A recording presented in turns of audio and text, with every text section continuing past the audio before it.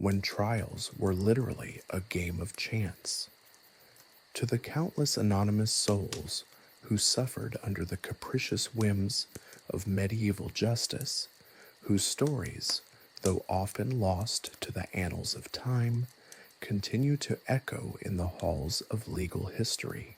May their unwitting contributions to the absurdity of it all serve as a cautionary tale, a reminder that even the most seemingly civilized eras have their share of truly bizarre and often cruelly comical legal proceedings. This book is dedicated to them, the unwitting comedic actors in the grand tragicomedy that was medieval law.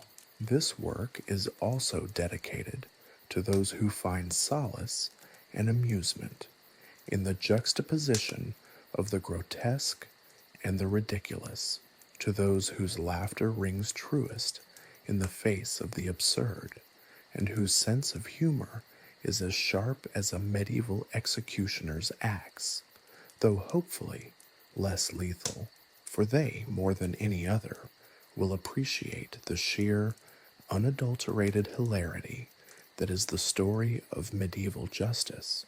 A special dedication must go to my long-suffering research assistants, whose patience exceeded only by their caffeine consumption helped me navigate the labyrinthine world of medieval legal documents.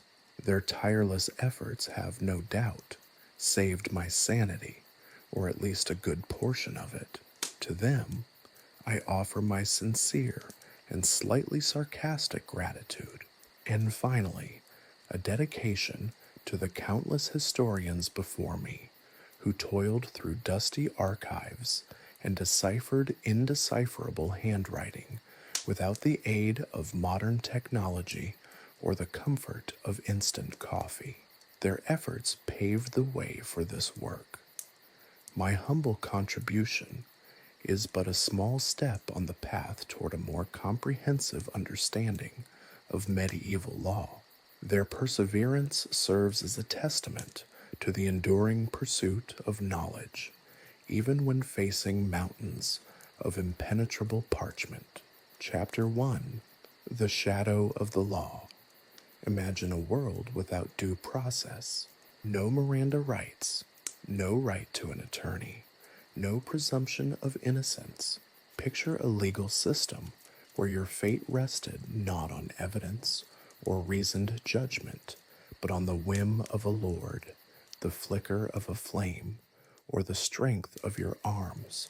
Welcome to medieval justice, a fascinating and terrifying landscape of arbitrary laws, superstitious rituals, and brutal punishments. Forget the carefully crafted courtroom dramas of modern television. Medieval justice was a messy, unpredictable, and often absurd spectacle. The sheer lack of standardization across medieval Europe is striking. What constituted a fair trial in England might be considered barbaric in France and utterly laughable in the Holy Roman Empire. There was no single codified legal system.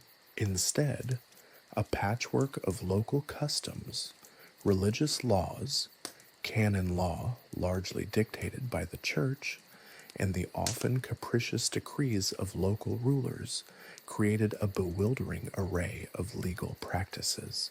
This meant that the same crime could draw vastly different punishments depending on location, the social standing of the accused, and the prevailing mood of the judge, or more often, the jury, if one even existed. A peasant accused of theft in one village might face a summary flogging, while a nobleman committing the same crime in a neighboring village might receive a slap on the wrist and a polite request to refrain from such behavior in the future. The influence of superstition and religion was pervasive. The very idea of evidence, as we understand it today, barely existed. Witnesses were often unreliable, their testimony colored by biases, personal vendettas, and a healthy dose of fear of the powerful. Confession, often extracted through torture or the threat thereof, held far more weight than any physical evidence. This reliance on confession, coupled with the strong belief in divine intervention, led to the widespread use of trial by ordeal. These were not carefully designed scientific experiments, but rather tests of faith, often leading to horrific outcomes. Trial by ordeal, a staple of medieval justice, relied on the supposed intervention of God. The accused was subjected to a physically demanding and dangerous task, the outcome of which was meant to reveal their guilt or innocence. Trial by fire involved walking barefoot across a bed of hot coals. Trial by water involved being bound and thrown into a body of water. If you floated, you were guilty, as the water supposedly rejected the wicked. If you sank, you were innocent, but then you likely drowned. The sheer absurdity of these methods is striking, yet they were accepted as legitimate methods of determining guilt for centuries. The logic, if one can even call it that, was that God would protect the innocent, preventing them from harm. The death or serious injury of the accused was simply chalked up to God's will. It's certainly a legal system that rewards divine favor above all else. Consider the case of a woman accused of witchcraft in 13th century France. No physical evidence could substantiate the accusation, but her neighbor's testimony, often fueled by jealousy or fear, was enough to condemn her. The trial might involve an ordeal. Perhaps she was forced to carry a glowing coal in her bare hands. If she suffered no burns, the supposed divine protection would declare her innocent, while even the slightest mark was an irrefutable sign of guilt, and thus a sentence of burning at the stake, or some similarly unpleasant punishment. This highlights the casual disregard for due process, with a focus on public spectacle and the reinforcement of societal norms over factual evidence or consistent legal principles. The role of social status in determining justice was equally crucial. The law, or at least its application, was rarely blind. Noblemen often enjoyed greater freedoms and lighter punishments than commoners. A nobleman accused of murder might face a trial by combat, a duel against his accuser, or a champion acting on his behalf, where skill at arms, rather than guilt or innocence, dictated the outcome. The very idea of fighting your way out of a murder charge is inherently absurd, yet it was a real aspect of medieval justice systems. The same murder committed by a peasant, however, would likely result in a swift and brutal execution, with little chance of a trial, let alone the opportunity to challenge the accusation with steel. Take, for instance, the notorious tale of two knights locked in a trial by combat over accusations of treason. Accounts from the time describe the elaborate preparation, the crafting of magnificent suits of armor, the honing of their skills with sword and lance, and the fervent prayers offered before engaging in their violent display. The outcome, however, wasn't solely determined by skill. Chance played a significant role.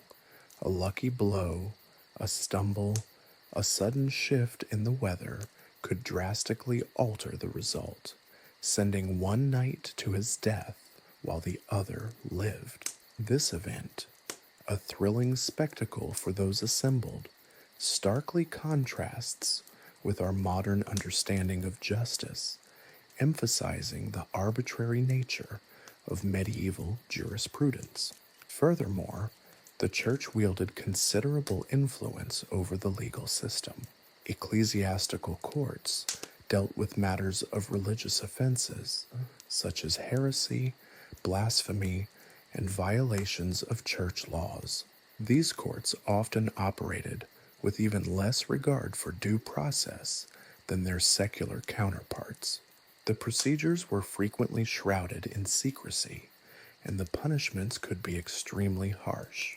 The overlap and sometimes conflict between secular and religious laws created further complexities and inefficiencies in the system, leaving the accused entangled in a web of jurisdictions, each with its unique rules and procedures.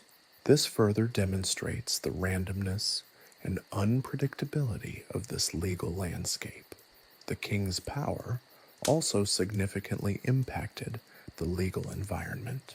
While some monarchs attempted to introduce reforms and standardize legal practices, their influence was often uneven across the land. Royal decrees could clash with local customs, and enforcement varied greatly depending on the power and authority of local officials. The contradictory nature of these differing legal traditions created an extremely complex, inconsistent system that changed drastically from region to region. In conclusion, the medieval legal system, far from being a cohesive and equitable framework, was a chaotic jumble of local customs, religious beliefs, and arbitrary practices. The absence of due process, the reliance on superstition and trial by ordeal, and the vast disparity in treatment based on social standing rendered it a far cry from the modern conception of justice. It was a system where chance, social standing, and the whims of powerful figures often determined one's fate, leaving little room for fairness and an even less for the presumption of innocence. This sets the stage for the ensuing chapters, exploring the specifics of the punishments, crimes, and the people caught within this tumultuous legal landscape. The unsettling lack of what we'd consider due process in medieval justice extended far beyond the inconsistent application of laws. It reached its most terrifying apex in the widespread practice of trial by ordeal. These were not mere legal procedures. They were terrifying public spectacles, deeply rooted in religious superstition and profound misunderstanding of cause and effect. The basic premise was simple, yet horrifyingly illogical. God would intervene to protect the innocent. This faith, however misplaced, formed the cornerstone of a system that inflicted immense suffering and often resulted in the deaths of innocent individuals. Trial by fire was perhaps the most visually dramatic. Imagine, if you will, a blazing pyre of wood, carefully arranged to create a path of glowing embers. The accused, often barefoot and clad only in a simple tunic, was compelled to traverse this fiery gauntlet. If they emerged unscathed, or at least with relatively minor burns, their innocence was declared. However, even minor injuries were considered proof of guilt, leading to a swift and brutal punishment, often death. The very concept is unsettling, a blatant disregard for human life, underpinned by a faith in divine judgment that consistently disregarded the laws of nature. It's not hard to picture the sheer terror gripping the accused, the agonizing pain of the burning coals, and the overwhelming fear of an outcome determined not by evidence, but by the whims of fate or the questionable judgment of those who judged the burns sustained. One could reasonably ask, what constituted minor burns? Was there a measuring stick, a scale of pain? The answer, of course, is no. The decision rested entirely on the subjective assessment of those overseeing the ordeal, introducing an undeniable element of bias and arbitrary judgment. Was the accused a peasant whose fate held little weight compared to a noble? Were the judges particularly harsh that day, perhaps influenced by a recent disagreement or the capricious mood of a local lord? These factors, far removed from a rational legal framework, heavily influenced the outcome. Similarly, trial by water was equally terrifying, if somewhat less visually dramatic. The accused was bound and cast into a body of water, usually a river or a pond. If they floated, it was seen as a sign of guilt. The water, it was claimed, rejected the wicked. If they sank, they were deemed innocent, although this often meant they drowned. The underlying belief in this case is similarly absurd. The concept of water rejecting the guilty completely ignores basic physics. Buoyancy depends on density and weight, not morality. But the medieval mind found comfort in such simplicity, however cruelly illogical. There were countless variations on these ordeals, influenced by local customs and religious interpretations. In some regions, the accused might have to carry a red-hot iron bar. In others, they might be submerged in boiling water. Each ordeal presented its own set of challenges and inherent dangers, with the outcome always subject to the capricious interpretation of those in power. Even when the accused passed, there was no guarantee of freedom. The ordeal was often followed by a secondary investigation or further accusations, making the entire process a never-ending cycle of suspense and hardship. The inherent biases within these ordeals are undeniable. Consider the physical strength required to endure them. A frail individual, regardless of their guilt or innocence, was far more likely to suffer injuries and be deemed guilty.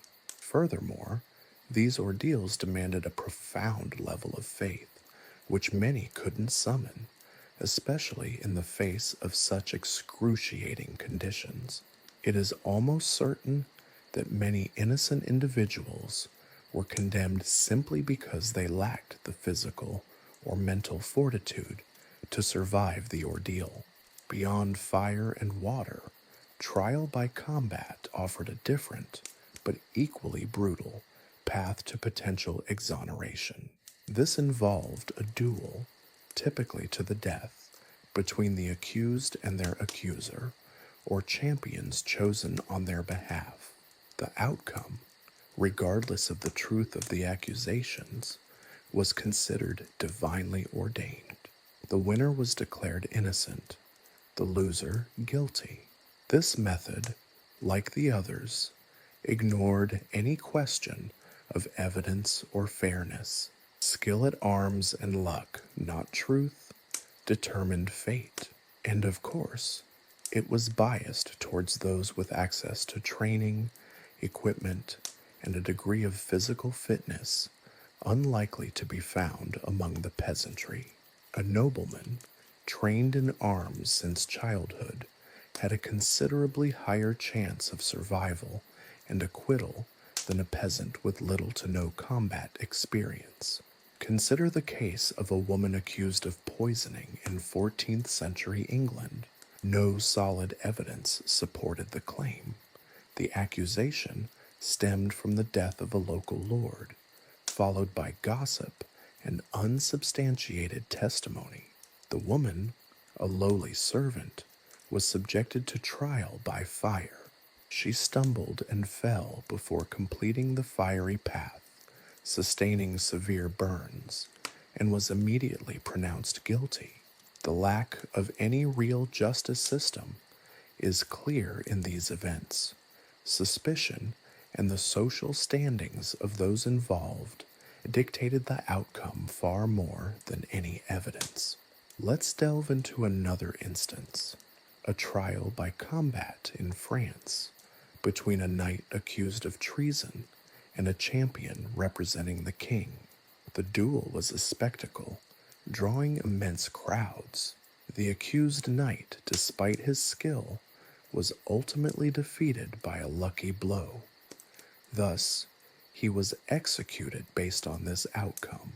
This demonstrates the randomness and the cruel disregard for facts that characterized this legal system, where skill, luck, and social standing trumped truth. The church, a powerful force in medieval society, often played a significant role in the administration of these ordeals.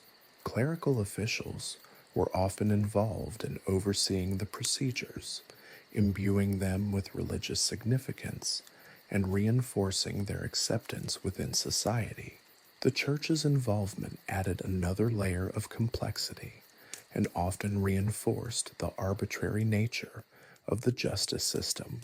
These ordeals were not just secular events, they were imbued with spiritual significance, making it difficult for those accused to challenge the legitimacy of the process. The absurdity of these trials is striking by modern standards, but it's essential to remember the historical context. In a world without sophisticated forensic science or a robust understanding of human physiology, these practices might have appeared to be the best means of resolving disputes. They reflected a society profoundly influenced by religious beliefs, superstition, and a hierarchy that heavily favored the powerful.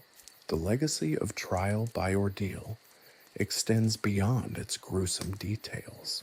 It highlights the evolution of legal systems toward concepts of due process, fair trials, and the presumption of innocence.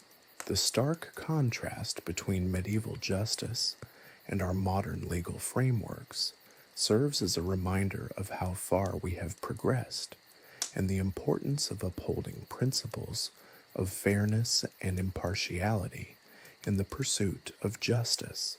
It is a chilling testament to the importance of continuing to refine our legal processes, to continually guard against biases, and ensure that everyone, regardless of status, is treated fairly under the law. Trial by combat, a cornerstone of medieval justice, wasn't simply a duel. It was a meticulously choreographed spectacle of violence, a horrifying blend of religious ritual and brutal pragmatism. Forget the courtroom drama of modern trials. This was a public display of raw power, where the outcome, far more often than not, hinged on factors far removed from the truth of the accusations. The very idea that God would intervene to favor the righteous warrior, leaving the guilty to perish by the sword, was a powerful motivator, ensuring the spectacle drew massive crowds eager for the bloody entertainment and to witness divine judgment firsthand. The rules, if they could even be called that, varied wildly across the continent, influenced by local customs and the whims of the presiding lord or ecclesiastic. Often, there were no formal codified rules at all, simply a vaguely defined set of guidelines, leaving plenty of room for manipulation and outright cheating. The lack of consistency made the entire system a terrifying lottery, leaving the fate of the accused hanging precariously on the capriciousness of circumstance. One might find themselves facing a skilled, heavily armed opponent, while another might face a rusty blade and a less trained opponent. Justice was certainly not blind. It was profoundly biased toward the wealthy and the powerful, those who could afford better training and superior weaponry. Preparing for trial by combat was far from a simple matter. For the accused, it wasn't merely a question of physical fitness, It was a matter of spiritual preparation as well. Days, or even weeks, might be spent in prayer, seeking divine favor and spiritual fortification. Confession, penance, and the receiving of sacraments were not uncommon, a testament to the religious weight placed upon the outcome. The accused might also seek out the best possible champion if they were deemed unable to fight themselves. A knight's skill and reputation were crucial assets.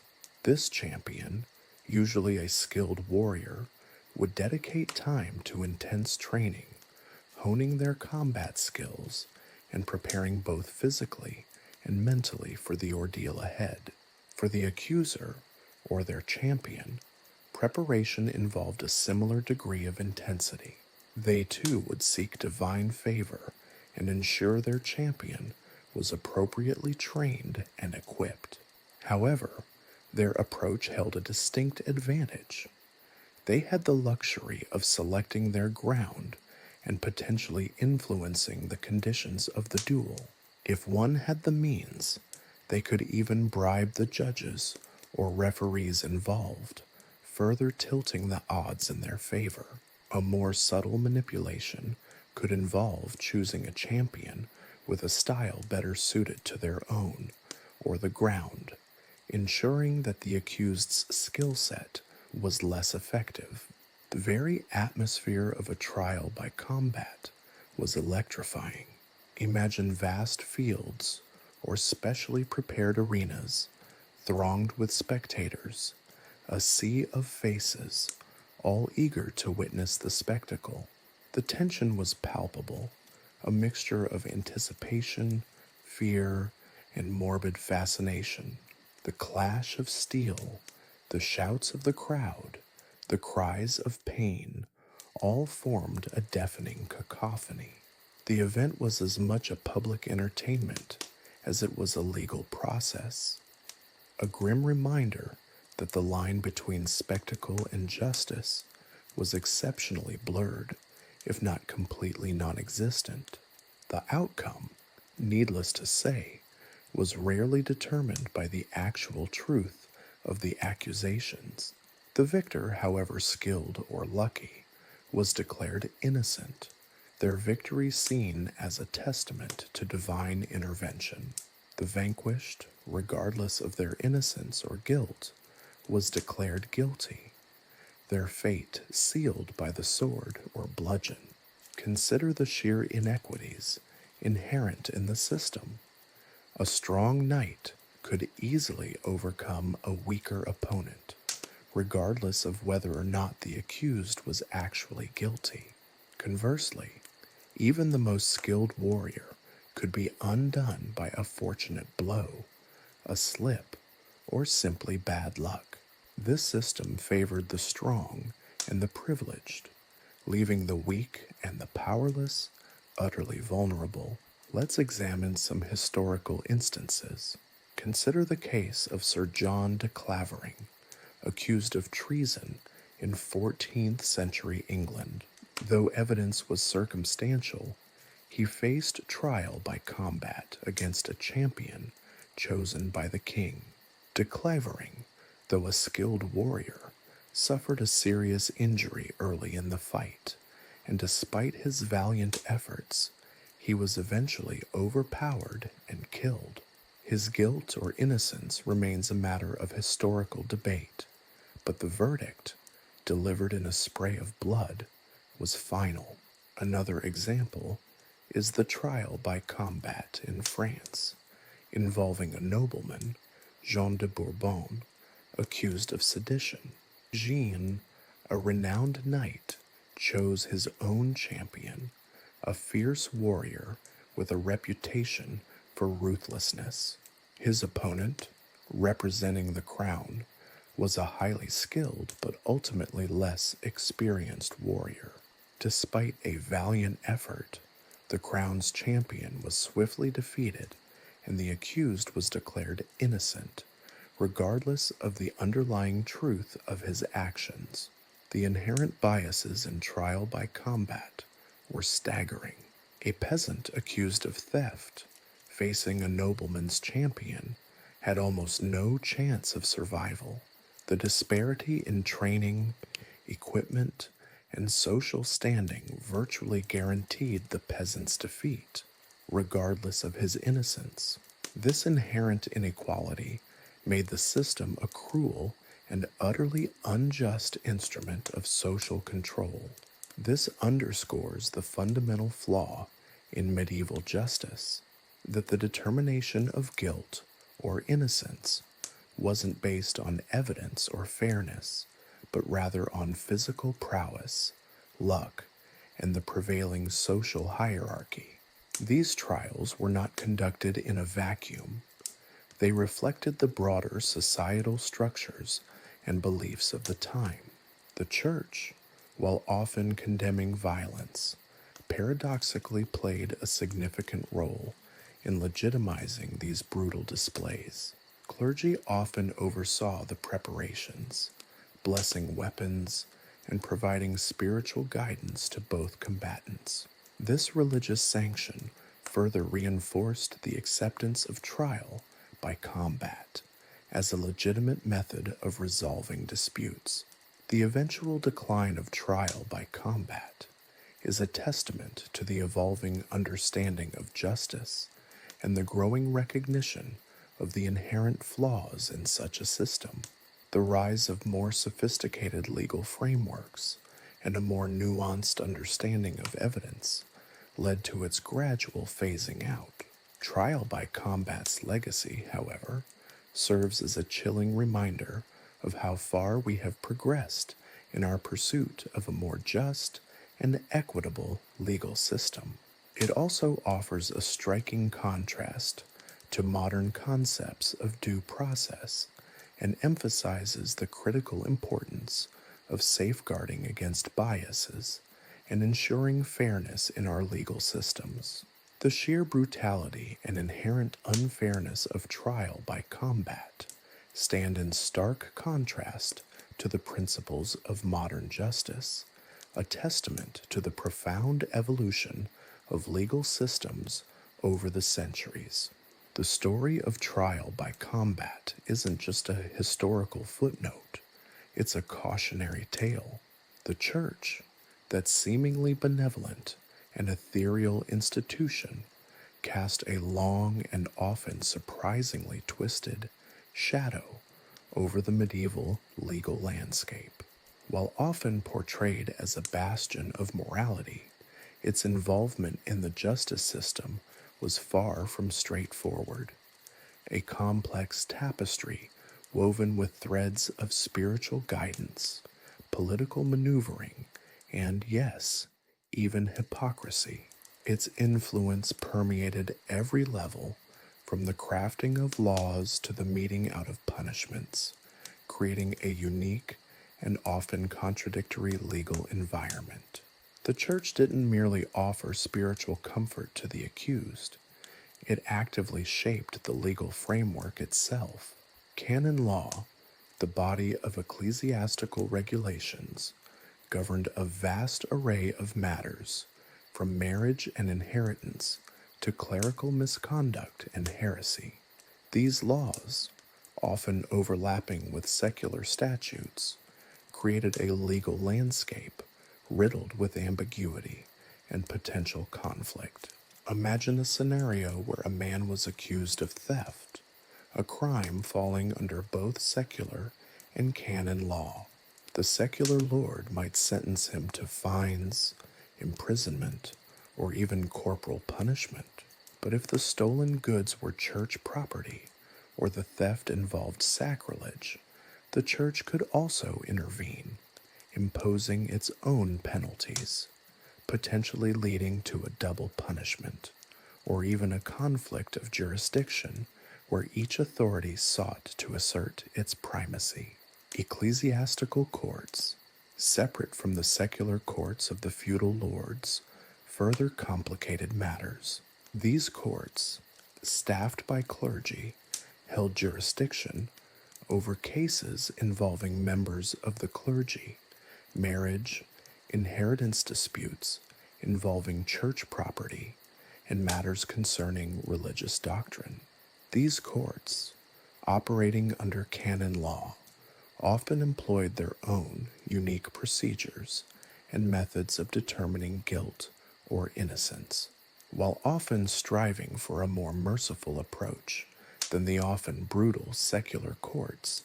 The ecclesiastical system was not without its own flaws and biases. Clerical influence often favored the wealthy or powerful, and appeals to higher ecclesiastical authorities could be lengthy and expensive, effectively denying justice to the poor and marginalized. Consider the concept of penance, a cornerstone of church-administered justice. While seemingly a more humane approach than secular punishments, penance could be extraordinarily harsh, ranging from public displays of humiliation to prolonged periods of fasting or pilgrimage. The severity of the penance was often determined by the perceived gravity of the sin, but also by factors such as the social standing of the offender and the influence of those who intervened on their behalf. Imagine a wealthy noble accused of adultery, receiving a relatively lenient penance, perhaps a small donation to a monastery, while a peasant committing the same offense faced months of public flogging and community service. Even within the church's supposedly just system, the stark inequalities of the era were vividly reflected. The conflict between secular and religious authorities was a constant undercurrent in the medieval legal world. Feudal lords, jealously guarding their power, frequently clashed with the church over jurisdiction, often resulting in protracted legal battles and political maneuvering. The church, with its vast land holdings and significant influence, naturally sought to expand its authority, often leading to clashes with secular rulers who viewed ecclesiastical interference in their affairs as an encroachment on their sovereignty.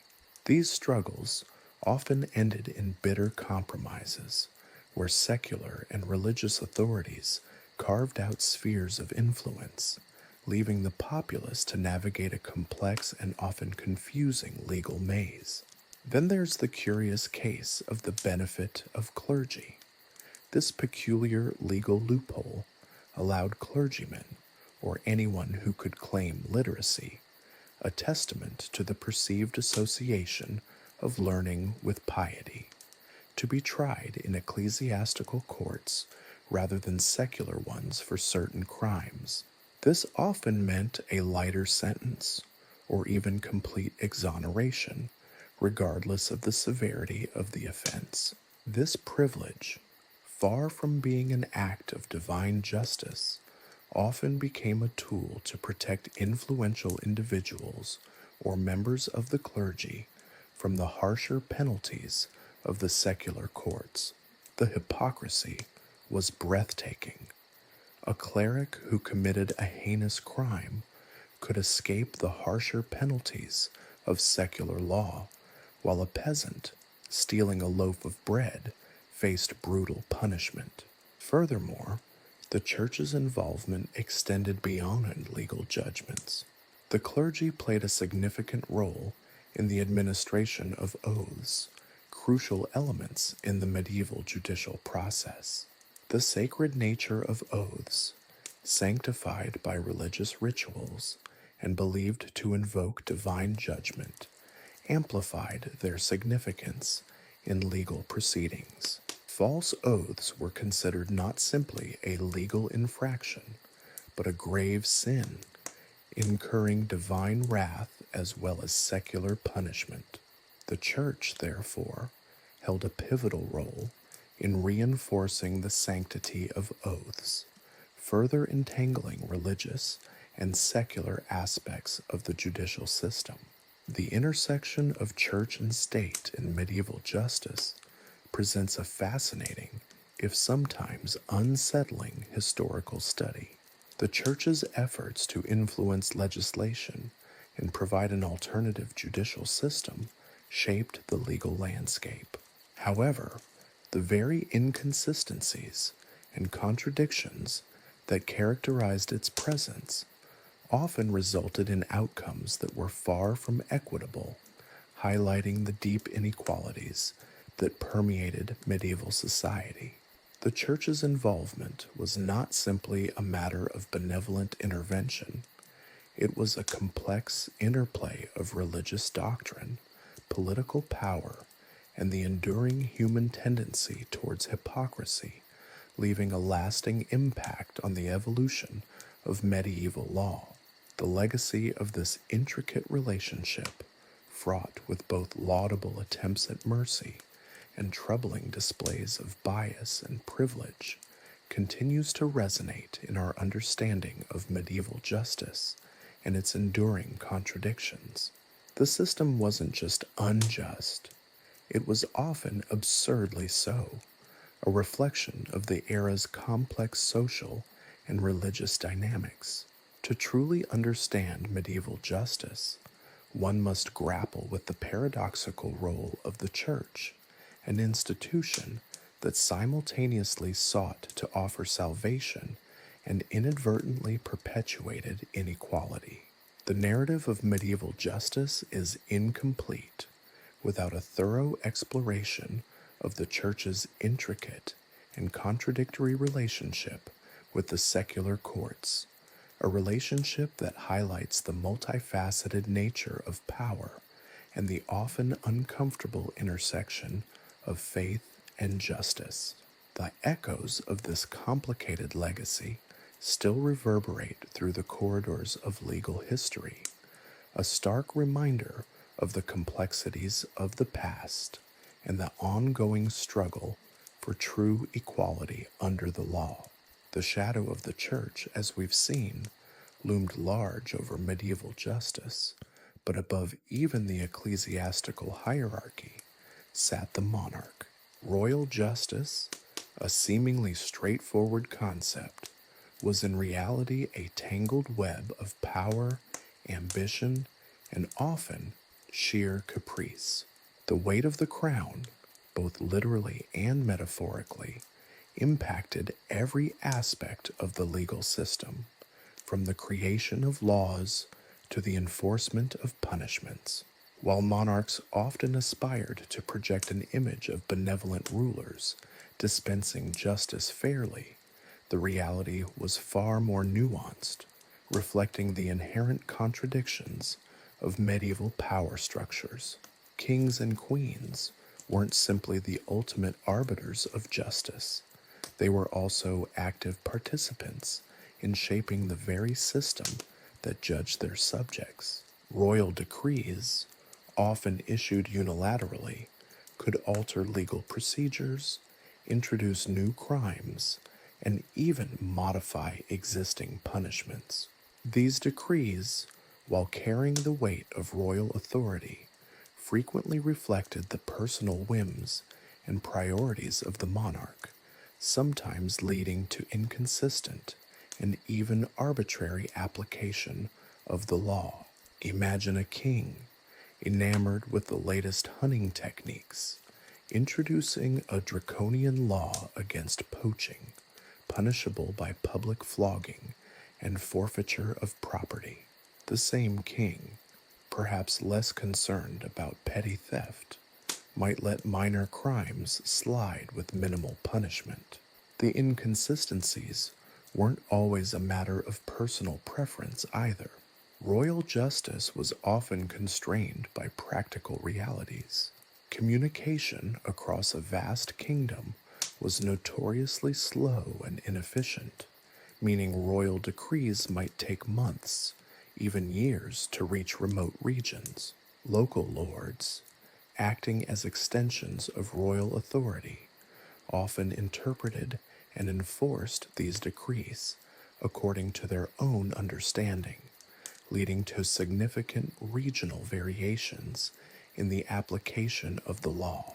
A decree mandating a specific punishment for treason in the capital might, in a distant province be interpreted more leniently, or even ignored altogether by a powerful baron unwilling to submit to central control. This wasn't merely a matter of logistical difficulties, it also reflected the power dynamics of the era. Feudal lords often exerted considerable autonomy within their domains, and their willingness to comply with royal decrees depended on a multitude of factors. Their personal relationship with the monarch, the strength of the royal army, and even the specific wording of the decree itself. Ambiguity was often deliberately built into royal pronouncements, allowing lords to interpret and enforce them according to their own interests, further complicating the already fragmented nature of medieval justice. Take, for instance, the concept of royal pardon. This seemingly merciful prerogative, allowing the monarch to overturn or lessen the punishment of convicted criminals, was often employed not as an act of clemency, but as a tool of political manipulation. Pardon could be granted to secure alliances, reward loyal subjects, or even to silence potential critics. A nobleman convicted of treason might receive a royal pardon if he was a politically useful ally, while a peasant convicted of the same crime might be left to face the full force of the law. This inconsistency in the application of royal mercy highlighted the profound inequalities inherent within the system. The administration of royal justice was also influenced by the prevailing social and economic conditions. During periods of unrest or famine, for example, royal decrees might focus on suppressing rebellion or mitigating the impact of food shortages. Punishments for theft in times of widespread poverty might be harsher than in periods of prosperity, reflecting the monarch's concern for social order and the preservation of their own authority. Royal courts, while theoretically responsible for upholding the law throughout the kingdom, often faced practical limitations in their capacity to do so. The vast distances and difficult terrain of medieval Europe made it challenging for royal officials to reach every corner of the realm. Furthermore, the lack of a standardized legal code, with regional variations in custom and law creating further challenges, compounded the difficulties in creating a unified, consistent judicial system under royal authority. The concept of justice varied dramatically depending on the location. A crime deemed serious in one region might be considered minor in another, resulting in widely disparate punishments. Furthermore, the expense of maintaining royal courts and enforcement mechanisms was significant. The royal treasury, despite its vast resources, wasn't unlimited, meaning that the capacity of the crown to enforce its decrees was always subject to financial constraints. This meant that in practice, royal justice often reached only those who lived near enough to royal courts or who were significant enough to merit the resources needed to prosecute them. The poor and marginalized, often at the mercy of local lords and their interpretations of royal decrees, lacked the means to appeal royal decisions, leaving them vulnerable to injustice. The spectacle of royal justice played a significant role in reinforcing the monarch's authority. Public executions, often elaborate and gruesome affairs, served not only as a punishment, but also as a demonstration of royal power. The king, or his representatives, would preside over these events, reminding the populace of their absolute authority and the consequences of defying the crown. This wasn't always simply about brute force either. Public displays of royal mercy, such as the granting of pardons or the commutation of sentences, also contributed to this carefully constructed image. Attempts at legal reform during this period were far from systematic. Monarchs often issued codes of laws, aiming to unify and clarify the legal framework, but the effectiveness of these codes varied dramatically depending on several factors. Enforcement remained a significant issue, and the power of local lords often trumped royal intentions. Even well-intentioned attempts at creating a fairer system were frequently undermined by the inherent complexities of the feudal structure and the enduring power of local traditions. The contradictions within royal justice were inherent to the medieval system itself. Royal power was absolute in theory, but in practice it was constrained by geographical factors, the power of the aristocracy, and the sheer inefficiency of communication and administration. The king's justice, however well-intentioned, was often mediated and modified by local authorities, resulting in a patchwork system that varied dramatically across the kingdom. Understanding royal justice requires moving beyond a simplistic view of a powerful monarch dispensing justice evenly to his subjects. It requires acknowledging the inherent complexities of medieval power, the realities of feudalism, and the often contradictory actions of those who wielded the power of the crown. The weight of the crown, in the end, was not evenly distributed. It bore down most heavily on the weakest, while the powerful navigated the intricacies of the system to their own advantage. A system as messy and unpredictable as the human nature it sought to control. The very concept of justice within this system was a multifaceted and deeply ambiguous one, reflecting the inherent contradictions of medieval life and power. The story of medieval justice, therefore, is one of striking inconsistencies, a complex tapestry woven from threads of royal ambition, feudal power, and the often arbitrary application of the law. Chapter 2: Punishments and Public Spectacles. The previous chapter laid bare the capricious nature of medieval justice, a system as unpredictable as the weather. But even the most arbitrary rulings eventually led to a punishment, and for lesser crimes, a peculiar form of public theater often took center stage: the pillory and the stocks.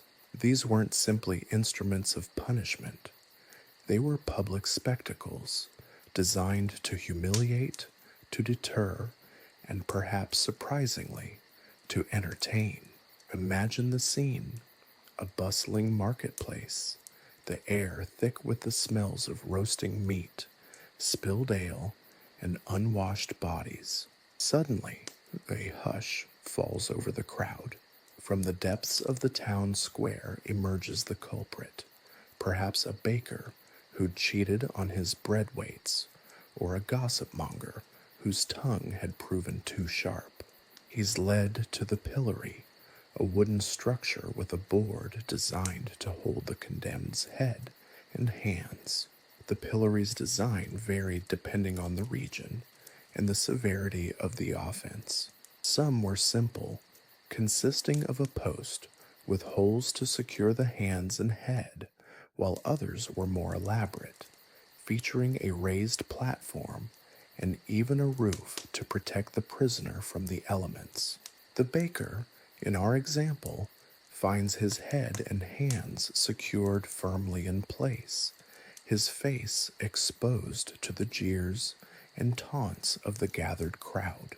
The stocks, on the other hand, were a simpler affair, a wooden framework with holes for the legs.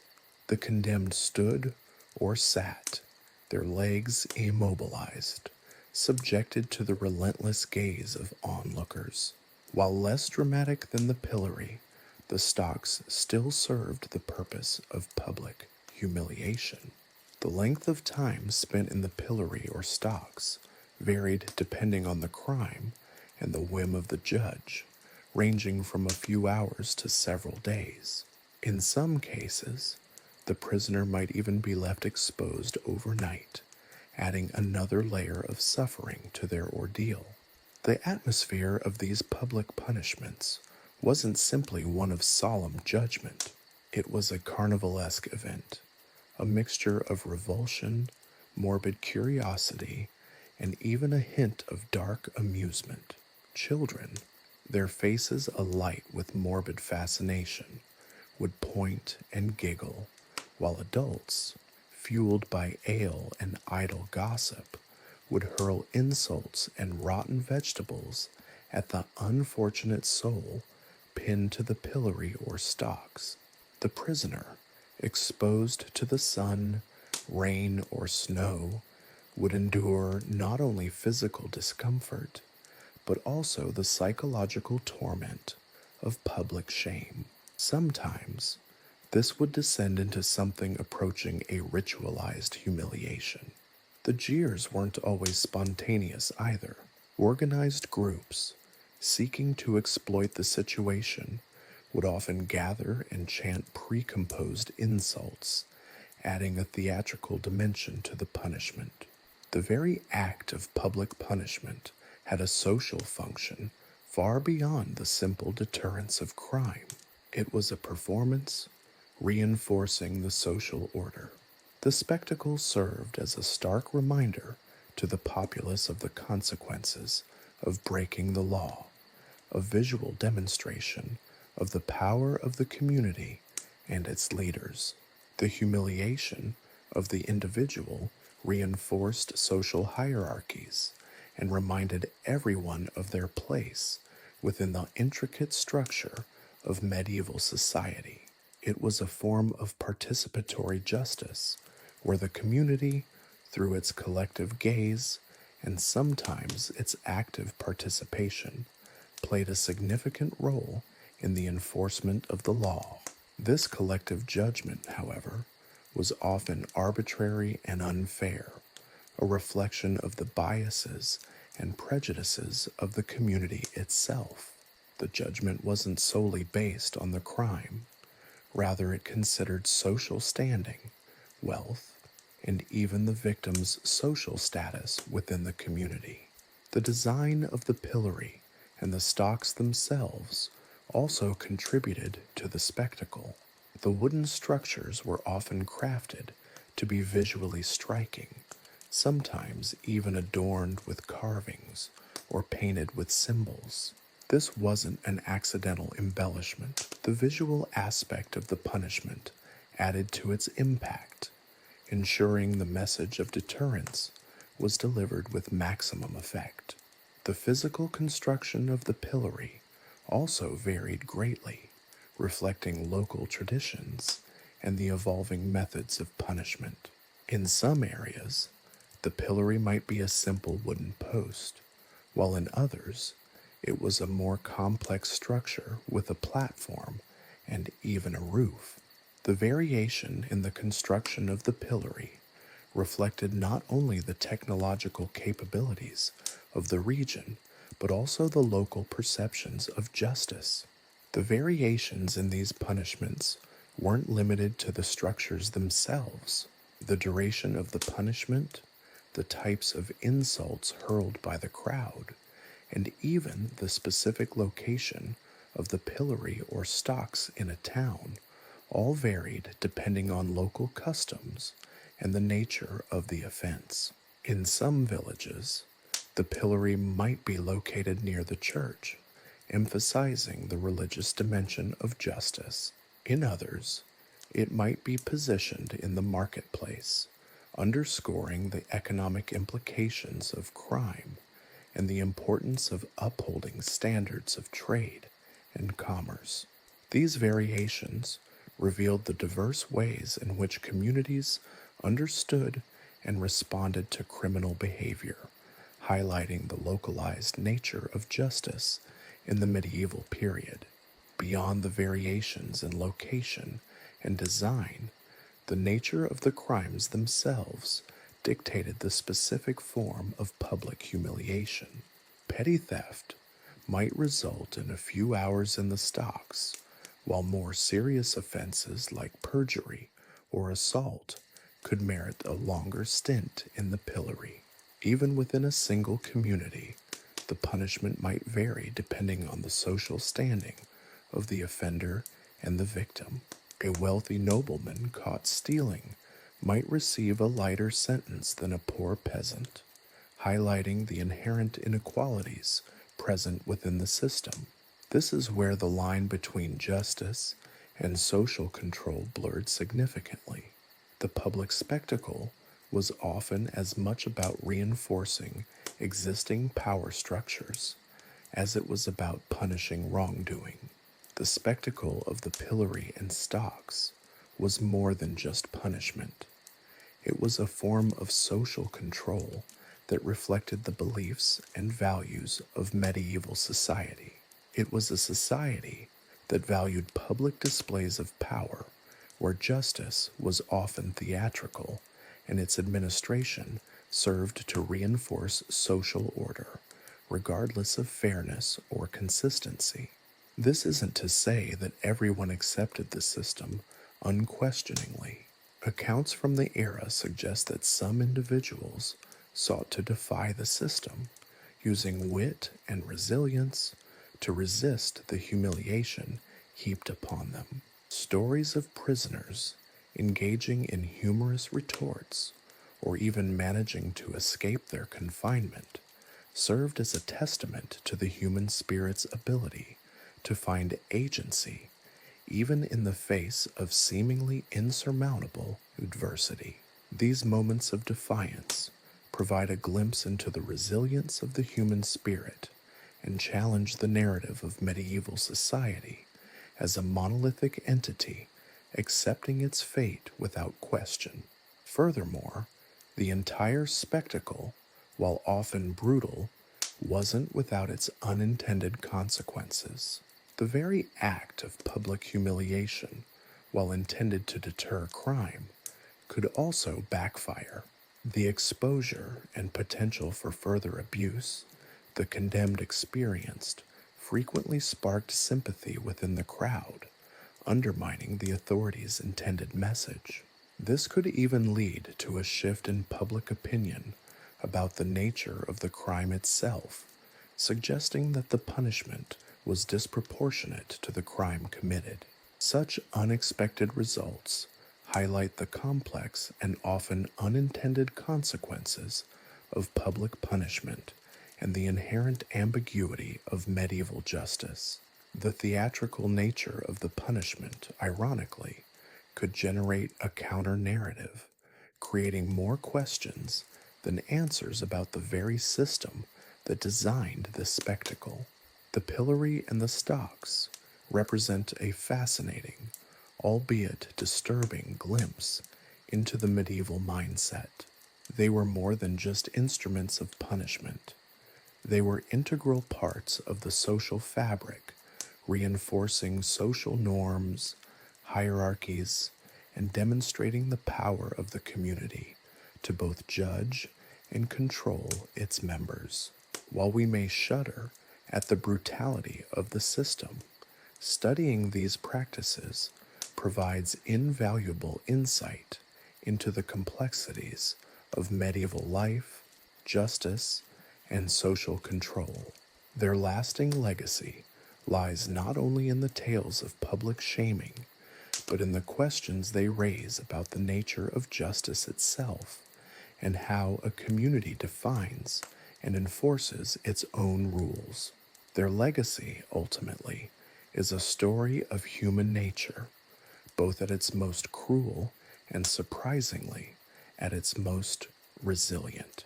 The pillory and the stocks, while effective tools of public humiliation, were relatively minor punishments compared to the brutal realities of branding and mutilation. These weren't simply methods of inflicting pain, they were deliberate acts of social engineering designed to permanently alter the identity and status of the condemned, leaving an indelible mark, both literally and figuratively, on their lives. Imagine the searing iron pressed against flesh, the agonizing scream swallowed by the roar of the crowd, the stench of burning flesh mingling with the smells of the marketplace. This wasn't merely punishment, it was a form of ritualized degradation, a public branding that transformed the individual into a living symbol of transgression. The use of branding varied widely across medieval Europe. Sometimes it was a simple marking, a small brand signifying a minor offense. Other times, it was a complex and elaborate design, a visual tapestry of scars that told a story of repeated transgressions, a grotesque tattoo of societal rejection. The location of the brand was also significant, carrying symbolic weight depending on the crime committed. A brand on the hand might indicate theft or a breach of contract, whilst a brand on the face might signify treason or some other egregious offense against the state or the church. The placement wasn't arbitrary. It was carefully considered, designed to maximize the social impact and ensure the individual remained a constant reminder of the consequences of their actions. Consider, for example, a thief branded on the cheek, forced to carry his shame and his punishment, visible for all to see. Every glance, every whispered comment would serve as a constant reminder of his crime, perpetuating his social isolation. The symbolism inherent in branding extended beyond the simple act of marking the body. The process itself was a public spectacle, frequently accompanied by other forms of punishment and public humiliation. The brand wasn't just a scar, it was a testament to the power of the state, a visible reminder of the community's ability to control and punish its members. The act of branding served to solidify the social order, to reinforce the boundaries between acceptable and unacceptable behavior, and to reaffirm the supremacy of those in power. Mutilation, even more extreme than branding, constituted the ultimate degradation. The loss of a limb, an eye, or even a tongue was a sentence far exceeding mere imprisonment. It was a permanent alteration of the individual, stripping them of their ability to function fully within society. Amputation, for instance, wasn't always a clean surgical procedure. It was often a brutal, haphazard act performed with crude instruments, resulting in excruciating pain and a high risk of infection. The resulting disfigurement ensured that the individual would forever be marked, a living testament to their transgression. Consider the case of a convicted forger. The loss of a hand, the tool of his crime, was a common punishment. The very act of severing his hand served as a visceral demonstration of justice, a public declaration that this individual had violated the sacred trust placed in those who handled documents and money. This wasn't just a loss of functionality, it was a loss of identity. A forger, stripped of his hand, was no longer merely a criminal. He was a symbol of broken trust, a warning to anyone tempted to follow a similar path. The spectacle of mutilation, like branding, was carefully designed to maximize its impact.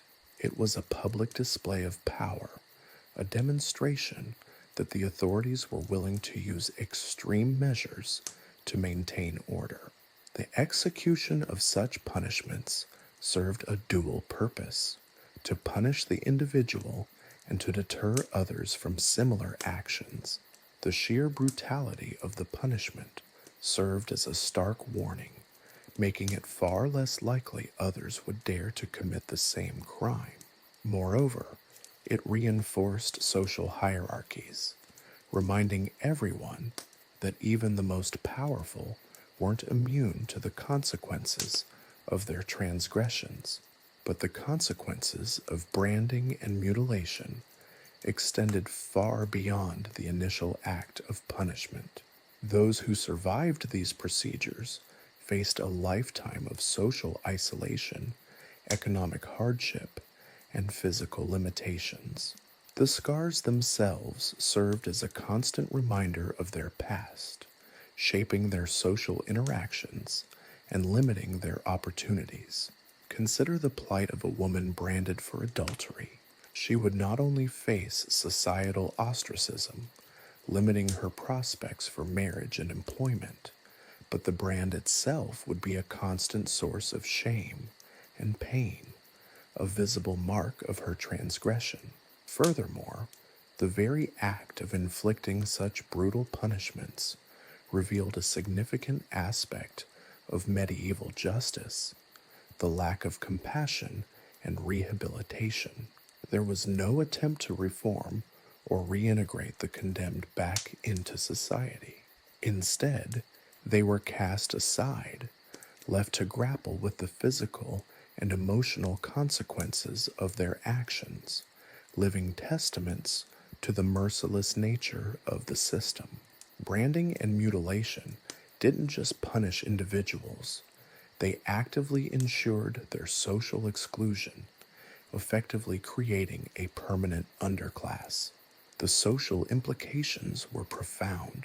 These punishments weren't simply about punishing specific crimes, they were about controlling the population, maintaining social order, and ensuring the perpetuation of existing power structures. The brutal efficiency of branding and mutilation served as a reminder of the limitations of freedom and the consequences of defying the established norms. The system was designed to keep the population in line, ensuring that any thoughts of rebellion were quickly extinguished. However, to focus solely on the brutality misses another crucial aspect of these punishments: their inherent theatricality. They were public spectacles, designed to shock and awe, to impress upon the population the power and reach of the state. The dramatic nature of these acts, often performed in public squares or marketplaces, ensured that a message of deterrence reached a wide audience. These weren't just isolated acts of violence, they were carefully orchestrated performances aimed at reinforcing social norms and maintaining control. Moreover, the very nature of these punishments allowed for a degree of arbitrary application.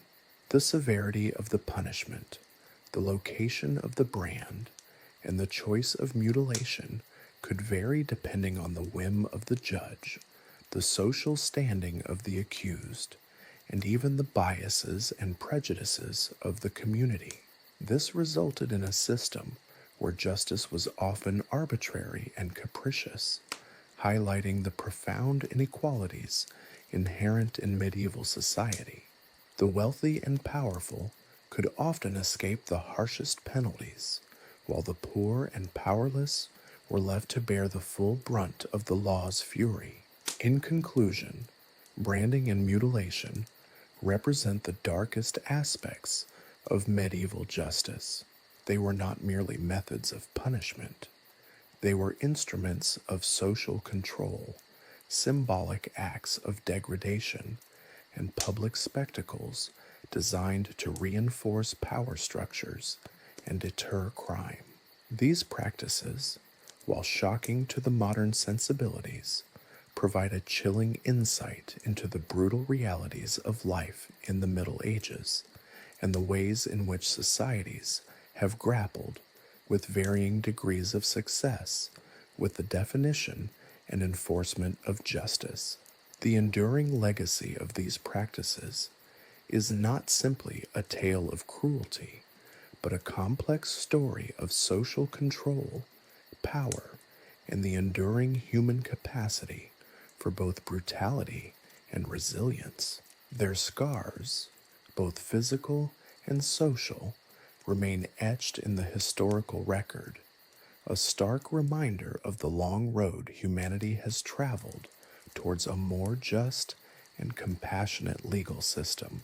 The romanticized image of medieval prisons, often conjured in popular fiction, featuring dank, dimly lit dungeons and brooding figures chained to the walls, is a vast simplification bordering on a caricature. While some aspects of that image hold a kernel of truth, the grim reality of medieval imprisonment far exceeded the cliches.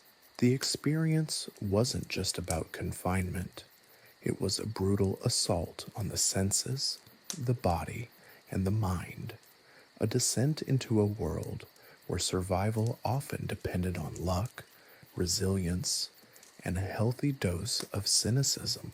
Forget the carefully crafted sets of Hollywood productions. Medieval jails were, in a word, appalling. Hygiene was almost entirely absent. Imagine a cramped, stone cell, perhaps shared with several other inmates, often overflowing with human waste. Ventilation was minimal, resulting in a fetid atmosphere thick with the stench of sweat, disease, and decay. Lice were ubiquitous companions, crawling across bodies and bedding alike, a constant irritating reminder of the abject conditions. The air, thick with the aroma of rotting food and unwashed bodies, carried the ever-present threat of disease.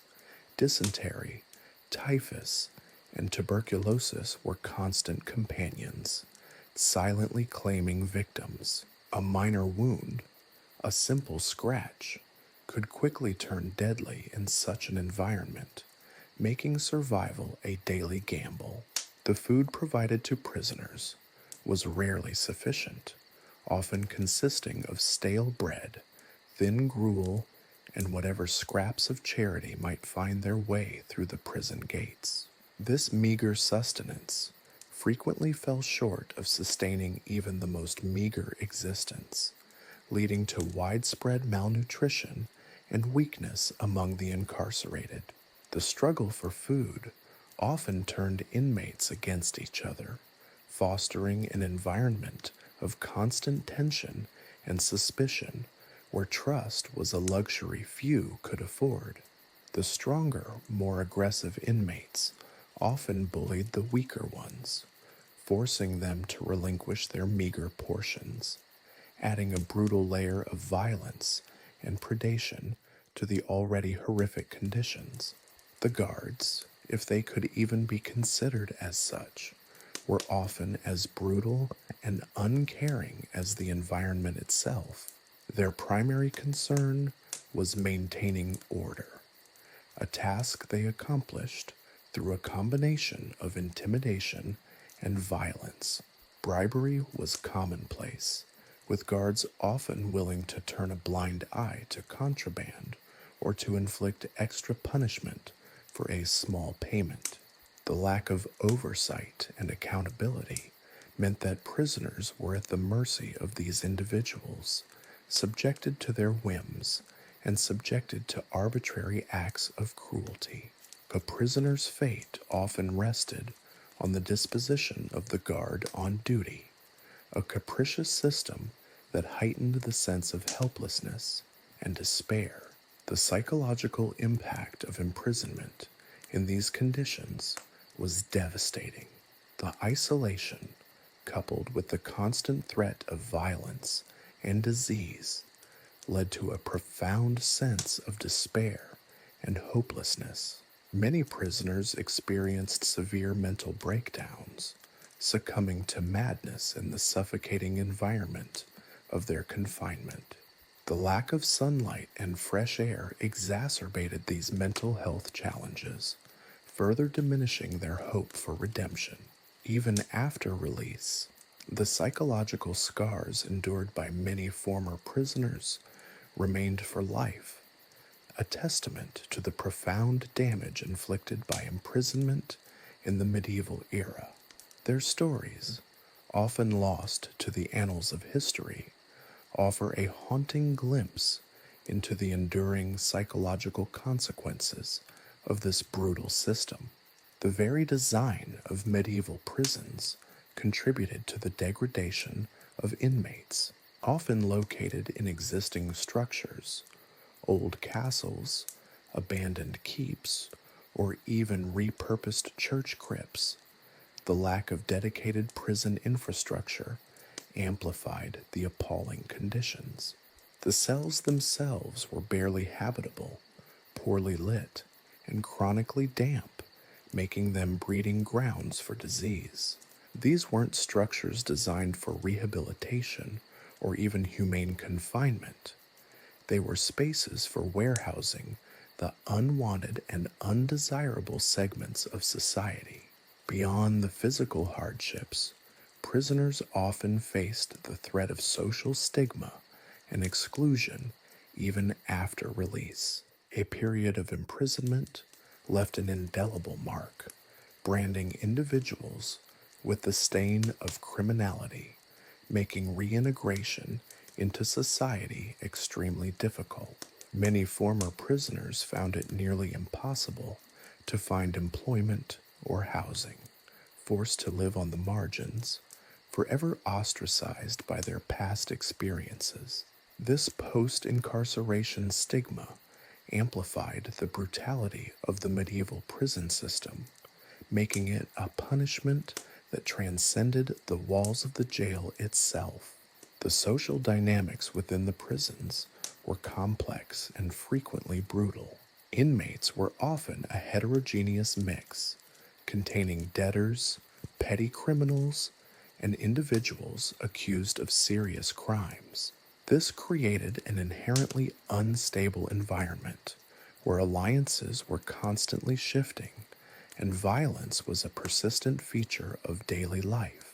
The power dynamics were often influenced by factors such as physical strength, social standing before imprisonment, or access to resources like food or bribery potential for favors from the guards. Consider the case of a wealthy merchant imprisoned for debt. While still possessing some financial leverage, he might be able to afford better food, a slightly cleaner cell, or perhaps even bribe a guard to avoid some of the harsher treatment meted out to other, less fortunate inmates.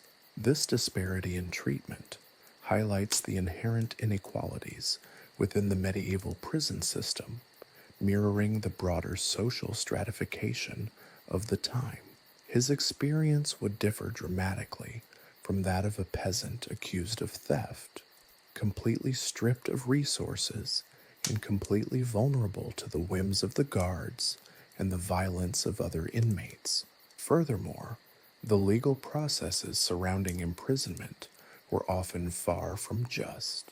Many individuals were incarcerated without formal charges or trials, held indefinitely at the pleasure of local authorities or powerful individuals. The lack of due process, coupled with the absence of legal representation, resulted in widespread injustices. The concept of innocent until proven guilty was largely absent, making even temporary imprisonment a harrowing and uncertain experience. The lengths of imprisonment, too, were often arbitrary and disproportionate to the alleged crimes. A simple misdemeanor could result in months or even years of confinement. The lack of oversight and accountability in the prison system allowed for rampant abuse. There were no systematic inspections, no mechanisms for addressing complaints, and little to no recourse for prisoners suffering mistreatment. The absence of any kind of correctional philosophy meant that imprisonment served only as a means of incapacitation, not rehabilitation or reform. The prisoners were simply forgotten, left to languish in their squalor, their suffering overlooked by a system entirely indifferent to their plight. In contrast to the modern understanding of prisons as places designed, however imperfectly, for rehabilitation and reform, medieval jails were little more than holding cells, devoid of any purpose beyond keeping individuals confined. There were no educational programs, no opportunities for self-improvement, and no effort made to reintegrate individuals back into society. Imprisonment was, in essence, a form of social exclusion, a harsh and often deadly form of punishment devoid of any rehabilitative intention. The grim reality of medieval prisons stands as a stark testament to the harsh realities of justice in the Middle Ages. The lack of hygiene, the inadequate food, the brutality of the guards, the psychological trauma, all contributed to making imprisonment a terrifying and often fatal experience.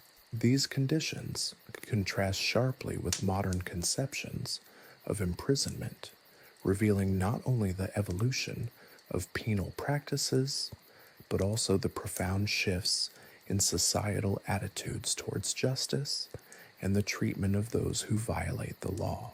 The stories of those who endured these conditions are a testament to the resilience of the human spirit and a sobering reminder of the significant progress achieved, albeit imperfectly, in the centuries since.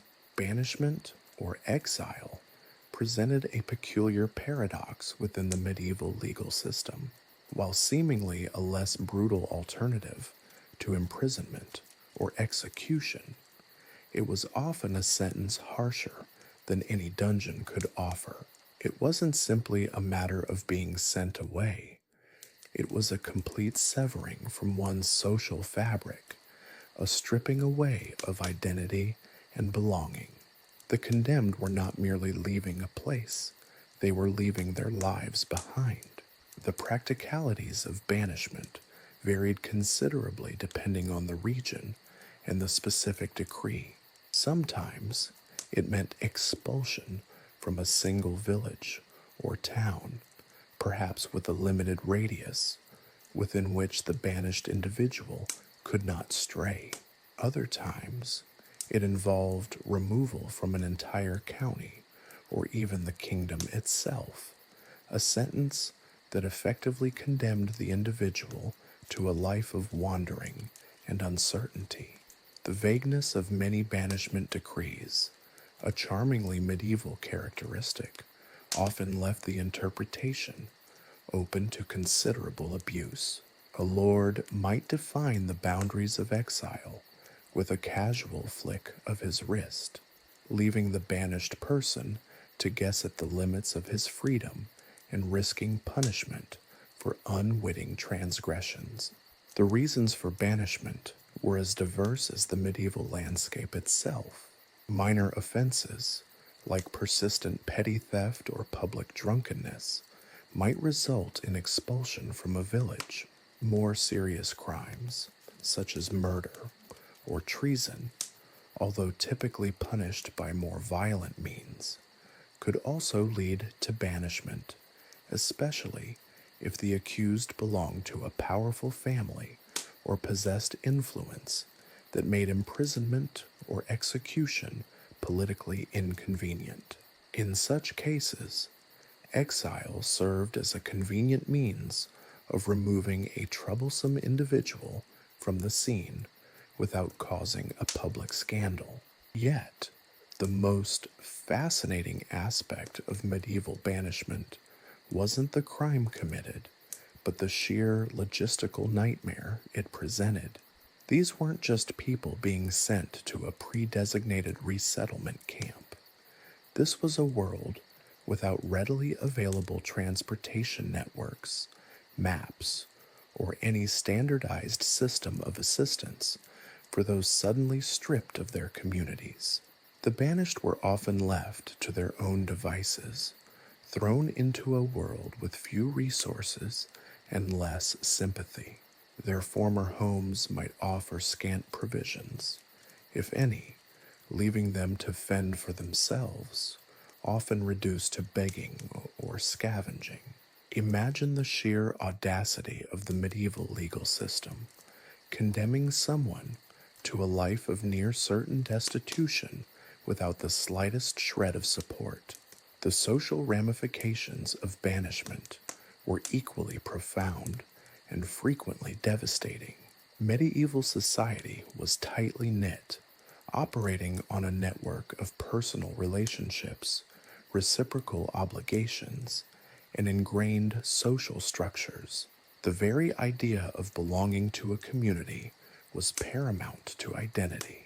To be banished was to be effectively erased, to be stripped of one's social standing and the basic necessities of life. Family and friends might offer limited support initially, but those ties would often fray over time and distance, leaving the banished person increasingly isolated. The fear of ostracism, even among those who might initially sympathize, was powerful. Associations with someone deemed unworthy of community acceptance could carry its own risk of social censure. Moreover, the stigma of banishment clung to individuals long after they might have served their sentence, even if it had ever been clearly defined. The very label of outcast acted as a lifelong sentence, creating an insurmountable barrier to reintegration. The banished were seen as tainted, as undesirable elements who could corrupt the morals of the community. Attempts to resettle often met with resistance, even hostility. The reality of finding employment or housing would be near impossible, forcing many to a life on the fringes, living as vagrants, beggars, or joining criminal gangs for mere survival. The cycle of destitution and social exclusion thus perpetuated itself. The narratives of those banished offer poignant insights into the harsh realities of medieval life. Consider the fate of a humble farmer, banished for a minor dispute over land rights. Stripped of his livelihood and his connection to the land, he is left to wander. His knowledge and skills useless in a world where familiarity and communal ties are the currency of survival.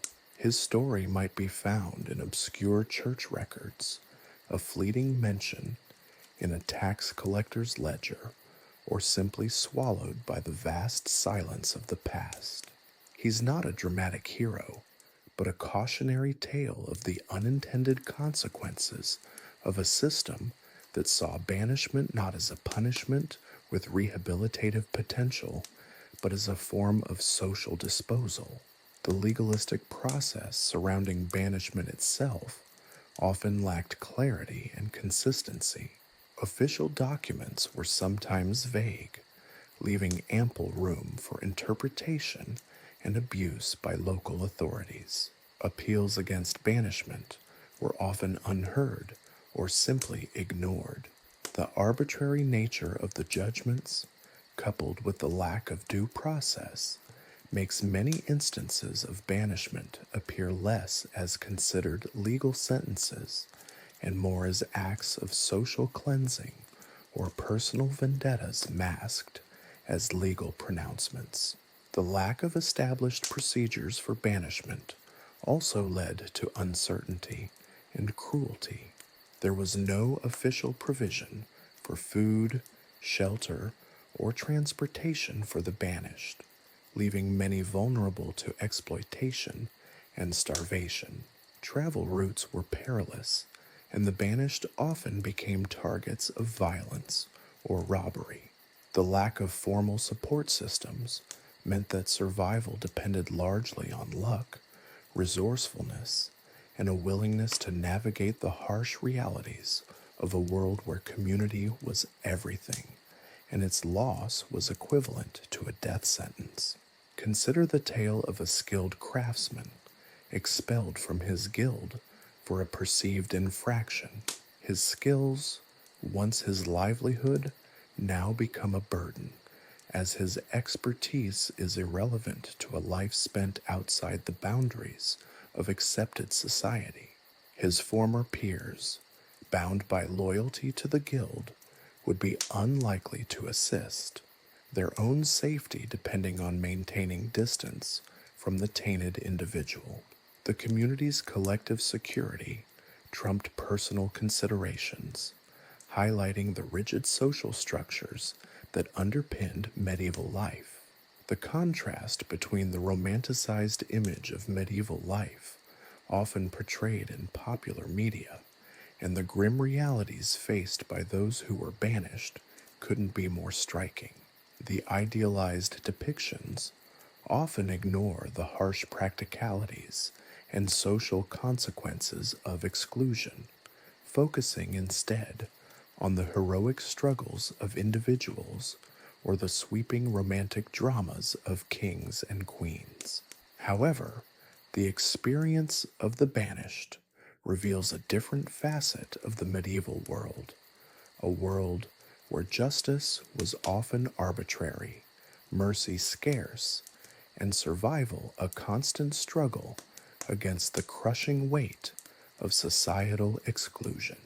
Their stories offer a sobering reminder of the fragility of social structures and the immense importance of community in a time devoid of many of the safety nets we take for granted today. The impact of banishment extended beyond the individual condemned. The removal of individuals from their communities, even those considered undesirable, could have unforeseen consequences.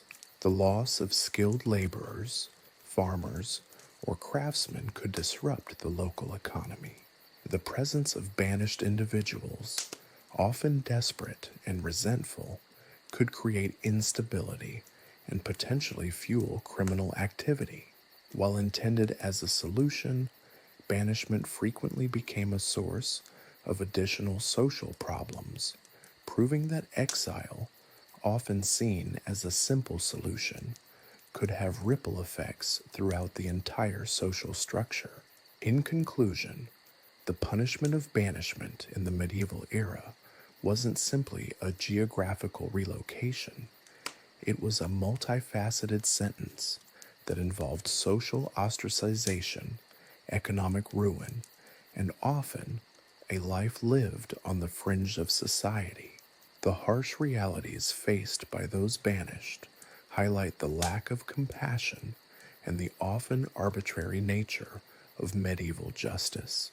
It demonstrates the profound importance placed on community in the medieval world and the devastating consequences of its loss.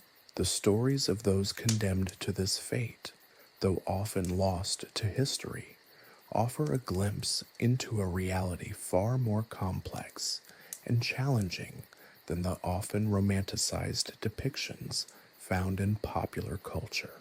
They serve as a stark reminder that justice in any era can be a cruel and unforgiving mistress. The gallows, the axe, the wheel. These are the grim symbols often associated with medieval capital punishment, conjuring images of swift, brutal ends. But the reality was far more nuanced, a tapestry woven with threads of elaborate ritual, public spectacle, and a chilling disregard for consistent application of justice. Medieval executions weren't merely about ending a life. They were meticulously crafted performances designed to send a message, to reinforce social order, and to satisfy a morbid public appetite for dramatic displays of power. The death penalty wasn't a simple act of state-sanctioned killing. It was theater, a macabre pageant played out for the edification and terror of the populace. One particularly gruesome method was drawing and quartering, a punishment reserved for the most heinous crimes, primarily treason. The condemned was drawn to the execution site, often stripped naked and subjected to public humiliation. This was not a hurried event. The procession served as a prelude to the main event, offering a prolonged spectacle of suffering for onlookers. Upon arrival, the victim was disemboweled, their internal organs ripped out and burned before their eyes. Then, limbs were severed and distributed to different parts of the kingdom, a macabre form of propaganda, ensuring that the king's wrath was visible and terrifying across his domains. This wasn't merely a display of power. It was a deliberate act of symbolic annihilation, aimed at eradicating any vestige of the traitor's influence. The rationale behind such brutality stemmed from a complex interplay of factors. The medieval world viewed the body as a sacred vessel, and its violation was considered a particularly heinous act. Drawing and quartering, therefore, was seen not just as a punishment, but as a ritualistic cleansing, a symbolic purging of the kingdom from the taint of treason. Moreover, the gruesome spectacle served as a potent deterrent. The sheer horror of the punishment aimed to instill fear in potential rebels and maintain the king's authority. The public nature of the execution ensured that the message was disseminated far and wide, amplified by the vivid memories of the event imprinted on the minds of those who witnessed it. Burning at the stake, often reserved for heretics, offered a different kind of theatrical spectacle. The slow, agonizing death was meant to symbolize the eternal damnation awaiting those who rejected the established religious doctrines. The flames, licking at the flesh, were seen as a purification by fire, a purging of the body and soul. The pyre itself became a stage, transforming the execution into a religious drama, complete with pronouncements of condemnation and exhortations to repentance, usually delivered well after the agonizing screams had faded. However, not all executions were grand, meticulously orchestrated affairs. Many were simpler, often carried out with a chilling lack of ceremony. Hanging, for instance, was a common punishment for a wide range of crimes, from theft to murder. The execution itself might be swift, but its public nature ensured its impact on the community. The hanging body, left to sway in the wind, served as a stark reminder of the consequences of law-breaking, a grim warning dangling before the eyes of the populace. The variation in methods and the lack of consistency in applying the death penalty reveal the often arbitrary nature of medieval justice. The severity of the punishment rarely matched the crime committed, reflecting the influences of social standing, personal vendettas, and the whims of the authorities. A nobleman might receive a relatively lenient sentence for a serious crime, while a peasant could face the harshest penalties for minor offenses. This disparity underscores the profound inequalities that permeated the medieval legal system, highlighting the chasm between the privileged elite and the common populace. The sheer theatricality of medieval executions further illuminates their purpose. The public executions weren't simply about dispensing justice, They were staged events meant to entertain, to terrify, and to reinforce the existing social order. Crowds flocked to these events, drawn by a morbid curiosity and a desire to witness a spectacle that transcended the mundane. The executioner, a figure shrouded in mystery and often despised, played a key role in these performances, transforming the act of killing into a dramatic art form. Their skills, their ritualistic movements, and their mastery of their grim profession contributed to the theatrical quality of the event. The execution wasn't just a punishment, it was a public performance. The condemned's final moments often became a stage for confessions, last-minute pleas for mercy, and sometimes even defiant pronouncements. These moments of human drama, interwoven with the brutality of the execution itself, heightened the spectacle and amplified its impact on the audience. The emotional roller coaster, from horrified fascination to subdued awe or pity, created a lasting impression, a chilling reminder of the power of the state and the precariousness of life in the medieval world.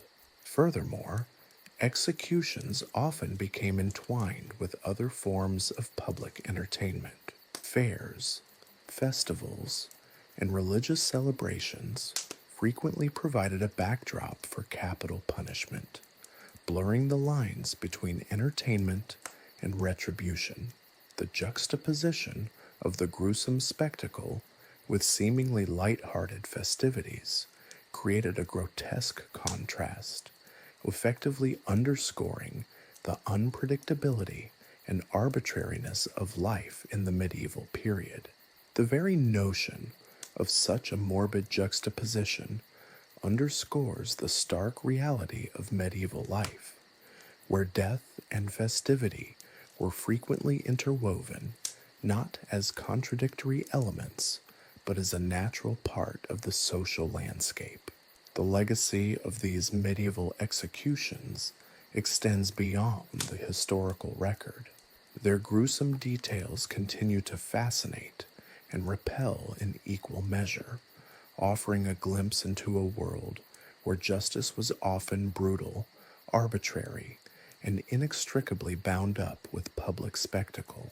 The enduring power of these events lies not only in their historical significance, but also in their ability to unsettle and challenge our modern sensibilities, reminding us of the long and often tortuous path towards a more humane approach to justice.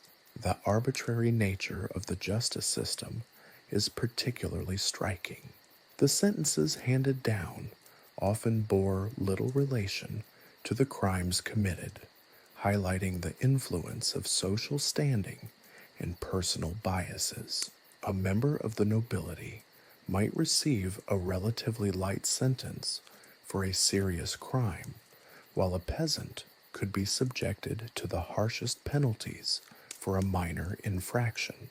This disparity underscores the deeply ingrained inequalities of medieval society, where justice was often blind not to the crime itself, but to the social status of the perpetrator.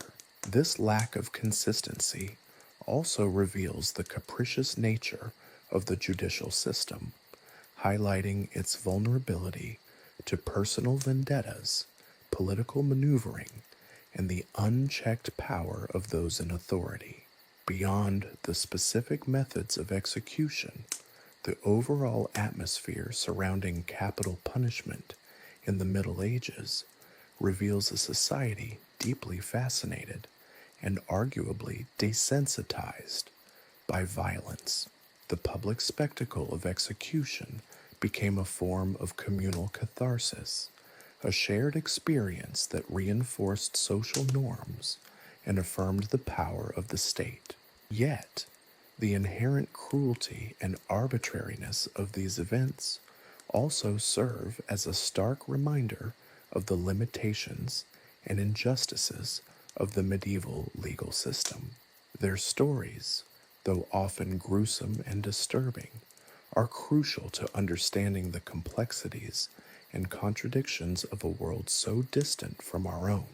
The evolution from these medieval practices to our modern understanding of justice is a testament to the progress made in the centuries since. While the brutality of medieval punishments might shock us, they provide invaluable insights into the social structures, beliefs, and power dynamics of the era. They serve as a potent reminder of the importance of upholding justice, ensuring fairness, and preventing the arbitrary infliction of violence. The study of medieval capital punishment offers not only a glimpse into a bygone era, but also a valuable lesson in the ongoing struggle for a just and humane society.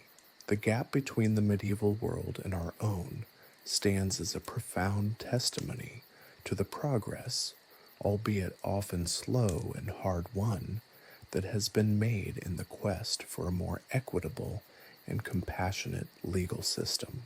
The very fact that we find these methods repugnant underlines the considerable distance we have traveled from the gruesome spectacles of the medieval era and the importance of continuing to strive towards a more just and humane world. Chapter 3: Crimes and Misdemeanors. The grim spectacle of public executions, with their elaborate rituals and chilling disregard for consistent justice, formed a significant part of medieval life. But beyond the dramatic displays of state-sanctioned violence lay a more pervasive, less theatrical, yet equally significant problem: theft and robbery.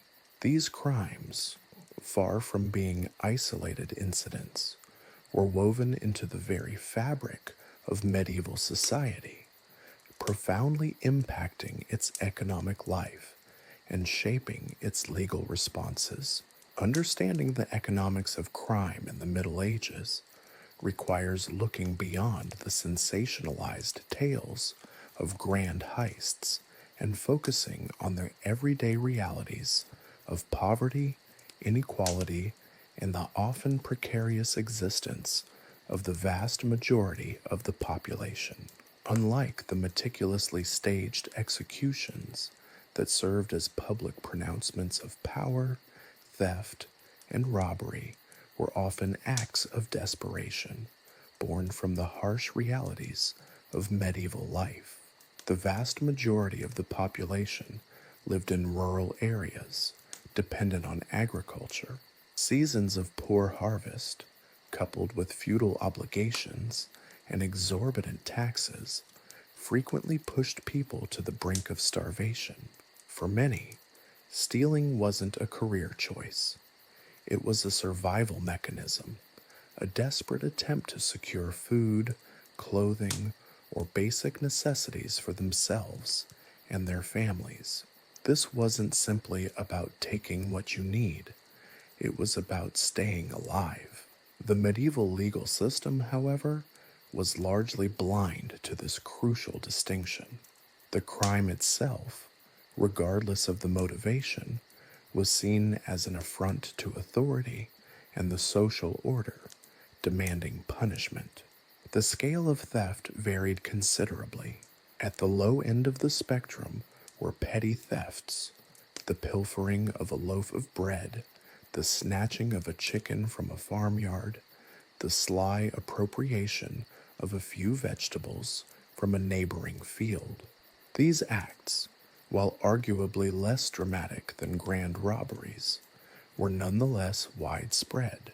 They represented a constant drain on the resources of the rural economy and fueled a cycle of mistrust and suspicion within villages and communities. The punishment for such offenses ranged from fines, often impossible to pay for impoverished individuals, public shaming, standing in the pillory, perhaps wearing a dunce cap, and even corporal punishment, floggings or branding being commonplace. The severity of the punishment, as with capital offenses, often depended more on the social standing of the victim and the whim of the local lord or judge than the actual crime itself. Moving up the scale of criminal activity were more organized forms of theft. These involved gangs, often operating across regional boundaries, specializing in highway robbery or the looting of wealthy travelers. These groups possessed a degree of skill and planning that distinguished them from simple opportunist thieves. They often employed techniques of deception and intimidation, targeting wealthy merchants and pilgrims who were traveling with valuable goods. These robberies weren't simply about survival, they were about profit and establishing a criminal enterprise. Their successes fueled both fear and a certain amount of grudging respect among the populace. The response to these organized robberies varied depending on the resources and power of the victims and the authorities. Sometimes, wealthy merchants would hire private guards for protection, essentially paying for their own security in a system that failed to consistently protect them. Other times, local lords or even the king would launch expeditions to apprehend the criminals. These expeditions, however, were often hampered by the lack of effective communication and coordination across the vast territories of medieval kingdoms. The sheer expense of such operations made the pursuit of criminals a matter of priority only for the most lucrative or politically sensitive cases. Often, the criminals would simply melt back into the anonymity of the rural landscape, only to emerge again when the opportunity arose. The famous, or rather infamous, robberies of the era were often embellished and exaggerated by storytellers and chroniclers, their tales passed down through generations, becoming part of the collective memory of medieval society. These narratives, while infused with folklore and exaggeration, nonetheless offer valuable insights into the anxieties and fears of the time. They highlight the perceived vulnerability of individuals and communities to criminal activity and the limitations of the existing mechanisms for security and justice. The Robin Hood legends, though likely an amalgamation of various folk tales and historical figures, demonstrate the enduring appeal of narratives where criminals, while technically breaking the law, nevertheless embody a certain populist heroism by targeting the wealthy and powerful.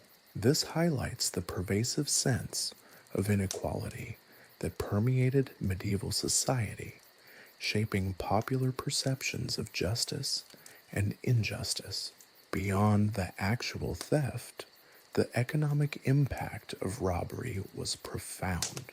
It wasn't simply the loss of material goods, it was the disruption of trade, the erosion of trust, and the constant fear that dampened economic activity.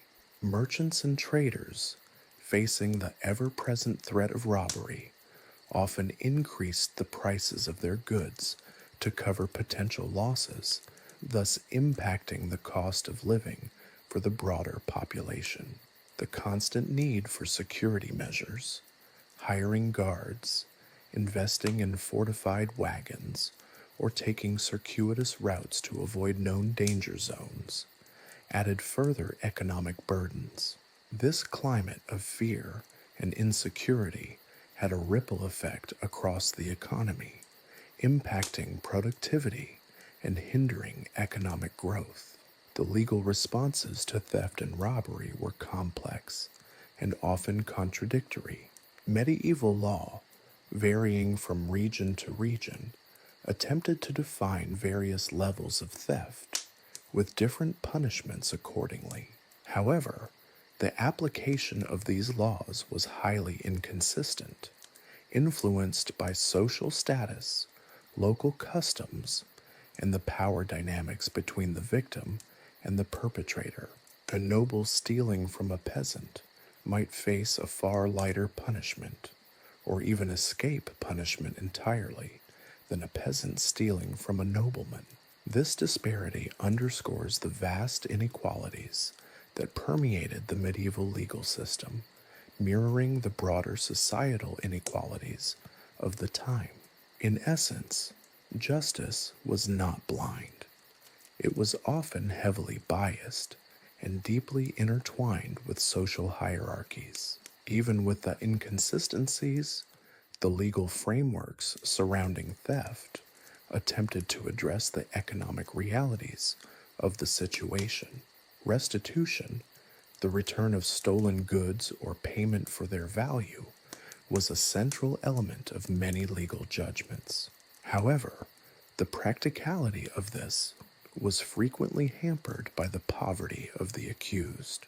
Many thieves simply couldn't afford to make restitution, leading to extended imprisonment or even corporal punishment, further compounding their hardship and deepening their desperation.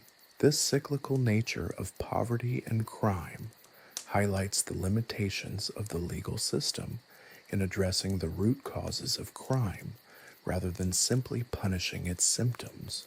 The study of theft and robbery in the medieval period reveals a complex interplay of economic hardship, social inequality, and a legal system struggling to reconcile its ideals with the harsh realities of daily life. The crimes themselves were far from random acts. They were deeply embedded in the social and economic structures of the time, reflecting the challenges faced by the vast majority of the medieval population. The narrative surrounding these crimes, shaped by folklore, legal documents, and historical accounts, offers a valuable lens through which to examine the intricacies of medieval society, its vulnerabilities, and its struggles to create a system of justice that was both fair and effective. The seemingly simple act of stealing becomes, when examined closely, a complex microcosm of the medieval world. Now, let's move beyond the shadowy world of theft and robbery and delve into a realm equally prevalent in medieval life, yet far more visceral: the everyday violence of assault and battery. While grand larceny might have captured the imagination of chroniclers, the casual brutality of a punch to the face, a broken arm inflicted during a drunken brawl, or a wife beaten for a perceived slight was far more commonplace. These acts, though seemingly insignificant compared to the grand narratives of medieval crime, paint a stark picture of the realities of medieval life, a life far less romanticized than often portrayed. Forget the chivalric ideals of courtly love and noble combat. The average medieval individual lived in a world where physical violence was a constant threat, a pervasive element of daily interaction. Village life, often depicted as idyllic by modern imaginations, could be intensely brutal. Disputes over land, livestock, or even the most trivial matters, a spilled drink in a tavern, a misplaced word, a perceived insult, could easily escalate into fistfights, resulting in injuries ranging from minor bruises to grievous wounds. The legal records, however patchy and incomplete they often are replete with cases of assault and battery. We see complaints lodged by disgruntled neighbors, accusations between rival families, and confessions extracted, often under duress, from individuals involved in violent altercations. These documents often lack the dramatic flourish of accounts describing grand robberies, focusing instead on the mundane details of the assault.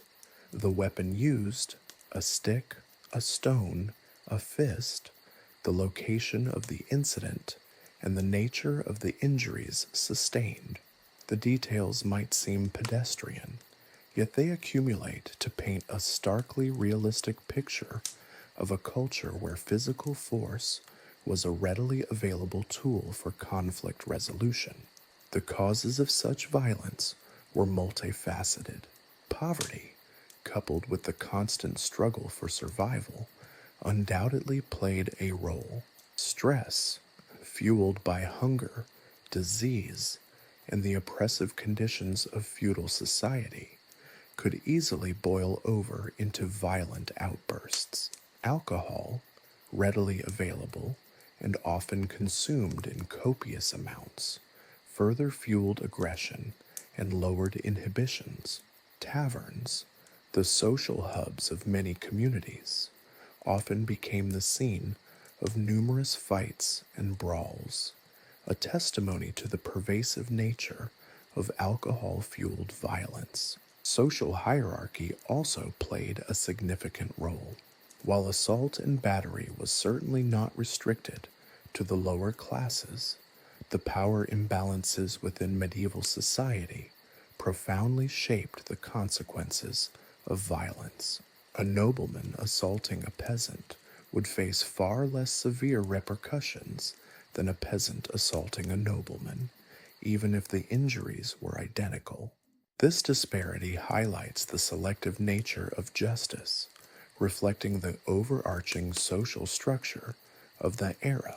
The legal system was not so much concerned with impartially judging the act itself, but with maintaining the existing power dynamics.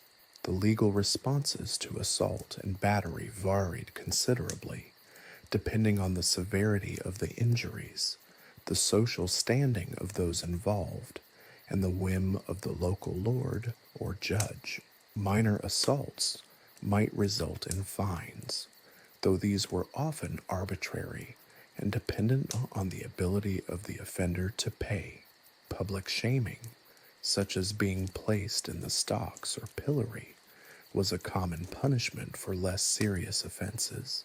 More serious assaults, resulting in lasting injuries or death, could lead to more severe penalties, including imprisonment, mutilation, and even capital punishment. But even here, the application of the law was far from consistent. Interestingly, the legal definitions of assault and battery often blurred into one another. While assault typically referred to the threat of violence, battery encompassed the actual physical harm inflicted. However, the line between these two charges was not always clearly drawn, often depending on the interpretation of the judge or lord presiding over the case. This ambiguity reflects the general lack of standardization in medieval law, with legal practice varying significantly from region to region and even from village to village. Furthermore, the concept of self-defense was far more narrowly defined than in modern legal systems. The burden of proof often fell heavily on the defendant to convincingly demonstrate that they had acted solely in self-preservation, with little room for interpretations of reasonable force. The subjective nature of this judgment made it difficult for those resorting to self-defense to successfully avoid punishment. Beyond the legal consequences, the social ramifications of assault and battery could be equally, if not more, significant. Violent individuals often earned a reputation for aggression, leading to social ostracism and a breakdown of trust within their communities. Families involved in violent disputes faced potential feuds that could linger for generations, creating lasting divisions and impacting the stability of rural communities. However, it is crucial to avoid a solely negative depiction of medieval violence. While assault and battery was undoubtedly prevalent, it wasn't necessarily indicative of a society characterized by widespread, senseless brutality. The high incidence of violence was to a significant degree a reflection of the chaotic and unpredictable nature of medieval life, the lack of effective law enforcement, and the pervasive inequality that dictated so many aspects of social interaction. The absence of modern policing and the prevalence of localized authority created environments where individuals, particularly those lacking protection through social standing or wealth, were more vulnerable to violent crime. The stories of violence recounted in medieval records, while often lacking the narrative flourish of fictional accounts, are valuable historical sources. They reveal much about the realities of medieval daily life, highlighting the social tensions, the economic hardships, and the unpredictable nature of justice.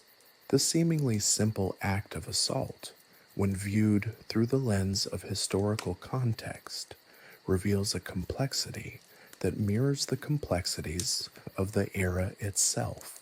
The violence wasn't just about brute force, it was deeply interwoven with the social fabric of the time, shaped by factors as varied as poverty, social hierarchy, and the inconsistent application of the law. To understand the violence, we must understand the society that produced it.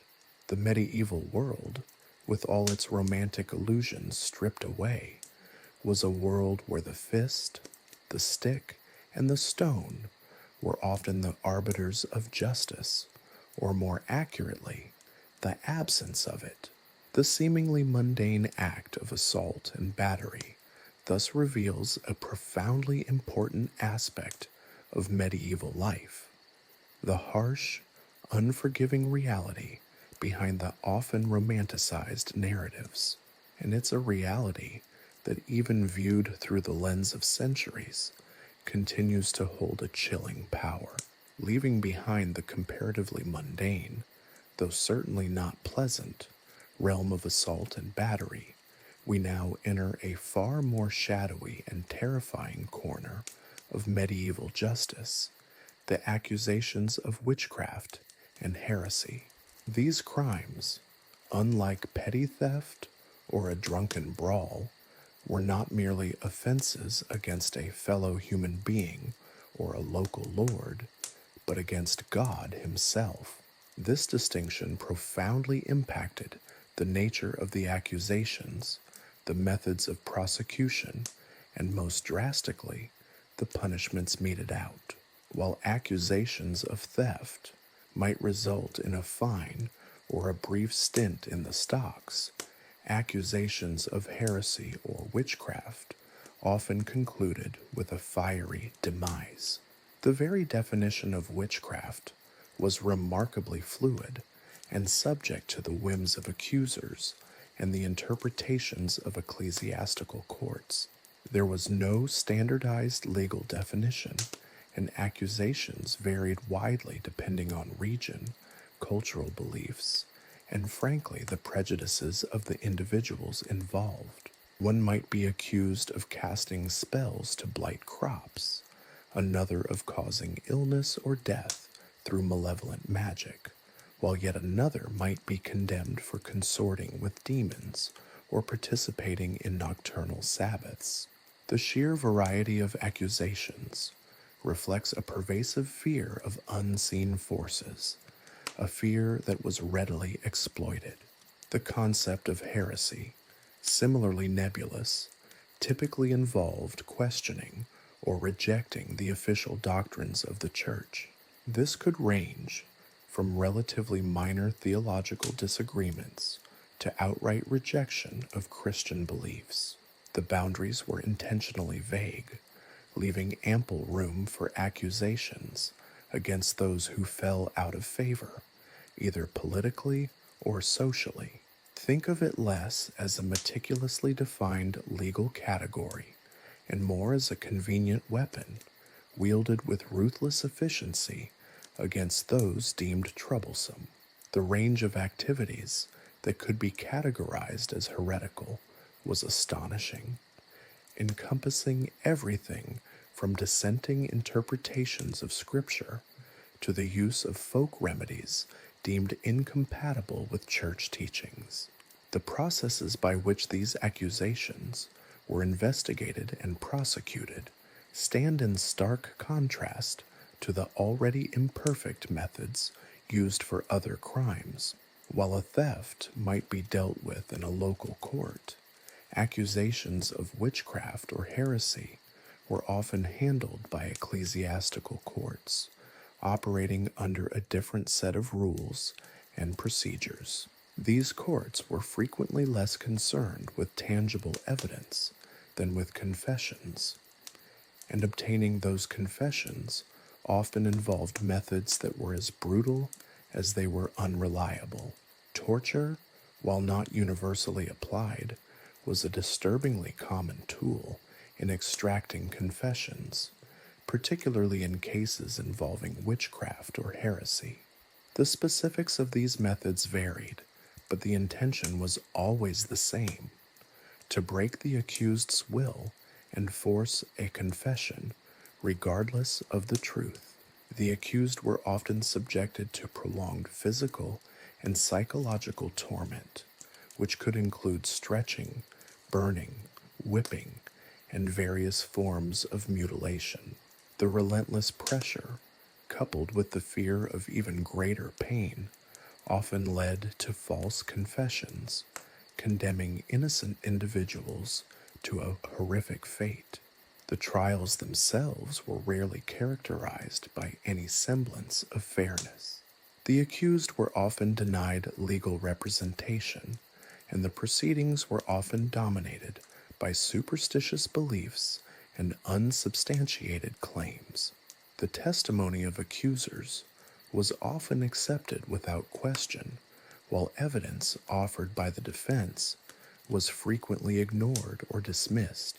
In many cases, the outcome of the trial was predetermined, with the fate of the accused sealed long before the proceedings began.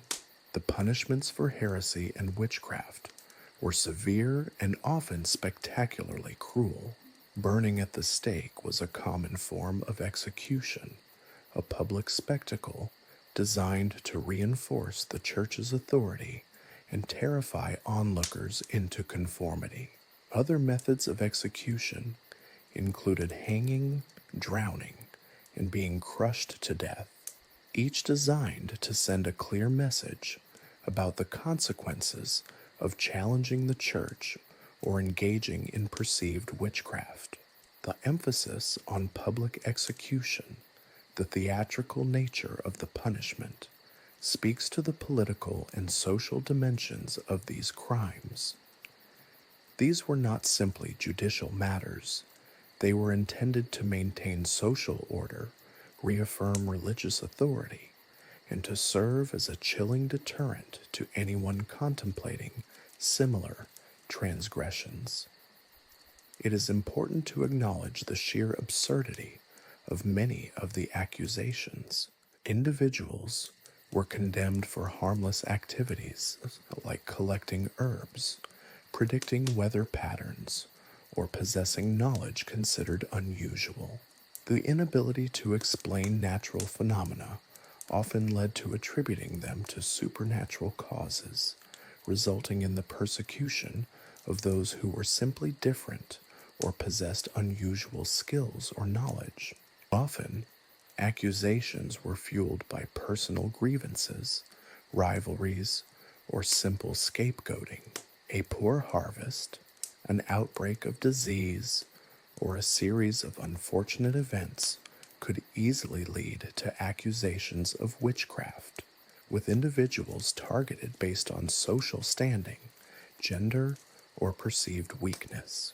This element of scapegoating is central to understanding the wave of witch hunts that swept across Europe during the medieval and early modern periods. Women were disproportionately targeted in witchcraft accusations, reflecting the patriarchal nature of medieval society.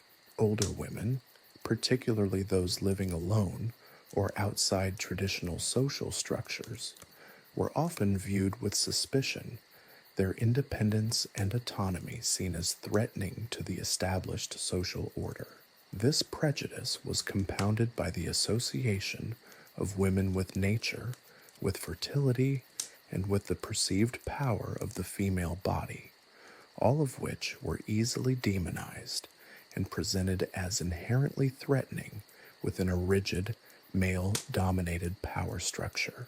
In conclusion, the treatment of witchcraft and heresy reveals a darker side of medieval justice, a realm where fear, superstition, and the abuse of power reigned supreme. While the accusations of theft and assault could sometimes be judged based on a however flawed system of evidence, the accusations of witchcraft and heresy were often based on little more than suspicion, rumor, and the desperate need to explain the unexplainable. The brutality of the punishments and the sheer injustice of the trials remind us that even in a seemingly distant past, the potential for abuse of power remains a chillingly persistent threat. The records of these trials, while grim and disturbing, offer a vital lesson in the dangers of unchecked authority, of unchecked fear, and of the enduring need for skepticism and critical thinking in the face of the unknown. They are, in their own horrific way, a testament to the fragility of justice and the human capacity for both cruelty and profound misunderstanding. Now, let us ascend from the smoky hellscape of witchcraft accusations to the equally treacherous, though perhaps less overtly supernatural, terrain of treason and sedition. These crimes, unlike the relatively localized offenses we've previously discussed, struck at the very heart of the medieval social order, the crown itself. Accusations of treason were not mere disputes between neighbors. They were acts of profound political significance, capable of triggering waves of violence, purges, and even regime change. Treason, in its simplest definition, involved an act of betrayal against one's liege lord, the king. But the specifics of what constituted treason were unsurprisingly, remarkably vague, and often malleable, shifting according to the whims of the ruler and the political climate. This vagueness wasn't accidental. It served as a powerful tool, allowing monarchs to suppress dissent and eliminate rivals under the guise of upholding the law. The very ambiguity inherent in the definition of treason made it a weapon of unparalleled flexibility, capable of silencing not just overt rebellion, but also subtle criticisms, whispered doubts, and even perceived disloyalty. Consider, for instance, the case of plotting against the king's life. This was, understandably, a capital offense, but the definition of plotting was broad enough to encompass anything from an actual assassination attempt to a casual conversation overheard in a tavern, interpreted in the most unfavorable light by a zealous informant. The distance between planning a genuine coup and voicing a grumpy remark about the king's tax policies could be alarmingly short, particularly if one happened to find themselves on the wrong side of royal favor. Indeed, the history of medieval courts is littered with instances where seemingly innocuous words or actions were twisted and magnified into acts of high treason. Beyond direct threats to the king's person, a wide range of actions could be construed as treasonous. These included conspiring against the crown, refusing to pay taxes, a perpetually unpopular activity, harboring rebels, and even spreading rumors detrimental to the royal reputation. Such accusations often involved an intricate web of circumstantial evidence, hearsay, and outright fabrication. The accused frequently found themselves confronting a mountain of accusations based on the testimony of dubious witnesses, whose motivations were often as complex as the crimes themselves. Personal grudges, rivalries, and the desire to curry favor with the crown all played a significant role in shaping the accusations. The legal proceedings surrounding accusations of treason were often deeply flawed, falling far short of the fairness we associate with modern justice systems. The accused rarely enjoyed the benefits of a robust legal defense, often facing a stacked deck against them. Confessions, often extracted through torture, were considered paramount, even if obtained under duress. The idea of innocent until proven guilty held little sway in such proceedings. The burden of proof rested heavily on the accused, who frequently found themselves struggling against a system designed to secure a conviction. Punishments for treason were as brutal and theatrical as those for witchcraft, reflecting the severity with which the crown viewed any challenge to its authority. The most common punishment was, of course, execution, but the manner of execution often served as a potent symbol of royal power, a gruesome spectacle designed to deter others from similar transgressions. Death by hanging, drawing, and quartering, a truly horrific process involving hanging, disembowelment, and the dismemberment of the body, was a favored method, particularly for those deemed to have committed particularly heinous acts of treason. The spectacle of such punishments was intended to send a clear and terrifying message. Defiance of the crown carried a terrible price. The specific punishments could vary, influenced by regional customs and the personality of the reigning monarch. Some monarchs might favor a swift and relatively merciful death, while others might revel in prolonged torture and a public display of their power. However, the underlying principle remained consistent: to inflict a punishment severe enough to make treason an utterly unattractive prospect. Sedition, a closely related crime, was typically defined as inciting rebellion against the crown. While not always resulting in direct violence, sedition posed a significant threat to the social order. It involved the spreading of subversive ideas, the organization of protests, and the encouragement of dissent.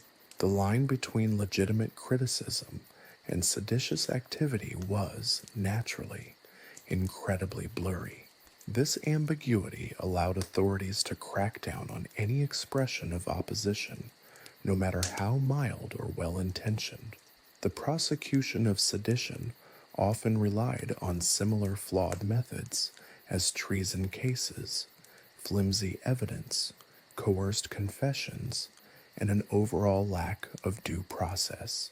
Punishments for sedition varied, but could be as severe as those for treason, particularly if the seditious acts were deemed to be particularly dangerous or widespread. The severity of the punishment depended, as with treason, on a multitude of factors, including the perceived threat posed by the accused, their social standing, and the mood of the court. It's crucial to understand the socio-political context in which these crimes were defined and prosecuted. Medieval societies were hierarchical.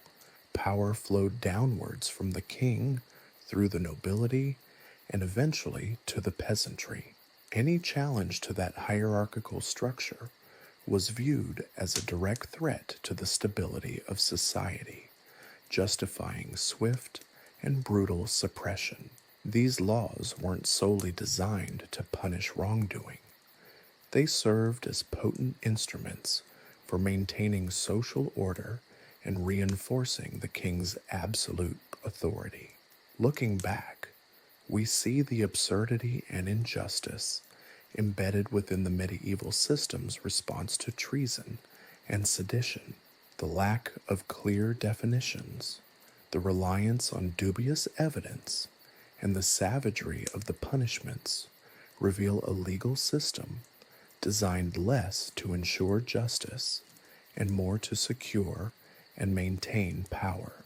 The stories of those accused and often condemned for treason and sedition serve as a stark reminder of the fragility of justice and of the chilling potential for the misuse of power when fear and suspicion overshadow due process and fairness.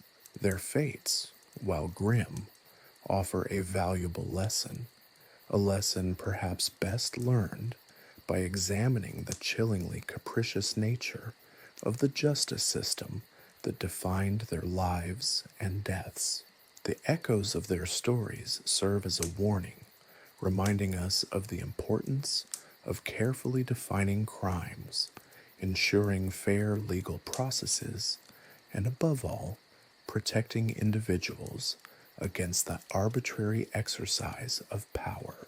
The medieval approach to treason and sedition wasn't just cruel, it was remarkably inefficient, replacing a reasonable system of checks and balances with a terror-based regime of obedience secured through fear. It is a system we are fortunately far removed from. Or are we? That is a question worth pondering long after the last page is turned.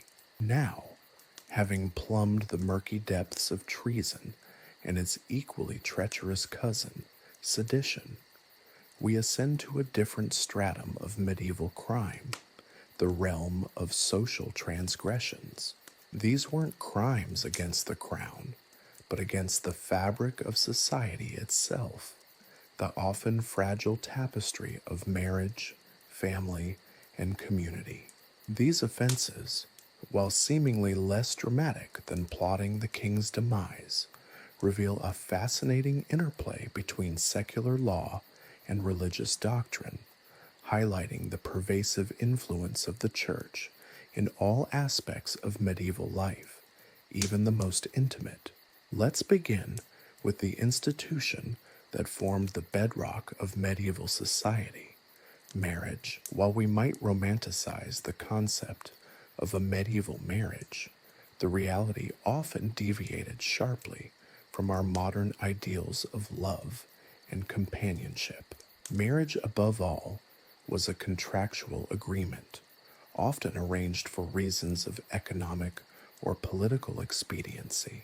Love, while not entirely absent, played a decidedly secondary role, often overshadowed by considerations of inheritance, land ownership, and the consolidation of power. Consequently, crimes against marriage were a frequent occurrence, often arising from the very nature of these arranged unions. Adultery, for instance, was a serious offense, carrying substantial penalties.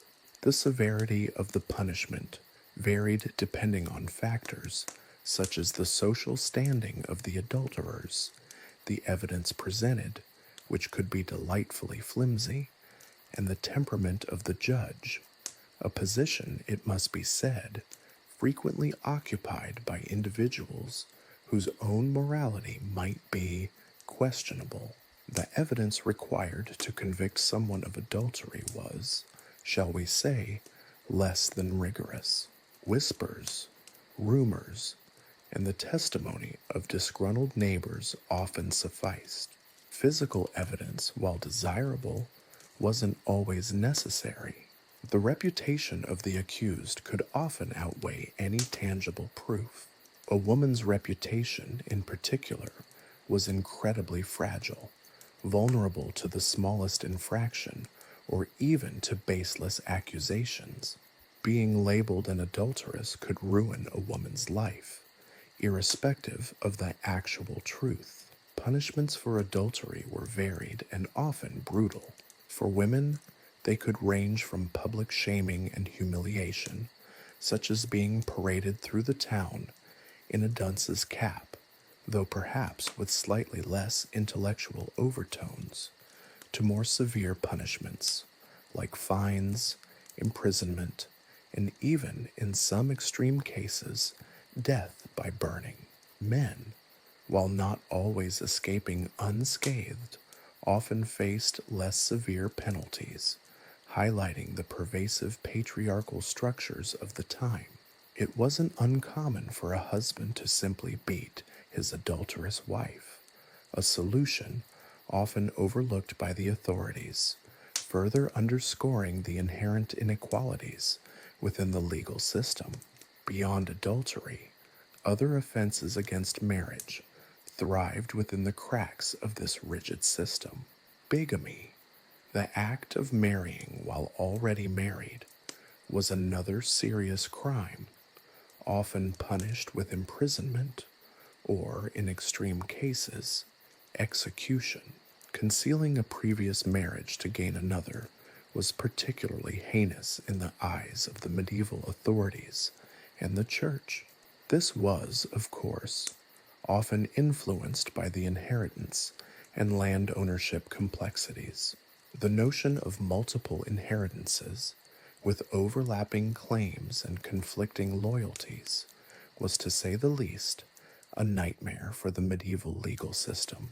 The family unit, too, was susceptible to legal intervention. Incest, though frowned upon by almost every society, carried particularly severe penalties in the Middle Ages, owing to a particularly strong emphasis on maintaining the purity of lineage and property rights. The penalties could range from exile to death, depending on the severity of the crime and the social standing of the individuals involved. One can't help but wonder about the number of hastily arranged marriages to resolve family squabbles. Striking at the broader social order, we find a panoply of offenses that challenged the existing power structures and social norms. These crimes ranged from brawling and theft, particularly fascinating when it involved livestock, to vagrancy and begging, offenses which, while seemingly minor to our modern sensibilities, were often treated with considerable severity. The fear of social unrest, of chaos disrupting the established hierarchy, was a constant undercurrent in medieval life, shaping the legal responses to these crimes. Vagrancy, for example, was seen as a threat to the social order, as it challenged the feudal system's expectation of fixed labor relationships and community structures. Those caught wandering without visible means of support risked severe punishments, including branding, imprisonment, and even whipping.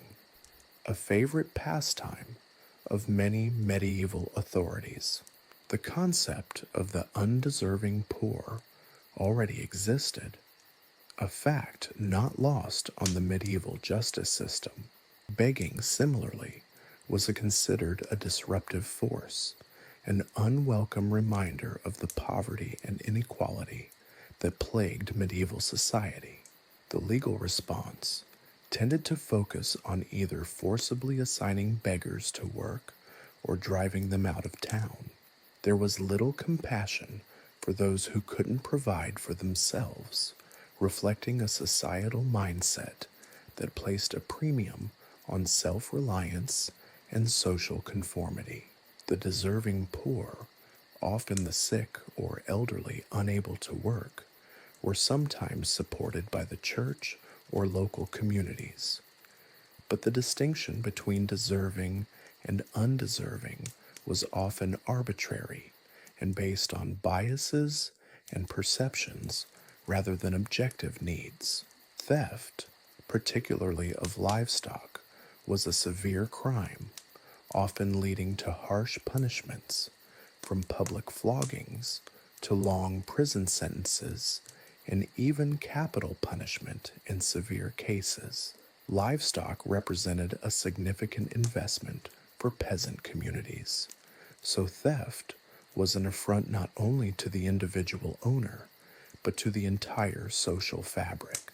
The legal system's response was swift and merciless, and the evidence, much like in adultery cases, could be quite imaginative and subject to local biases and prejudices. Accusations often hinged on circumstantial evidence, rumors, and the testimony of neighbors, leading to wrongful convictions and disproportionate punishments. Brawling, a common occurrence in medieval towns, was dealt with varying degrees of severity depending on the participants' social standing and the nature of the altercation. Simple fistfights might result in fines or short jail terms, while more serious brawls involving weapons and multiple participants often ended in severe punishments, including whipping, branding, and even exile. The lack of police forces, as we know them today, meant that brawls were often dealt with by local authorities or community members, with justice being delivered according to their own perceptions and prejudices. The punishment meted out for these offenses reveals a fascinating glimpse into the medieval psyche. Public shaming, though widespread, wasn't simply a form of punishment. It also served as a form of social control. The humiliation inflicted on offenders aimed to deter others from similar behavior and to reinforce societal norms. Consider the pillory, a device that held offenders in a fixed position for hours, subjected to the public's jeers, taunts, and the occasional projectile. Or the stocks, where individuals were restrained, allowing onlookers to further express their displeasure. The element of public humiliation was integral to the medieval legal system. It wasn't merely a punitive measure, but a performative act designed to reaffirm the social order. In addition to public shaming, corporal punishment was rife, with floggings, branding, and mutilation commonplace.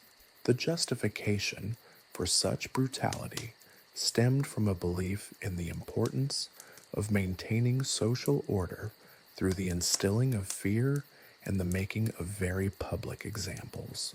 The medieval justice system didn't shy away from using physical pain to shape behavior and reinforce social norms, revealing a stark contrast with the ideals of our modern legal systems. But even within this often brutal world, nuances existed. The severity of punishment could be influenced by factors such as the offender's social standing, the extent of the damage caused, and the degree of remorse shown. While these factors didn't guarantee leniency, they could occasionally temper the harshest punishments. Justice, if it could even be called that, was not uniform, and its application was often arbitrary, a reflection of the power structures, social biases, and prejudices embedded within medieval society. In conclusion, examining the social crimes and moral transgressions of the medieval period reveals a legal system deeply intertwined with religious doctrine and societal norms. The punishments, while frequently brutal and seemingly arbitrary by modern standards, reflect a culture where maintaining social order and reinforcing traditional values superseded considerations of individual rights and fairness. Their stories, though often grim, provide a valuable insight into the complexities of medieval society, a society struggling to balance order, faith, and the frequently conflicting desires of its inhabitants. It is a past that should inform, but never repeat. Chapter 4: The Voices of the Accused. The tapestry of medieval life, as we've seen, was woven with threads of both brutality and absurdity.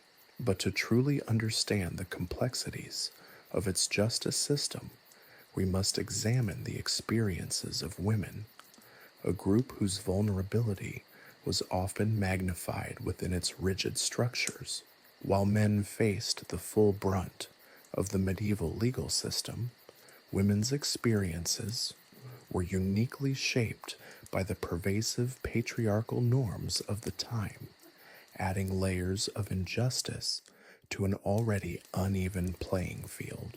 The very nature of accusations, the processes of trials, and the meting out of punishments were all filtered through the lens of gender, resulting in a legal reality far removed from any notion of equality.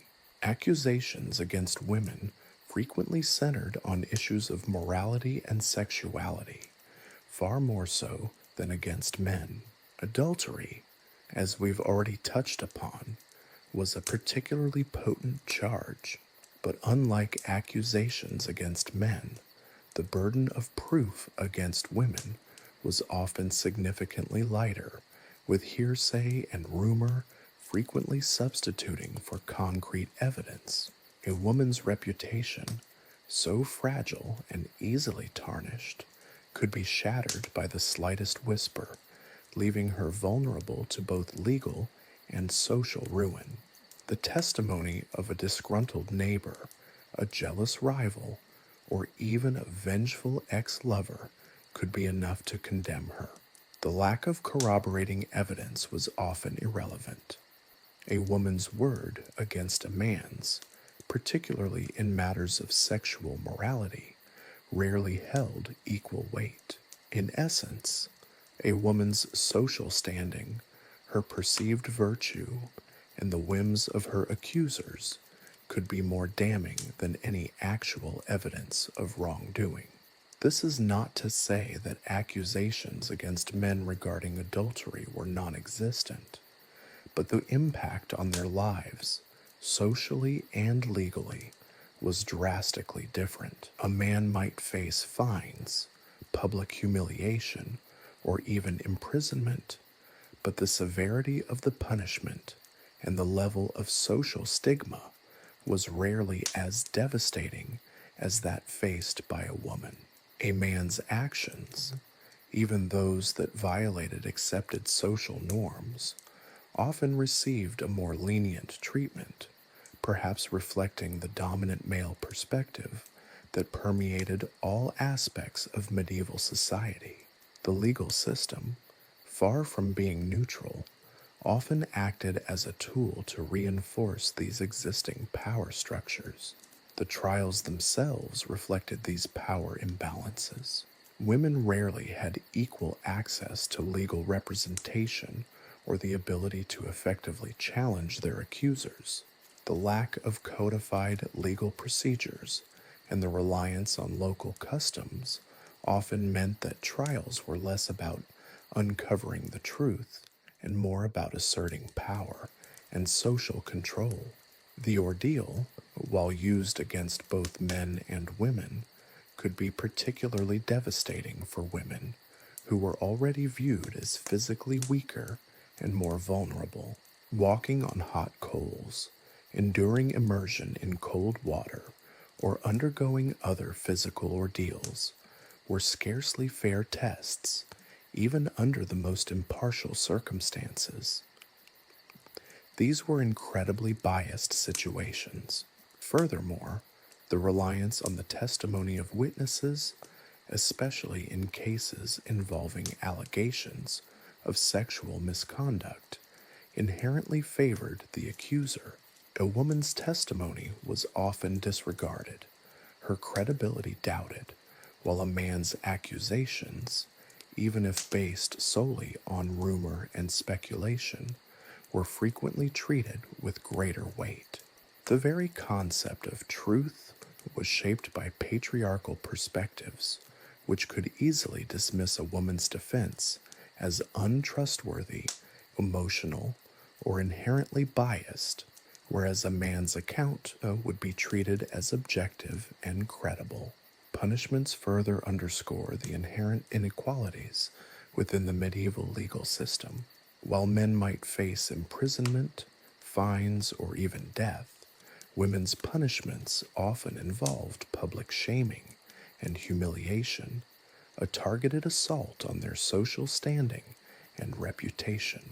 The stocks, the pillory, and other public forms of punishment were particularly brutal for women, exposing them to jeers, taunts, and the risk of physical abuse. Such displays not only served to punish the offender, but also to reinforce societal norms and warn other women against transgressing established boundaries. These punishments were designed to systematically strip a woman of her dignity and social standing, impacting her future prospects and making it significantly harder to rebuild her life after the verdict. The case of Agnes of England, daughter of King Henry II, offers a glimpse into these dynamics, although her case was far from typical. Accused of adultery, a charge frequently leveled at powerful women to discredit them, Agnes did not face the same fate as an average woman. Her high social standing afforded her a level of protection and legal maneuvering that most women couldn't dream of. The process itself still displayed many biases. Witnesses were hand-picked, and the evidence was conveniently tailored to fit the narrative of those in power. However, Agnes ultimately avoided the worst punishments, demonstrating how social standing could significantly influence the outcomes within a system so heavily biased against women. Her case, though an exception, highlights the disparity between the experiences of elite women and the vast majority of women in medieval society. Beyond adultery, many other accusations disproportionately targeted women. Witchcraft accusations, for example, frequently targeted older, unmarried women or women perceived as outsiders to the community. These accusations, often based on superstition, fear, and social prejudices, provided a mechanism to silence dissenting voices and maintain social control. The trials were often perfunctory, with confessions often extracted through torture. The punishments ranged from banishment and imprisonment to brutal executions. The pervasive influence of the church further exacerbated the legal challenges faced by women. Church law, often intertwined with secular law, reinforced patriarchal norms and emphasized the woman's subordinate position within the family and society. The Church's doctrines on female purity and chastity provided the moral framework for many legal accusations and punishments, making women vulnerable to charges of heresy, immorality, and witchcraft. These accusations were deeply intertwined with the socio-political landscape, highlighting the strategic use of religious authority to control women's behavior and maintain established social hierarchies. In conclusion, the medieval legal system was not only brutal and arbitrary, but also profoundly gendered.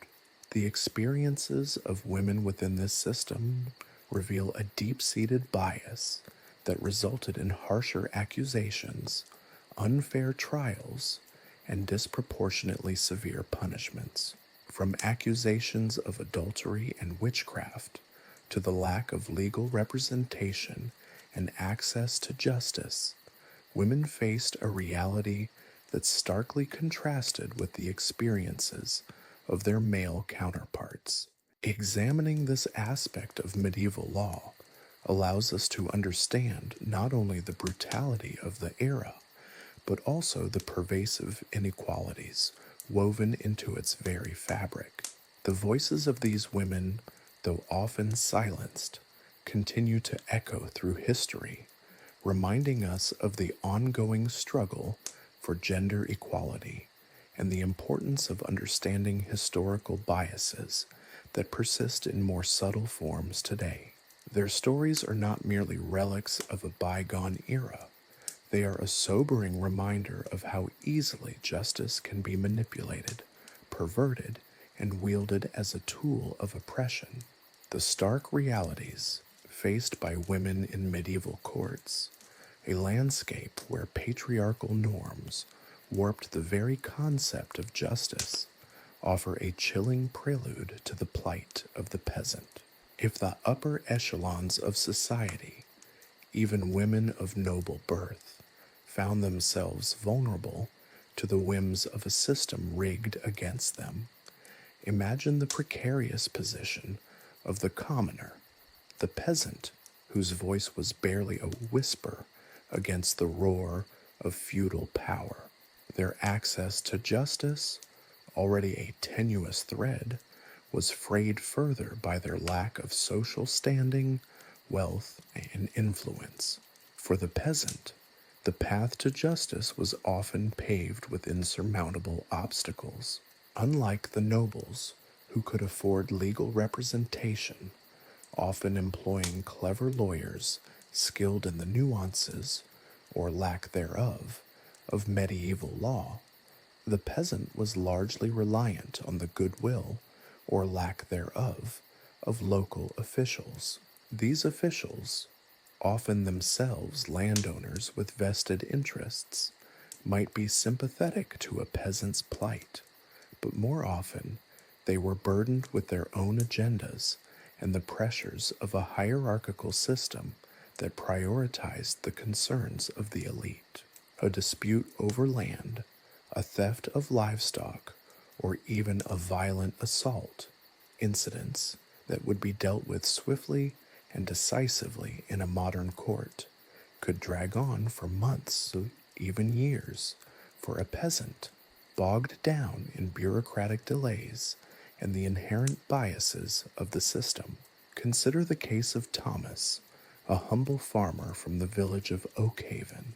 His neighbor, a wealthy landowner named Sir Reginald, claimed a strip of Thomas's land as his own, a claim supported by the village bailiff, a man known for his favoritism towards the wealthy. Thomas, possessing neither the resources nor the connections to challenge Sir Reginald's claim effectively, found himself at the mercy of the local lord's court. His pleas, backed by little more than his own testimony and the testimony of his equally powerless neighbors, were dismissed as irrelevant against the landowner's superior social position and the influence. Sir Reginald, with his entourage of lawyers and his reputation for generosity to the right people, easily swayed the court. Thomas lost his land, his livelihood, and any hope for recompense. His only recourse was to accept his fate, a grim reminder of the inherent inequalities embedded within the medieval legal system. This was not an isolated incident. The medieval legal system, with its convoluted procedures and reliance on custom rather than codified laws, operated as a labyrinth designed to bewilder and ultimately defeat those without the resources to navigate its complexities. The cost of pursuing justice was often prohibitive for peasants. Fees for court appearances, travel expenses, and the need to hire witnesses all contributed to a system designed to exclude the poor and the powerless. Even the simple act of bringing a complaint could prove costly, a significant barrier for those already struggling to make ends meet. The biases against peasants were pervasive and ingrained within the very fabric of the medieval legal system. Their testimony, unlike that of a nobleman or a member of the clergy, was often dismissed as unreliable or untrustworthy. They were viewed as inherently subservient, prone to exaggeration, or even outright lying to further their own interests. This ingrained prejudice often rendered their pleas useless, their claims ignored, even when overwhelming evidence supported their case. Their social standing, or lack thereof, determined the weight given to their words. The truth in a medieval courtroom was often a matter of social hierarchy as much as fact. The ordeal, a common method of determining guilt or innocence, further exemplifies the unfairness faced by peasants. While any individual could theoretically be subjected to the ordeal, the reality was quite different. The physical demands of the ordeal, such as walking on hot coals or being submerged in icy water, were far more likely to be fatal or result in serious injury for someone already weakened by malnutrition or disease, conditions common among the peasant class. Nobles, with access to better nutrition and health care, were at a distinct advantage, making the ordeal a deeply biased method of determining guilt or innocence. Furthermore, the punishments meted out to peasants were often harsher and more brutal than those given to members of higher classes. This was partly due to a perception of lesser worth and partly a deterrent to future infractions. Whippings, branding, imprisonment, and even execution were common outcomes for peasants who dared to challenge the authority of their superiors.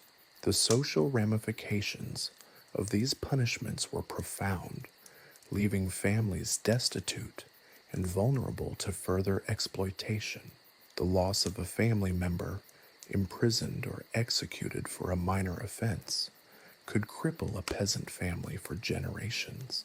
The stories of peasants facing injustice are rarely documented in formal legal records, leaving much of their experience shrouded in the shadows of history. However, occasional glimpses emerge from local chronicles, parish records, and the scattered accounts of traveling chroniclers. These records reveal the systemic challenges peasants faced and the extent to which their rights were routinely disregarded. A seemingly minor infraction, such as poaching game on the lord's land or trespassing onto a neighbor's property, could lead to devastating consequences, ranging from substantial fines that crippled the peasant family to public shaming and physical punishments. The lack of formal legal education or access to legal counsel further compounded the problems peasants faced. The intricacies of medieval law, often shrouded in archaic terminology and complex procedures, were largely beyond the comprehension of an illiterate peasant. Even when legal assistance was available, the cost was prohibitive. The system was not designed to serve the common people, rather to maintain the existing social hierarchy. A study of manorial court records from the 13th century reveals the sheer volume of disputes involving peasants. These cases illustrate the constant struggles over land ownership, inheritance rights, and debt. The records often show a pattern of biased rulings in favor of landlords, reflecting the inherent power imbalance between the peasant and the landowner. Peasants frequently lost their cases, not due to a lack of evidence, but due to the inherent bias of the system. Justice, in the eyes of the medieval system, was often a luxury reserved for those with wealth and influence.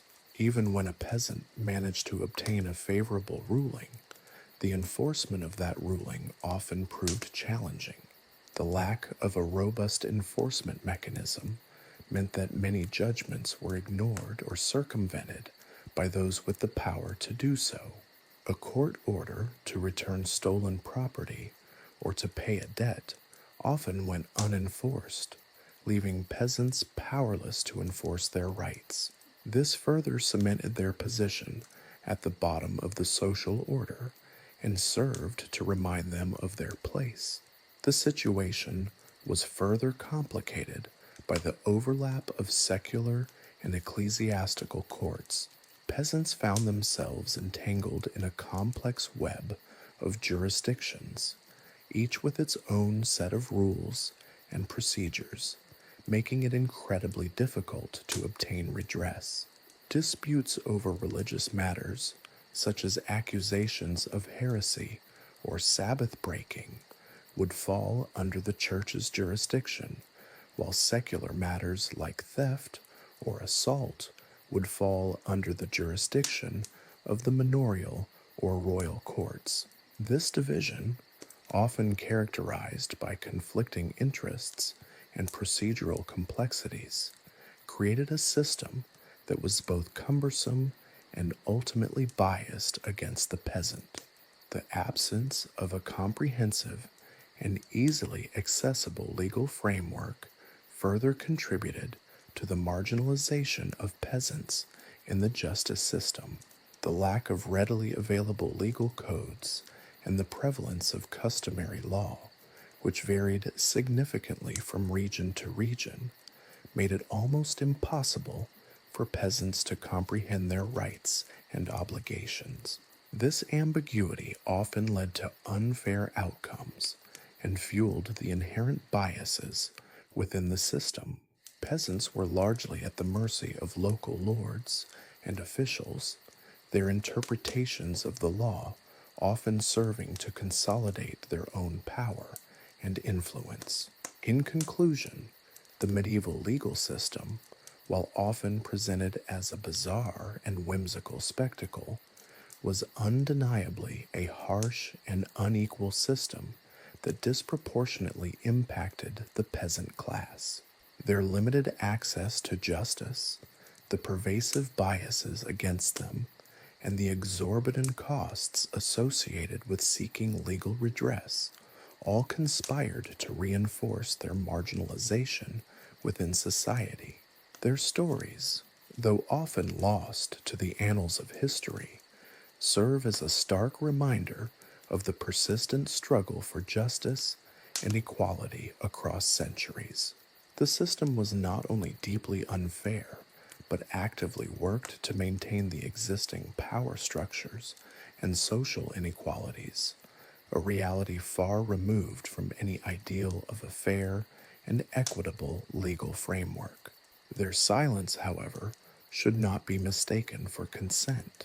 Their plight serves as a powerful testament to the persistent struggle for equality throughout history, a reminder that even in the most seemingly absurd legal systems, the struggle for justice endures. The peasant, already teetering on the precipice of destitution, faced another formidable obstacle in the medieval legal system: the clergy.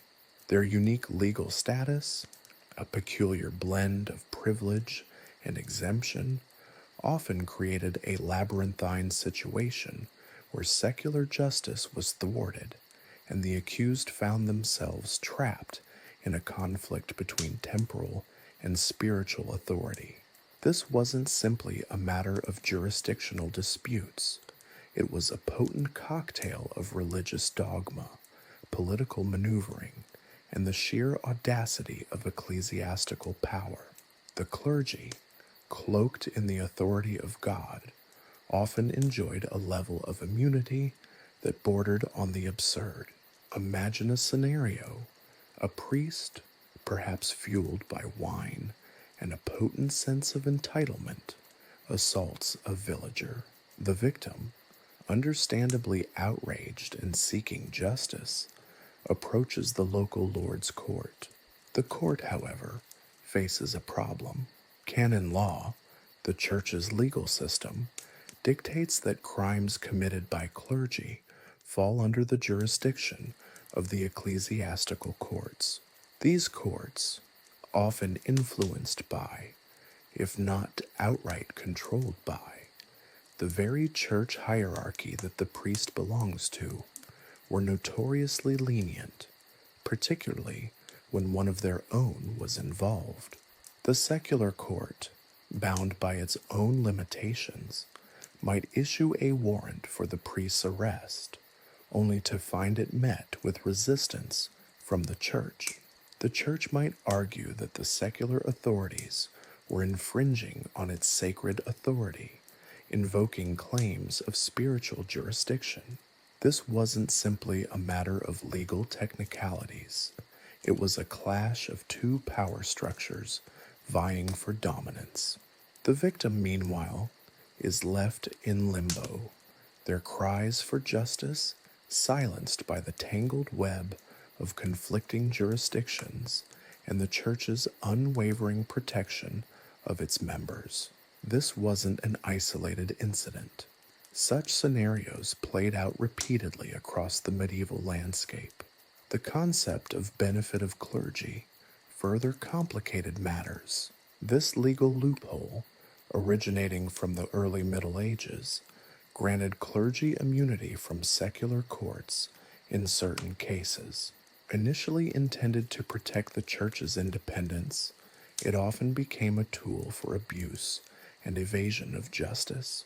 If a cleric was accused of a crime, they could claim benefit of clergy, which involved proving their clerical status, often a simple recitation of a psalm, and receiving a sentence under canon law, usually far more lenient than that meted out by the secular authorities.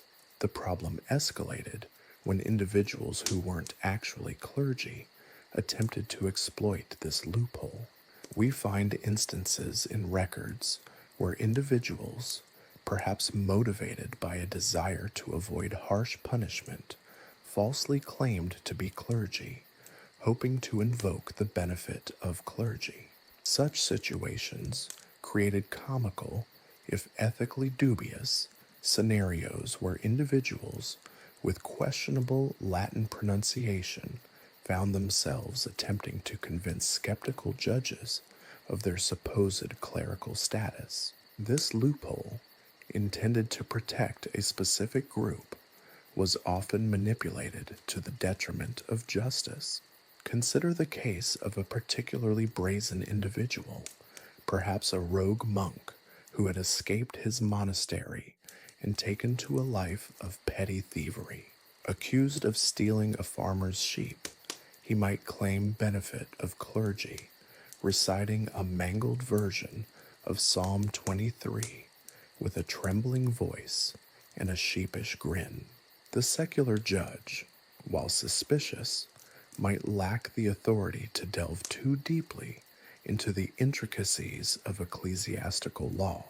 The accused might, therefore, escape harsh punishment, while the farmer continued to suffer the loss of his livestock. This wasn't simply a game of legal loopholes.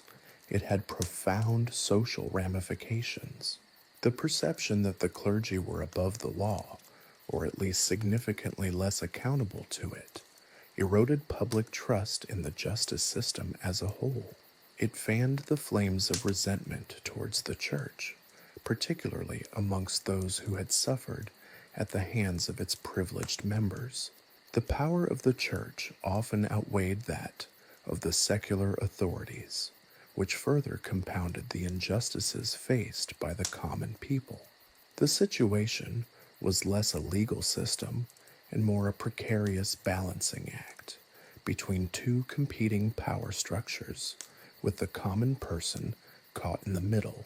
The conflicts between secular and ecclesiastical courts extended beyond criminal cases. Disputes over land ownership, inheritance, and other civil matters often became entangled in the complexities of dual jurisdiction.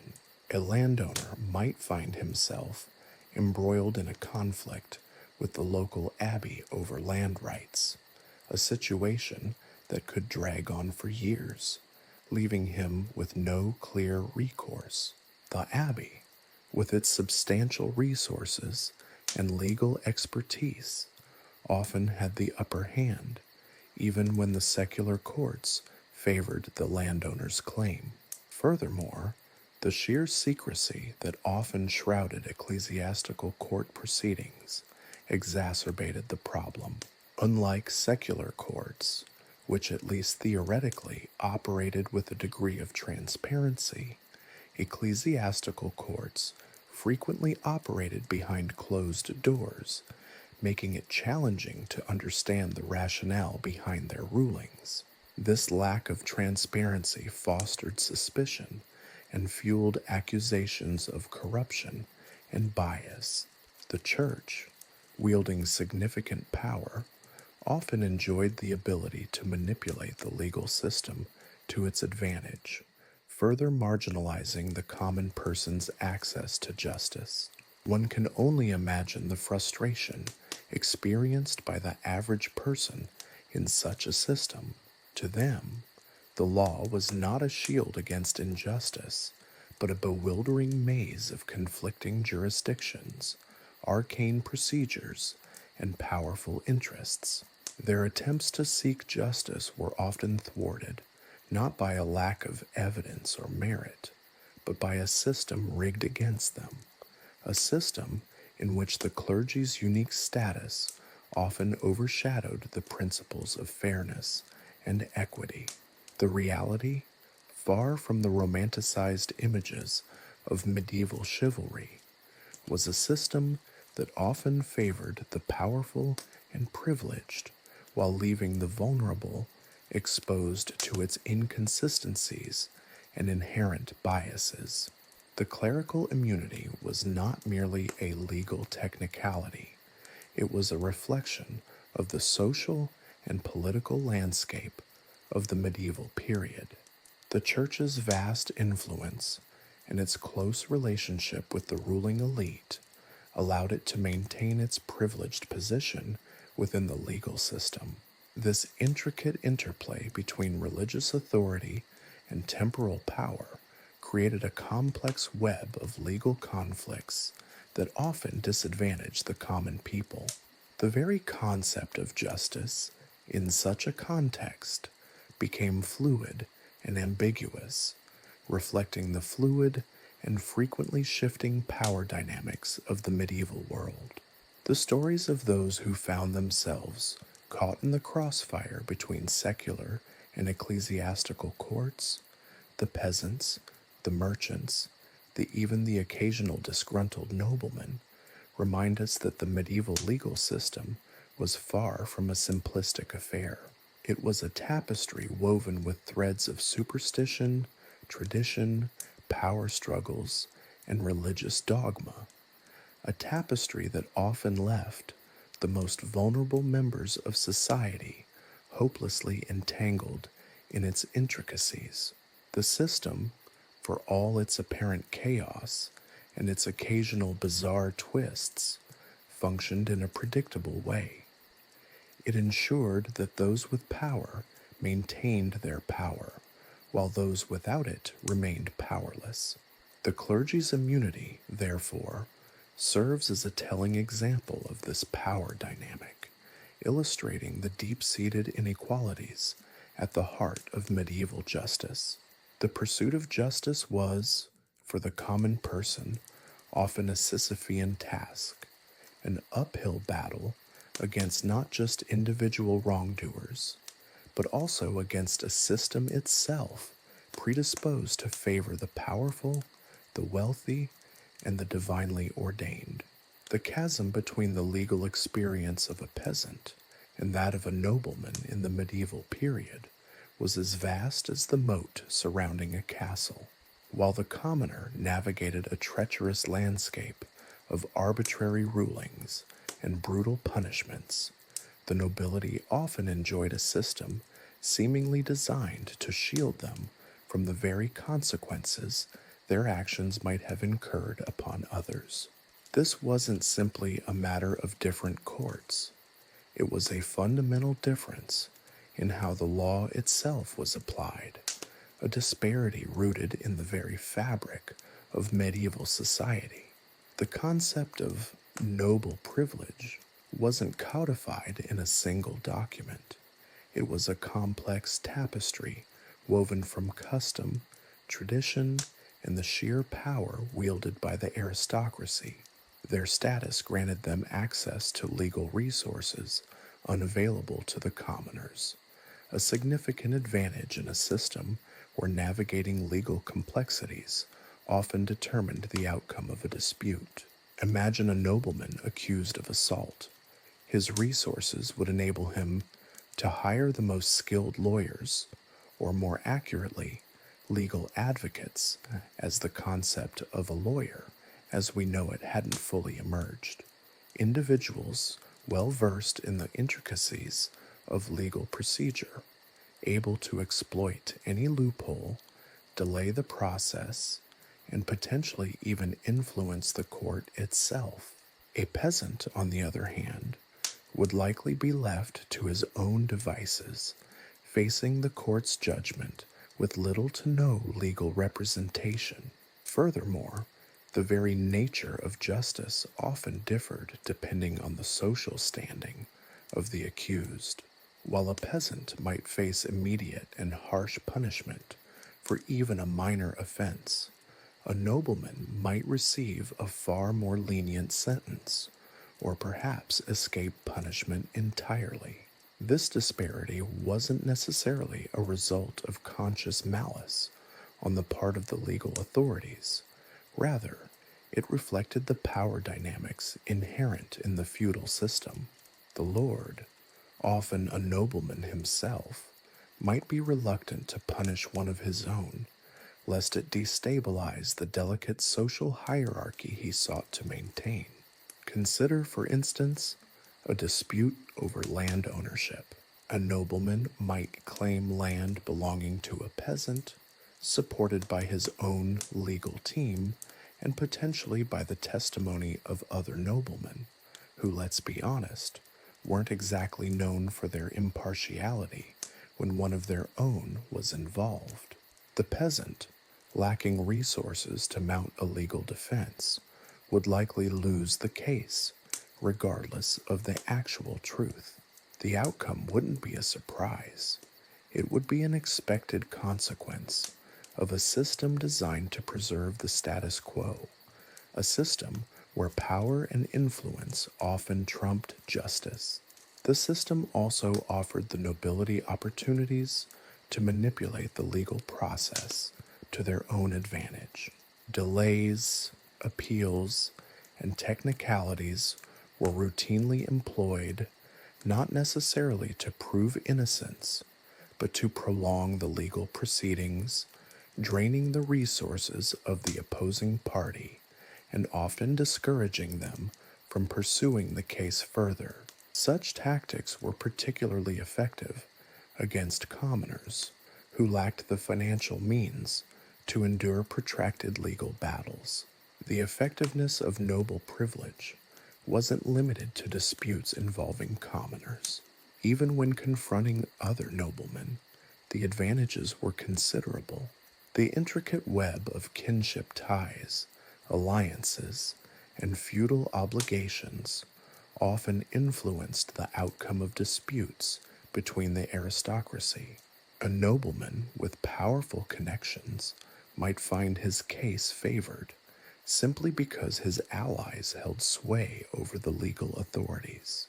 This created a situation where personal relationships and political maneuverings often outweighed the merits of the actual legal arguments. In effect, the legal system became yet another tool for maintaining the existing power structure, a reflection of the hierarchical nature of medieval society. One particularly fascinating aspect of noble privilege was the concept of vergild, a system of monetary compensation for injuries or death. While seemingly equitable at first glance, an attempt to quantify the value of a life, it starkly revealed the societal hierarchy. The vergild for a nobleman was significantly higher than that for a peasant, reflecting the perceived value of their lives and their social standing. Essentially, the life of a nobleman was worth more than that of a peasant, a calculation that reinforced the existing social inequalities.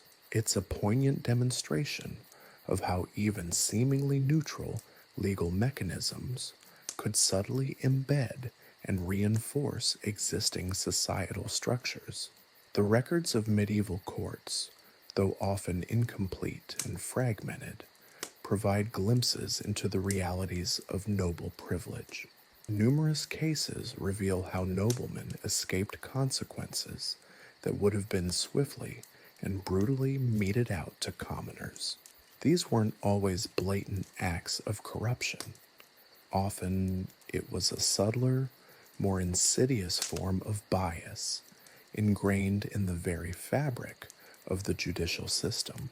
A lenient sentence might be given due to the noble's social standing, or a case might be quietly dropped due to political pressure or personal connections.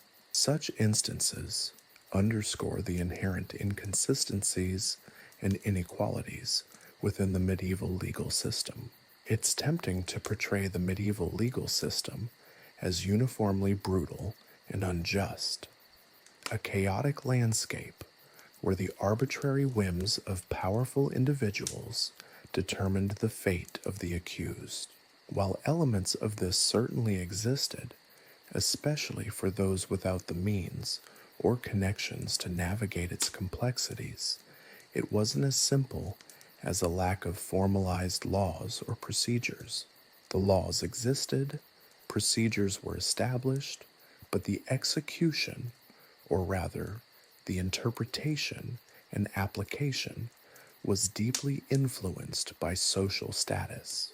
The privilege enjoyed by the nobility was a stark demonstration of this inequality, showcasing how the system itself was designed to reflect and perpetuate the existing social hierarchy. The pursuit of justice in the medieval period wasn't a straightforward path to fairness.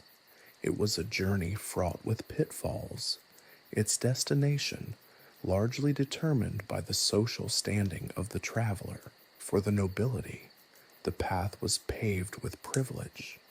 For the commoners, it was a treacherous, often insurmountable climb.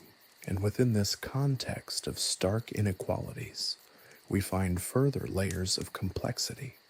The intersection of noble privilege with the already complicated issues of ecclesiastical jurisdiction, which we explored previously, creating a truly bewildering maze of legal maneuvers and subtle power dynamics. The disparity in justice between the nobility and the commoners wasn't merely a legal quirk. It was a fundamental reflection of the medieval social order. It highlights how the legal system, far from being a neutral arbiter of justice, was an integral component of the power structures that defined medieval society.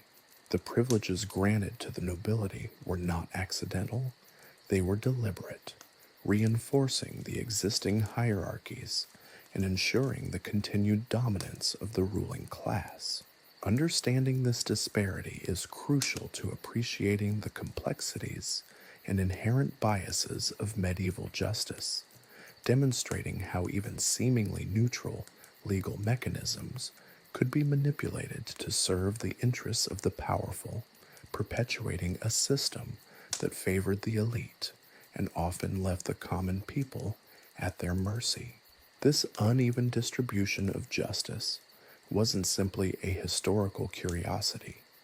It's a stark reminder of the enduring struggle for equality under the law, a struggle that continues to this day, though thankfully within a framework that, however imperfectly, strives for greater impartiality and fairness. The medieval legal system, with its stark inequalities, serves as a cautionary tale, reminding us of the dangers of unchecked power and the ever-present need for vigilance in the pursuit of a truly just and equitable legal framework. The stories of the peasantry, relentlessly ground under the weight of their societal position, stand in stark contrast to the often impunity enjoyed by the noble class. This discrepancy wasn't simply a product of chance, but rather a deliberate system designed to protect and reinforce the entrenched power of the aristocracy. The stark inequalities we've explored, the yawning chasm between the legal treatment of nobleman and peasant, pale in comparison to the sheer brutality visited upon those deemed truly outside the pale of acceptable medieval society. While a nobleman might leverage influence to mitigate the consequences of his actions, those already marginalized, the accused heretic, the individual with a physical or mental disability, the beggar, the leper, faced a justice system that was not just unequal, but actively hostile. Their very existence was often perceived as a transgression, inviting suspicion and punishment, regardless of any specific crime. Accusations of heresy, for instance, transcended simple legal processes. They tapped into the deepest anxieties of a society grappling with its faith, fueling paranoia and often leading to terrifyingly arbitrary judgments. Unlike accusations of theft or assault, where at least a semblance of evidence might be sought, heresy accusations frequently relied on rumor, hearsay, and the testimony of often unreliable witnesses, often fueled by personal vendettas or social rivalries. The accused had little recourse. Torture, designed to extract confessions, was commonplace, and the concept of due process, as we understand it, was largely absent. Confession, regardless of its veracity, often sealed one's fate, a grim spectacle designed to maintain religious and social order through fear. Think of the chilling tales of the Inquisition, where the line between justice and persecution blurred into oblivion, leaving a legacy of suffering and suspicion that resonates even today. The power of the church in medieval society further complicated matters.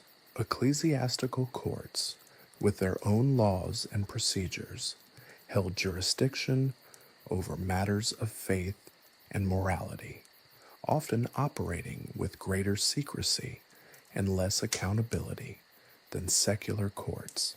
This meant that those accused of heresy were subjected to a dual system of justice, one as unforgiving as the other. The sheer ambiguity of the accusations, the lack of clear legal standards, and the unchecked power of religious authorities created an environment where justice became a malleable tool, easily twisted to serve the needs of the powerful and fearful. Beyond heresy, those with disabilities suffered a similar fate. Individuals with physical or mental impairments were often viewed with suspicion, fear, and superstition, their differences construed as signs of divine displeasure or even demonic possession. Rather than receiving support or compassion, they were frequently ostracized and marginalized, facing legal repercussions simply for existing.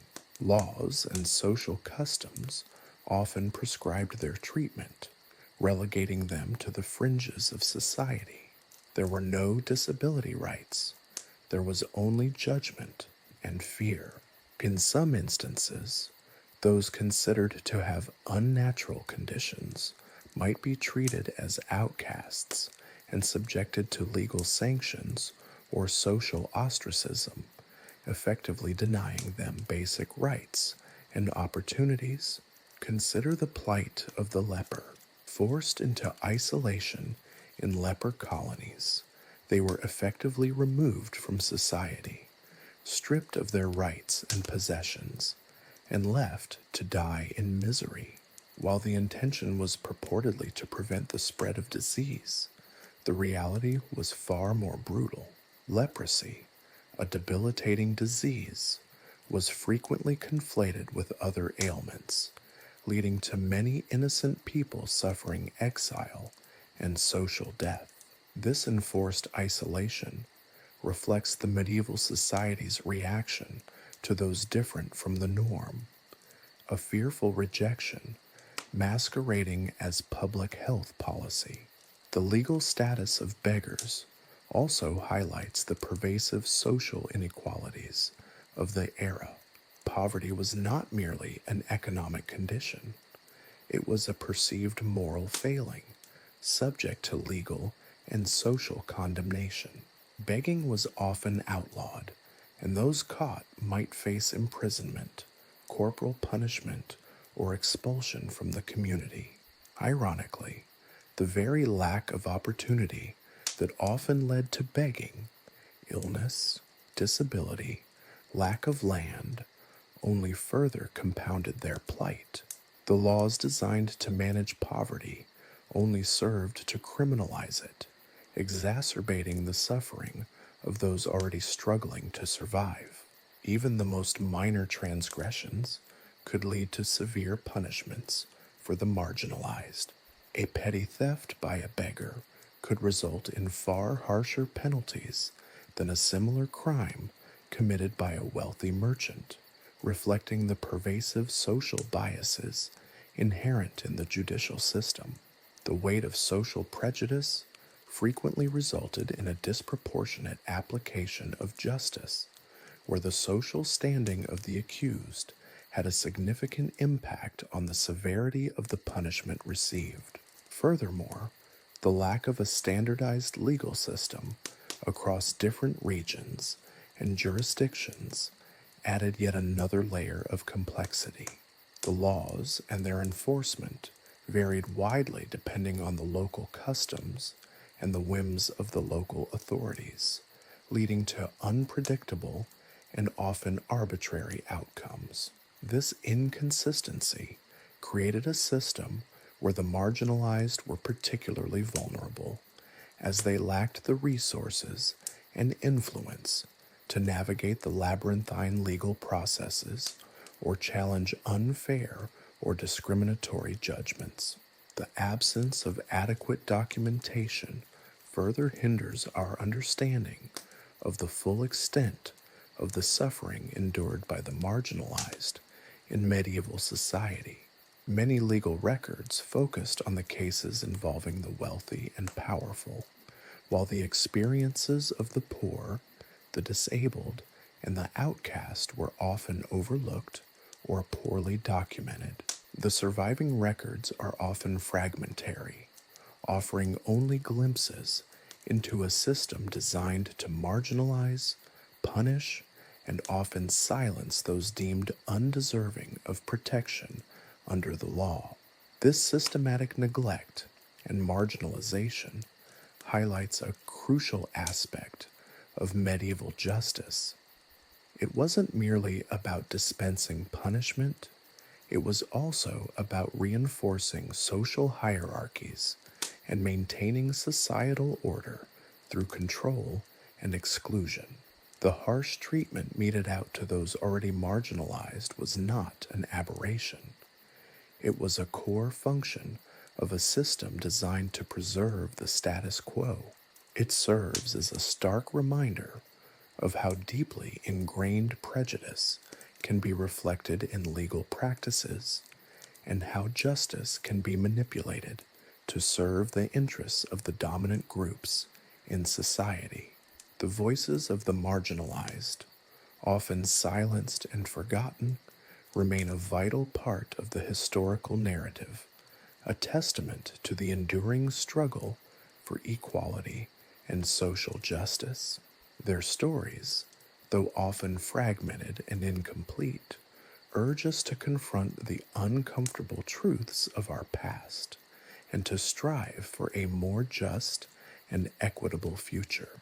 The stark contrast between the relative impunity of the nobility and the brutal treatment of the marginalized highlights the inherent injustices of the medieval system, a system that prioritized social control and the preservation of existing power structures over fairness and compassion. Their suffering, though long past, serves as a profound reminder of the ongoing need for vigilance against prejudice and inequality in all its forms. This forgotten history compels us to acknowledge the persistent struggle for justice, a struggle that continues to shape our understanding of the legal systems and societal structures of today. Chapter 5: The Evolution of Justice. The chilling picture painted in the previous section, a tapestry woven with threads of arbitrary cruelty and stark inequality, might seem to offer little hope. Yet, within the seemingly immutable structure of medieval justice, the seeds of change were sown, albeit slowly and unevenly. The evolution toward a more formalized, if still imperfect, legal system wasn't a sudden revolution, but a gradual process, a slow chipping away at the foundations of capricious judgment. This process wasn't uniform across Europe. It blossomed in some regions more readily than others, its growth nurtured by different factors, from burgeoning urban centers and the rise of universities, to evolving theological perspectives and the sheer practical need for a less chaotic system of dispute resolution. One of the earliest indications of this change was the gradual codification of customary law. For centuries, justice had largely been a matter of local custom, a patchwork quilt of traditions and precedents that varied wildly from village to village, region to region. Disputes were often resolved through local courts, where the elders or a lord held sway, their decisions guided by unwritten rules and often influenced by personal biases or the relative power of the parties involved. This system, while often effective in maintaining a semblance of order within small communities, lacked the consistency and predictability needed for a more complex and interconnected society. The rise of towns and cities played a crucial role in this shift. The concentrated populations and increased commercial activity of urban centers generated a higher volume and greater variety of legal disputes. The old, informal methods of conflict resolution proved increasingly inadequate. The need for a more structured and predictable system became undeniable. Towns began to develop their own charters, establishing local courts and codifying customary practices into written ordinances. These charters often outlined specific procedures for resolving disputes, establishing fines for various offenses, and defining the jurisdictions of different courts. While still far from the modern concept of due process, they represented a significant step towards a more formal and standardized legal system within a contained geographic area. These early town charters often included elements that foreshadowed later legal reforms. For example, some charters emphasized the importance of witness testimony and the need for some form of evidence in legal proceedings. a departure from the purely ordeal-based systems that had dominated earlier periods. Others attempted to establish procedures for appeals, acknowledging that individual judgments might be flawed or biased, and offering a mechanism for correction, a concept previously almost unheard of in many parts of Europe.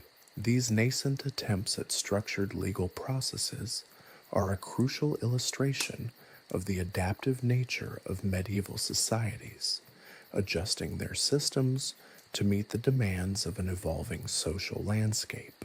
The emergence of universities also contributed significantly to the development of legal thought during this period. The study of Roman law, long dormant in Western Europe, experienced a revival fueled by the rediscovery of ancient texts and a growing interest in systematic legal principles. Scholars at universities like Bologna, Paris, and Oxford began to analyze and interpret Roman law, developing sophisticated legal theories and methodologies that profoundly influenced the evolution of medieval legal systems. This intellectual ferment challenged the existing reliance on custom and tradition, introducing concepts like codified statutes, reasoned legal arguments, and the professionalization of the legal profession. A far cry from the ad hoc and often arbitrary methods employed by local courts. However, the influence of Roman law was not universally embraced. Its sophisticated structures and abstract principles often clashed with deeply entrenched customary practices. The reception of Roman law varied considerably across different regions. In some areas, Roman law was adopted wholesale, effectively supplanting traditional legal systems. In others, it was selectively incorporated, leading to a hybrid system that blended elements of both Roman law and local custom. This resulted in a complex and uneven legal landscape where the application of law remained influenced by local context and political power dynamics. The influence of the church also played a significant and often paradoxical role in this evolving legal landscape.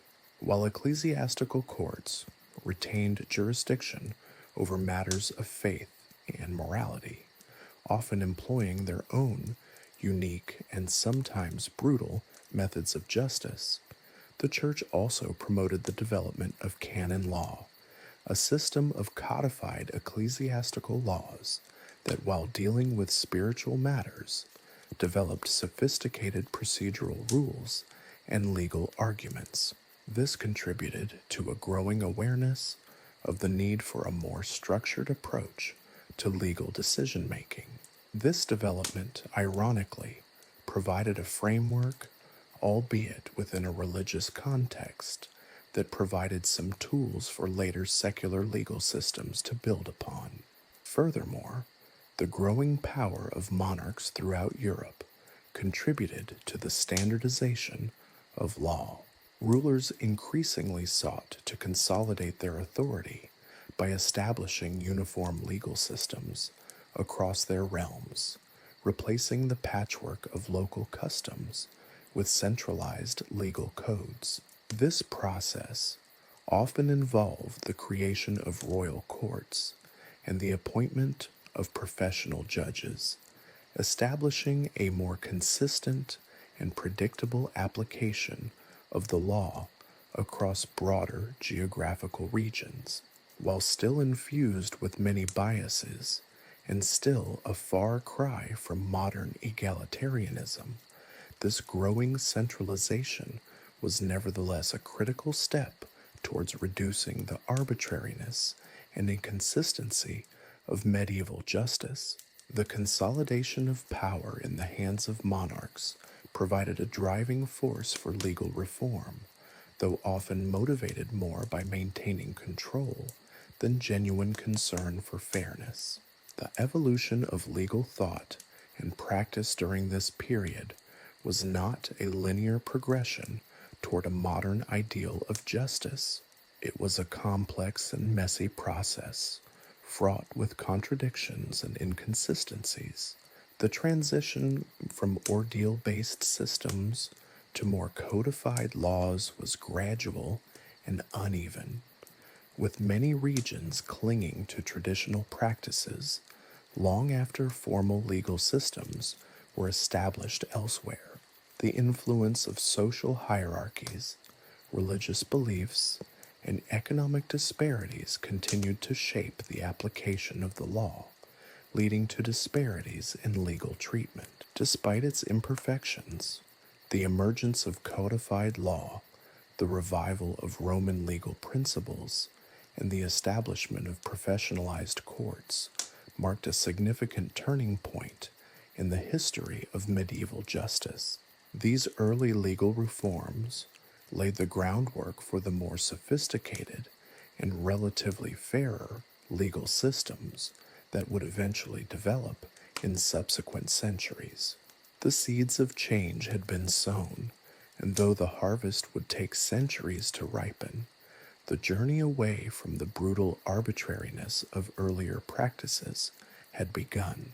The path was long and winding, often marked by setbacks and regressions, yet the direction, however hesitant, was towards a more structured, if not entirely equitable, legal order. The development of legal systems in the medieval period serves as a complex reminder that legal evolution is a slow, uneven, and often contradictory process, shaped by both progressive ideals and deeply embedded social and political forces.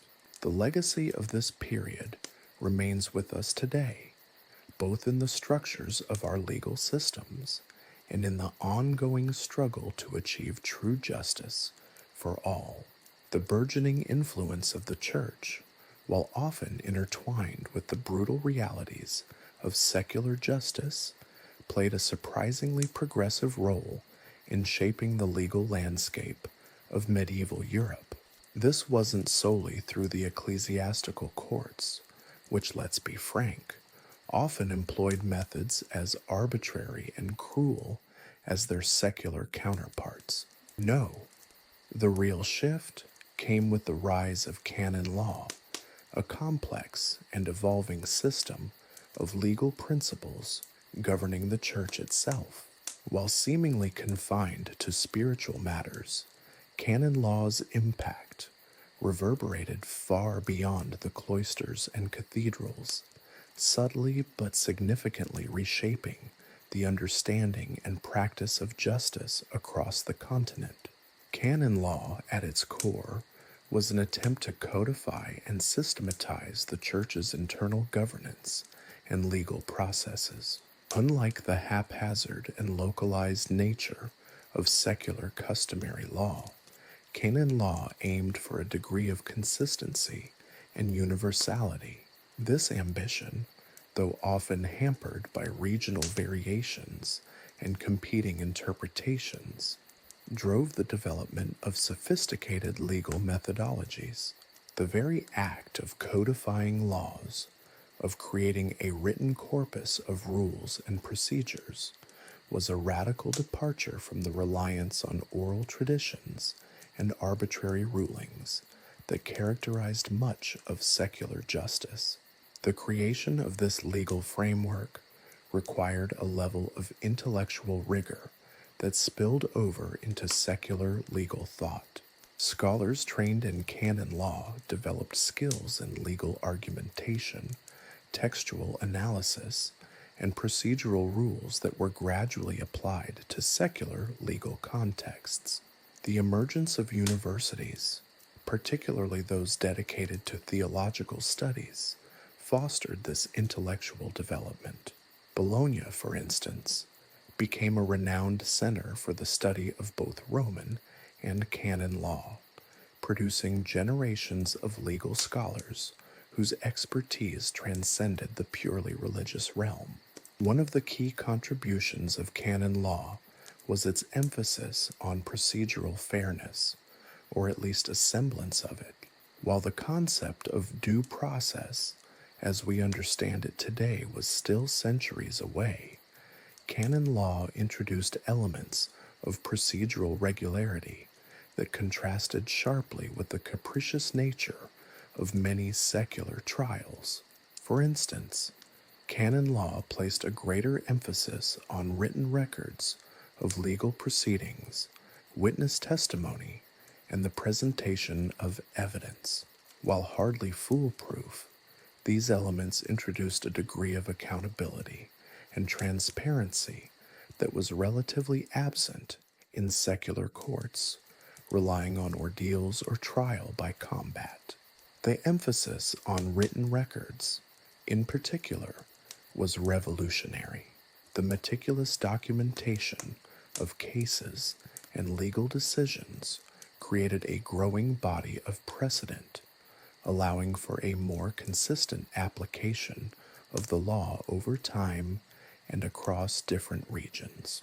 This, in turn, laid the groundwork for the development of more formal legal systems that relied on reasoned arguments and consistent application of legal principles, rather than the arbitrary pronouncements of local lords or the whims of fate.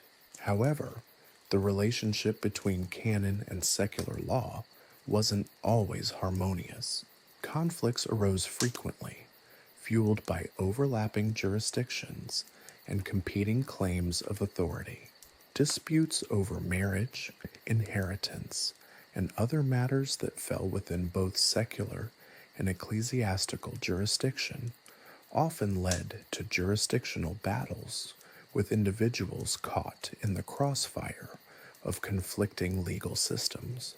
The very structure of the feudal system, with its overlapping layers of authority, further complicated these interactions.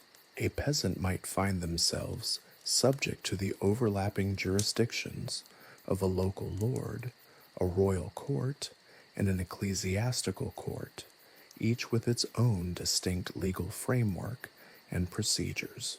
One area of particularly intense conflict was the issue of clerical immunity.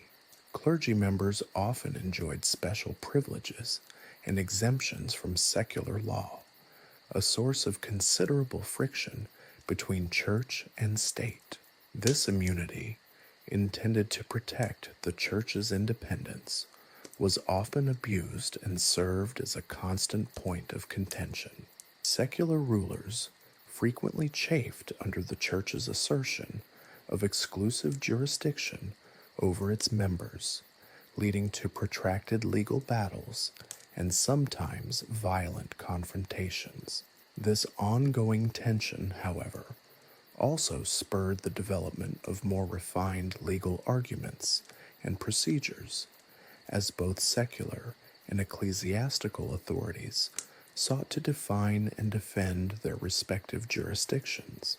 Furthermore, the influence of canon law extended beyond its formal legal framework. Its emphasis on moral principles, particularly those related to justice and fairness, had a significant impact on secular legal thinking.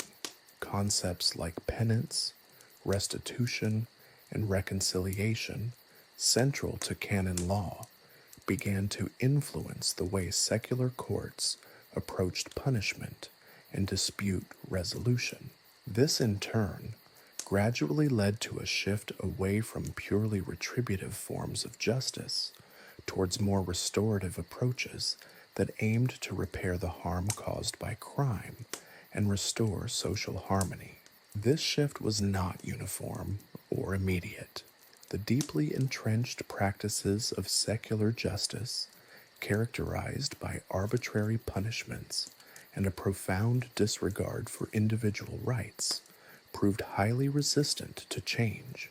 Yet, the seeds of reform were sown through the gradual adoption of canon law's procedural and conceptual innovations. The meticulous record keeping the emphasis on witness testimony, the introduction of legal argumentation, these elements, borrowed from the world of canon law, contributed to a more structured and at least potentially fairer legal system. The legacy of canon law is evident in the evolution of many modern legal systems. The concepts of due process, the importance of evidence, the reliance on precedent, and the professionalization of the legal profession all have roots in the medieval period, influenced significantly by the intellectual and practical innovations of canon law. While the medieval legal system was far from perfect, and many of its practices were truly appalling, the rise of canon law represents a significant step towards a more formalized, reasoned, and potentially just system of law. It is a testament to the unexpected and often paradoxical ways in which institutions, even those as seemingly rigid as the medieval church, can inadvertently contribute to significant social and legal progress. The seemingly arcane world of canon law therefore holds a crucial, albeit often overlooked, place in the history of the evolution of justice, the clash of secular and religious authorities, the conflicts over jurisdiction, the intellectual ferment of universities. All these contributed to the slow but steady transformation from a system based on superstition and arbitrary power to one that, despite its flaws, laid the groundwork for the modern legal systems we know today.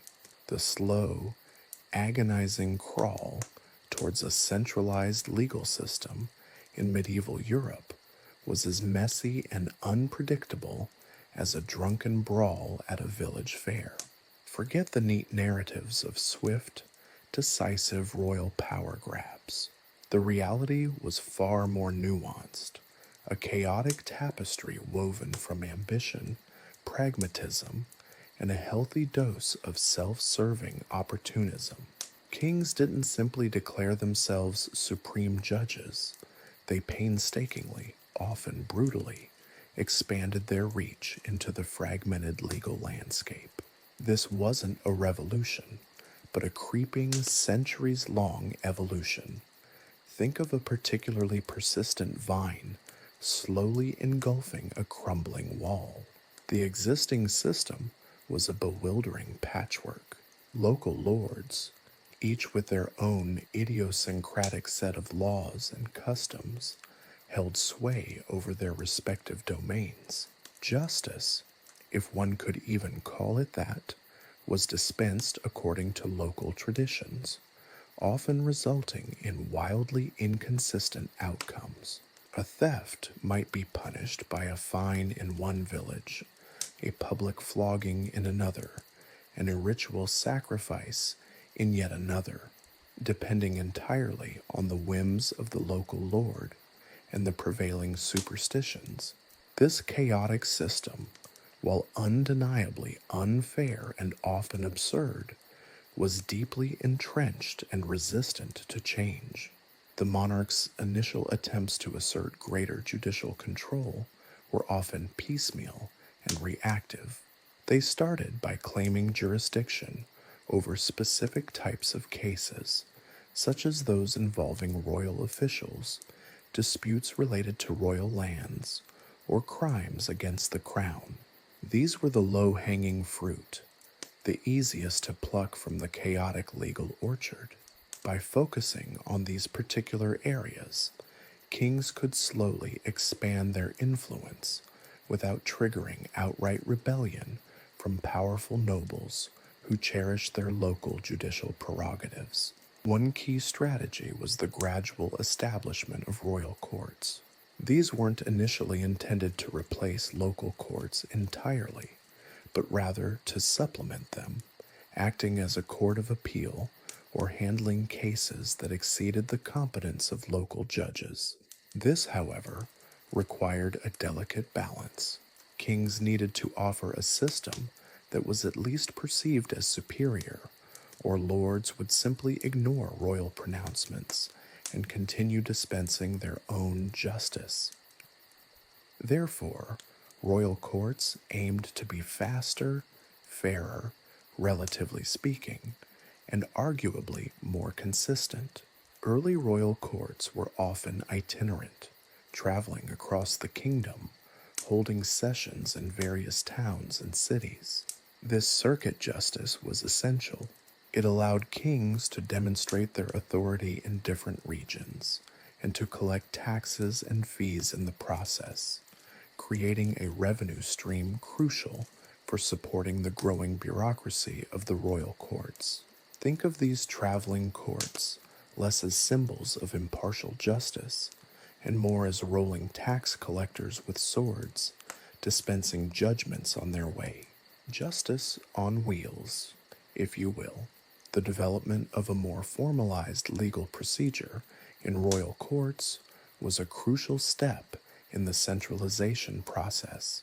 This involved standardizing legal forms, codifying existing laws, and gradually introducing elements of due process, or at least a reasonable facsimile thereof.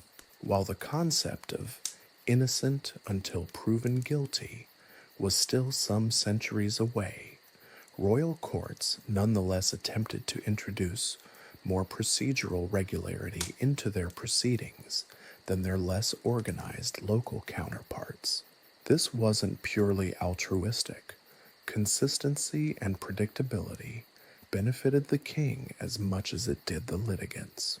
The introduction of professional judges also played a significant role. Initially, royal officials or high-ranking nobles served as judges, but gradually, a class of professional jurists emerged, individuals trained in law who could provide more consistent and technically proficient judgments. These judges, while not entirely immune to corruption or personal biases, nonetheless represented a move towards greater expertise and professionalism in the administration of justice. This was a very slow process, though. Many early judges were appointed for loyalty, not necessarily their legal knowledge. Another major factor in the growth of royal courts was the expansion of royal jurisdiction. Kings gradually assumed more and more responsibility for resolving disputes, effectively encroaching on the traditional judicial powers of local lords. They achieved this through various means, including issuing royal charters, enacting new laws, and cleverly exploiting legal loopholes. Often, this process involved skillfully crafting legal arguments to justify their interventions, citing royal prerogatives or broader notions of public interest.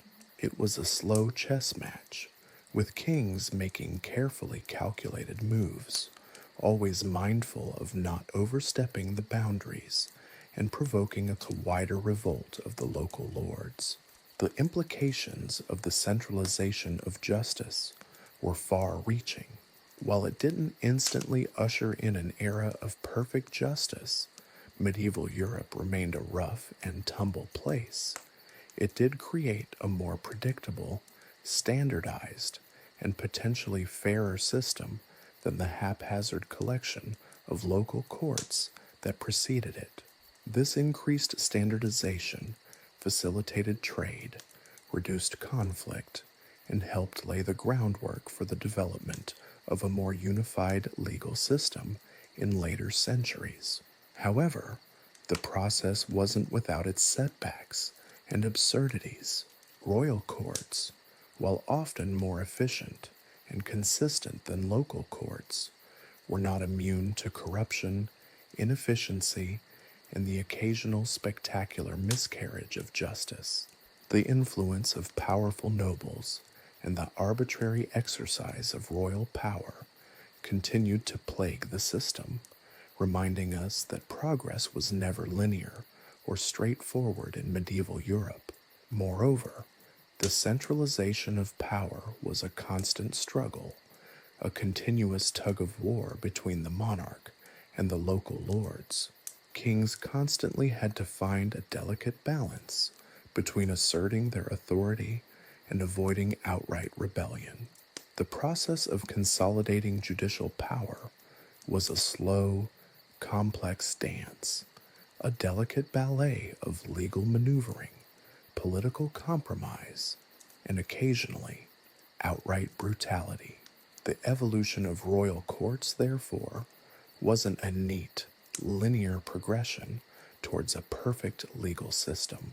Instead, it was a messy, often contradictory process marked by both progress and setbacks, efficiency and inefficiency, justice and injustice. It's a testament to the enduring human capacity for both innovation and stubborn adherence to tradition, a blend of enlightened progress and persistent anachronisms that characterized medieval life in so many ways. The rise of royal courts was, in the end, a long, slow, and often comical climb towards a future that was only marginally more just than the past. And in that, perhaps, lies its enduring fascination.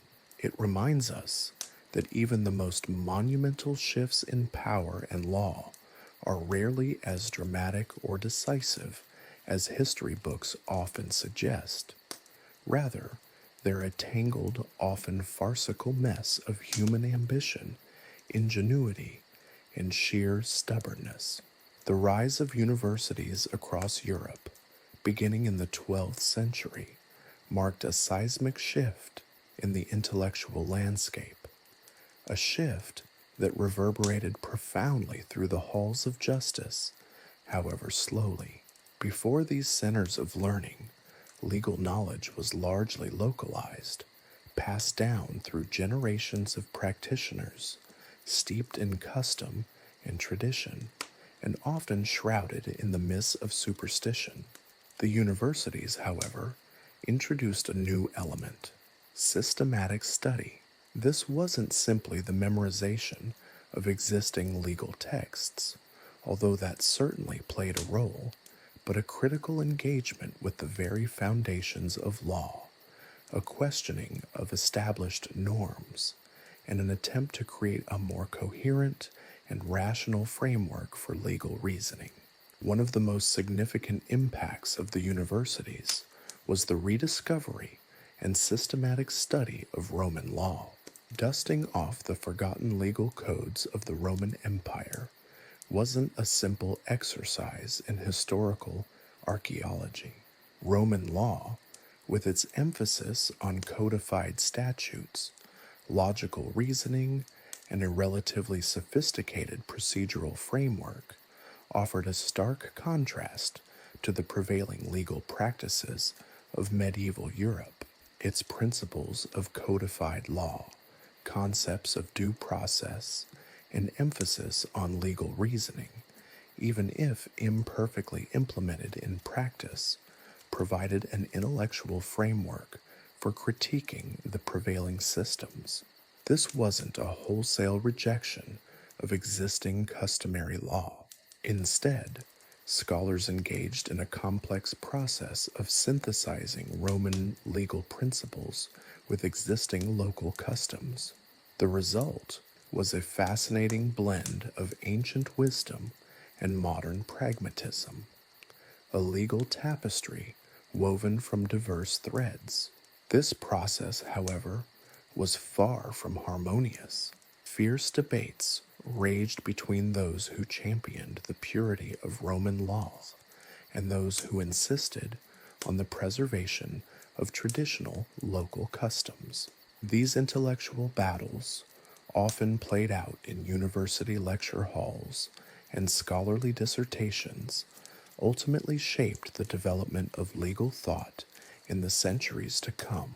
Imagine the scene: a hushed lecture hall, candlelight flickering on the parchment pages of Justinian's code. A professor, His voice, echoing through the vaulted ceiling, passionately argues for the superiority of Roman legal concepts, his points challenged by a student who eloquently defends the time-honored traditions of his native province. The air crackles with intellectual energy, the clash of ideas forming the bedrock of future legal reforms. The universities also fostered a new breed of legal professionals, scholars trained in the systematic study of law. These weren't simply judges or practitioners versed in local customs. They were individuals who possessed a deep understanding of legal principles, capable of applying sophisticated legal reasoning to complex cases. These scholars often held influential positions in royal courts or served as legal advisors to powerful nobles, introducing a higher level of intellectual rigor into the administration of justice. However, the influence of the universities wasn't without its limitations. The accessibility of higher education was restricted by its high cost. It remained largely the preserve of the wealthy and privileged, creating a system where those with means enjoyed the benefit of improved legal representation, while the poor remained vulnerable to the vagaries of a system that continued to hold many customary injustices. It's also important to note that the intellectual ferment within universities didn't automatically translate into immediate and widespread legal reforms. The implementation of new legal principles faced resistance from entrenched interests and often proceeded at a glacial pace. The shift towards a more rational and systematic legal approach was also hampered by the persistent power of local lords and their deeply ingrained traditions. Despite the intellectual breakthroughs of the universities, local customs and superstitions continued to exert a considerable influence on the administration of justice. The ordeal by fire, trial by combat, and other bizarre medieval forms of determining guilt continued to be practiced alongside more sophisticated legal proceedings, highlighting the continued friction between the new rational legal frameworks and the realities of medieval social structures. The impact of the universities extended beyond the realm of high legal theory. The development of legal scholarship also had a significant impact on legal education. Universities established specialized schools of law, which offered systematic training in legal principles and procedures.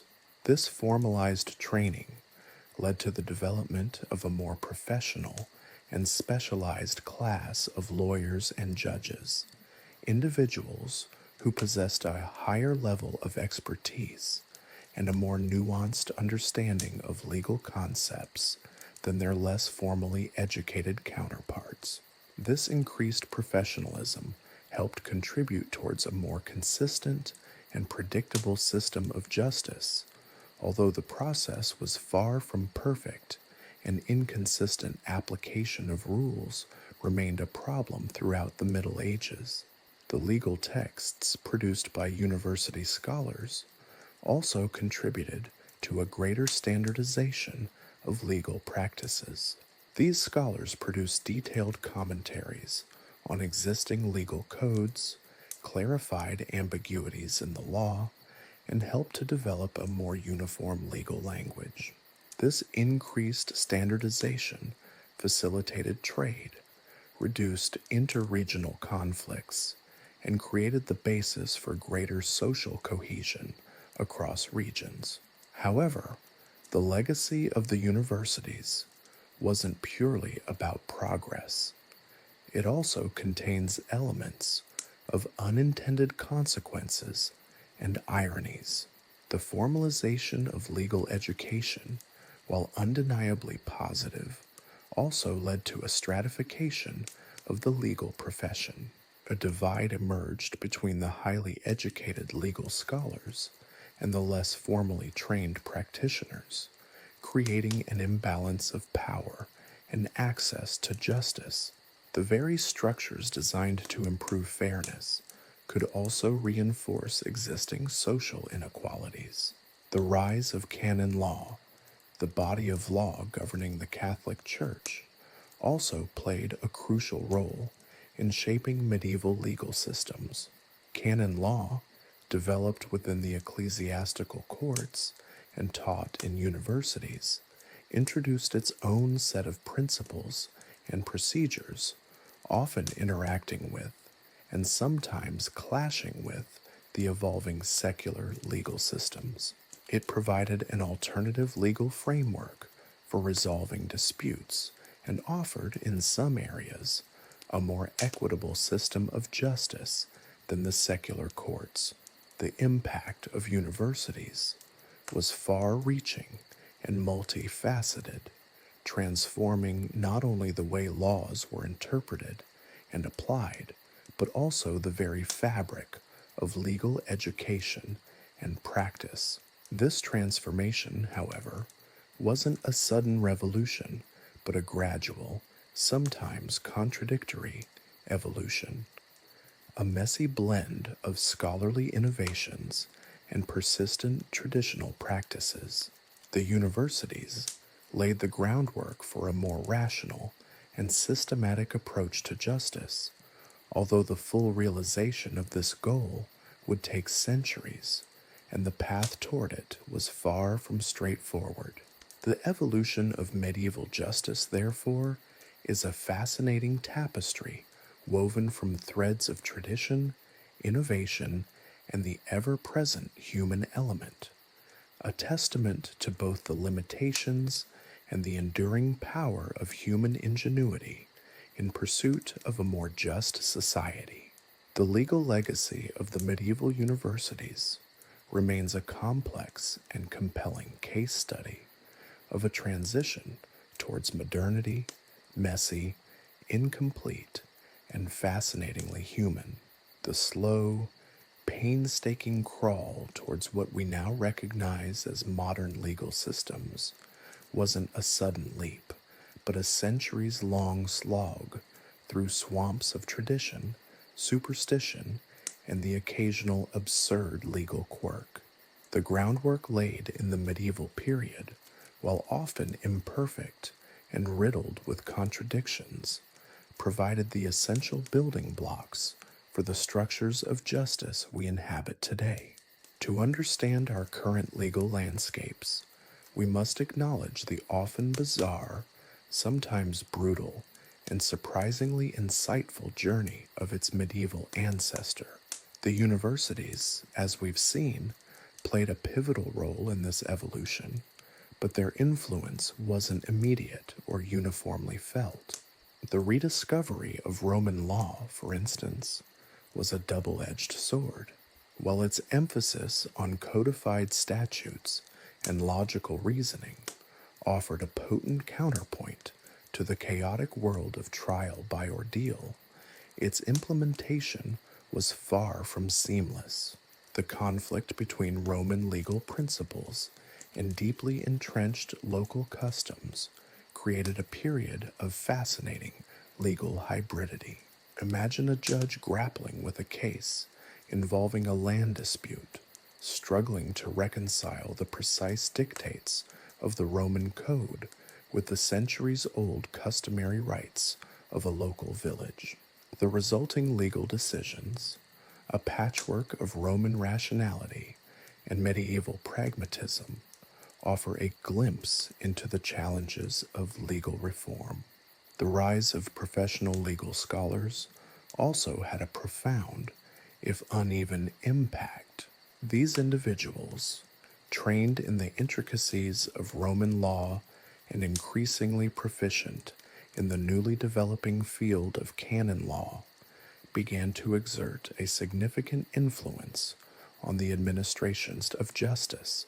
They served as advisors to kings and nobles, drafted legal documents, and increasingly took on roles in the courts. This professionalization of the legal field while advancing the cause of more rational and systematic justice, also introduced its own set of complexities and inequalities. Access to these highly trained legal minds was naturally dictated by wealth and social standing, solidifying existing power structures and potentially perpetuating injustice against the less fortunate. The medieval legal system, even in its evolution, remained acutely aware of class divisions, albeit sometimes unintentionally. The development of legal procedures was another crucial aspect of this transition. The gradual shift from reliance on the whims of fate, ordeals, combat, and divine intervention towards more formalized processes of evidence gathering and legal argumentation was a long and arduous one. This evolution, however, is where we begin to see the roots of modern procedural fairness. While medieval courts still operated under significant limitations, the growth of formalized procedures marked a slow but significant step away from arbitrary justice. The meticulous recording of testimonies, the establishment of rules of evidence, however rudimentary, and the attempt to structure legal arguments all point towards the development of a system that, however imperfect, increasingly aimed for some semblance of objectivity. The influence of canon law should not be understated. The Church's legal system, distinct yet interwoven with secular law, offered an alternative framework for resolving disputes, particularly those related to marriage, inheritance, and ecclesiastical matters. Canon law, with its emphasis on moral principles and its own complex set of procedures, often provided a more humane and equitable alternative to the harsh realities of secular justice. However, its very existence also highlighted the fragmentation of the medieval legal system, a reminder that even in the slow march towards modernity, inconsistencies and jurisdictional clashes were common features. The dissemination of legal knowledge also played a key role in shaping modern systems. The development of universities, alongside the proliferation of legal texts and commentaries, led to a greater standardization of legal language and practices. While local customs still held sway in many areas, the growth of shared legal principles and concepts facilitated trade, reduced regional conflicts, and contributed to a broader sense of legal unity across Europe. The very act of codifying and standardizing legal concepts was a crucial step towards the creation of more predictable and consistent legal systems. Yet, the legacy of medieval legal systems is not solely one of progress. The inherent biases and inequalities within medieval society were reflected and even reinforced by the legal system. The poor and marginalized remained vulnerable to corruption, arbitrary judgments, and limited access to legal representation. Even as procedures improved, biases persisted, highlighting the challenge of creating a truly just system even in the face of legal advancement. The evolution from trial by combat to the adversarial court system we know today is a testament to this gradual but profound transformation. The emphasis on evidence, legal representation, and structured arguments emerged not in a vacuum, but out of the ashes of the archaic and often brutal practices of the medieval period. The shift was not sudden, nor was it always consistent, yet the connection remains clear. Our modern legal frameworks, with their ideals of due process and equality before the law, represent a culmination of centuries of striving towards a more rational and just system of resolving conflicts. Finally, it's crucial to remember that the medieval period is not a monolithic entity. It encompassed vast geographical areas, diverse cultures, and fluctuating political landscapes. Legal practices varied widely depending on local customs, political power structures, and the influence of religious institutions. The progress towards more sophisticated legal systems was not uniform or evenly paced. Some regions advanced more rapidly than others, leading to a complex and often uneven legal landscape across medieval Europe. In conclusion, the transition from the bizarre and often cruel justice system of the medieval era to the relatively sophisticated legal structures of modernity was not a clean break, but a slow, organic evolution. The foundations of modern legal systems, the emphasis on codified laws, standardized procedures, legal representation, and the concepts of due process and fairness all have their roots in the messy, inconsistent, and sometimes absurd legal world of the Middle Ages. The legacy of this period serves as a vital reminder of how far we've come, and equally importantly, the ongoing challenges in striving for true justice. The medieval journey towards a more rational system, replete with its imperfections and paradoxes, offers valuable insights into the ever-evolving nature of law and the enduring human pursuit of a more equitable society. The path, as history shows, is rarely straightforward, and the progress, however significant, is always a work in progress. Chapter 6: A Legacy of Injustice. Having traversed the labyrinthine corridors of medieval justice, witnessed its absurdities, and marveled at its occasional flashes of surprisingly progressive thinking, we now stand at a crossroads. The question isn't merely, how far have we come, but what lessons, both cautionary and instructive, do the peculiarities of medieval law offer us today? The answer, as with most historical inquiries, is complex and nuanced, far removed from a simple narrative of progress. One of the most striking lessons from the medieval period is the inherent fragility of justice systems.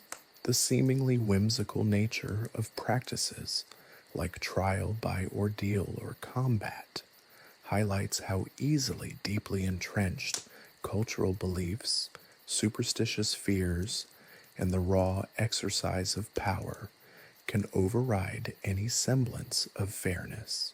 While we might scoff at the notion of determining guilt by observing whether someone survives a walk across burning coals, we must remain vigilant against modern-day equivalents.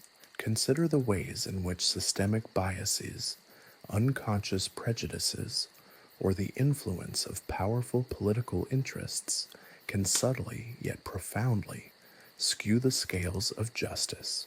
The medieval reliance on supernatural intervention should serve as a potent reminder that the pursuit of justice is an ongoing struggle, not a destination.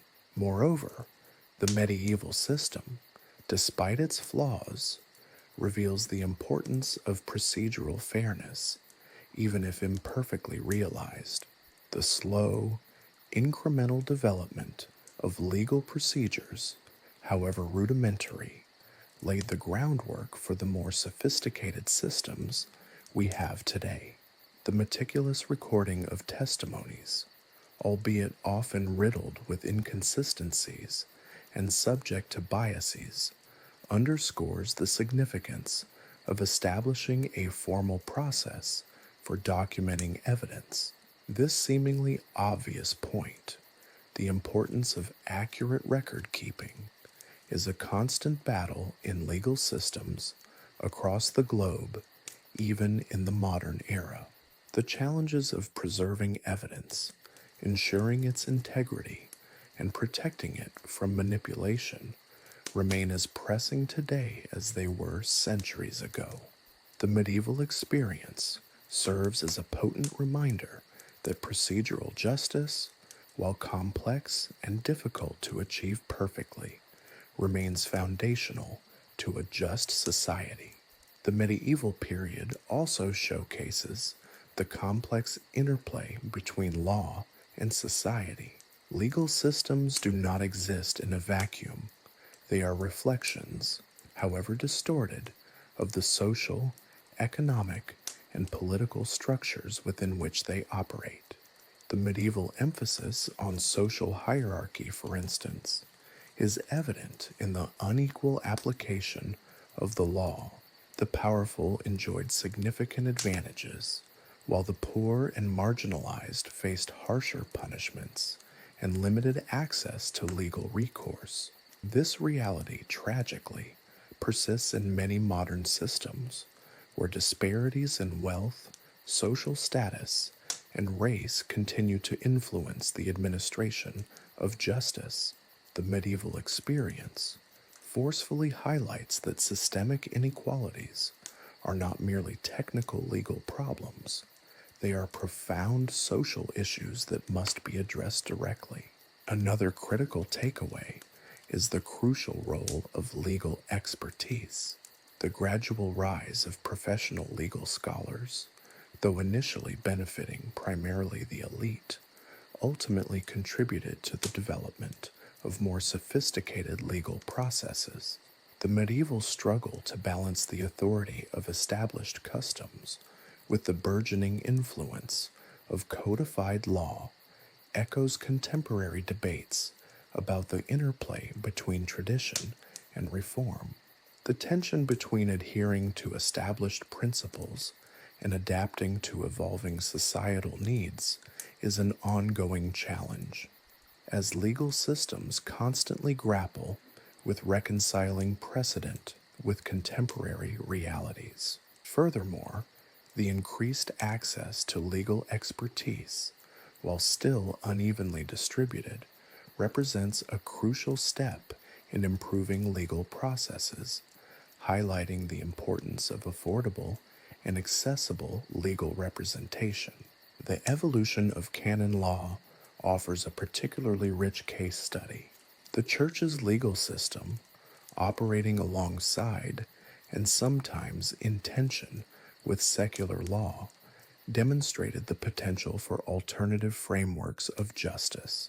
Canon law's emphasis on moral principles and its often more humane approach to certain disputes highlights the multifaceted nature of justice and the need for diverse approaches. The interaction of secular and religious legal systems in the medieval period underscores the necessity of acknowledging multiple perspectives and incorporating diverse values into modern legal structures. The medieval experience serves as a reminder that justice is not a monolithic concept and requires a sophisticated understanding of the intersection of law, morality, and society. Finally, the persistent problem of inconsistent application of laws, even within the same geographic area, underscores the vital need for greater legal clarity and uniformity. Medieval law was often characterized by local variations, contradictory interpretations, and jurisdictional clashes. This uneven application of justice served to highlight the potential for arbitrary judgments and reinforced existing inequalities. While standardization in modern legal systems has lessened such extremes, the lesson persists. Clarity, consistency, and accessibility are not luxuries, but essential pillars of a functional and equitable legal system. In conclusion, the medieval period, with its myriad legal oddities and cruelties, offers a potent and often unsettling mirror to our own legal systems. By studying its successes and failures, its absurdities and flashes of insight, we gain a deeper understanding of the complexities and ongoing challenges of creating a truly just society. The study of medieval law is not merely an academic exercise, it is a practical guide for navigating the persistent struggles in the pursuit of justice. It reminds us that the quest for a more perfect system is a constant evolving process, one in which vigilance, critical self reflection, and a commitment to ongoing reform are not optional but essential. The legacy of medieval justice is not simply a historical curiosity, it is a living testament to the enduring human struggle for justice, reminding us of how far we've come and how far we still have to go. The echoes of medieval superstition, while seemingly relegated to dusty history books, resonate surprisingly strongly in the modern world. We may scoff at the idea of judging guilt by the ability to walk on hot coals, but consider the subtle, insidious ways irrational beliefs as still shape our judgments and decisions.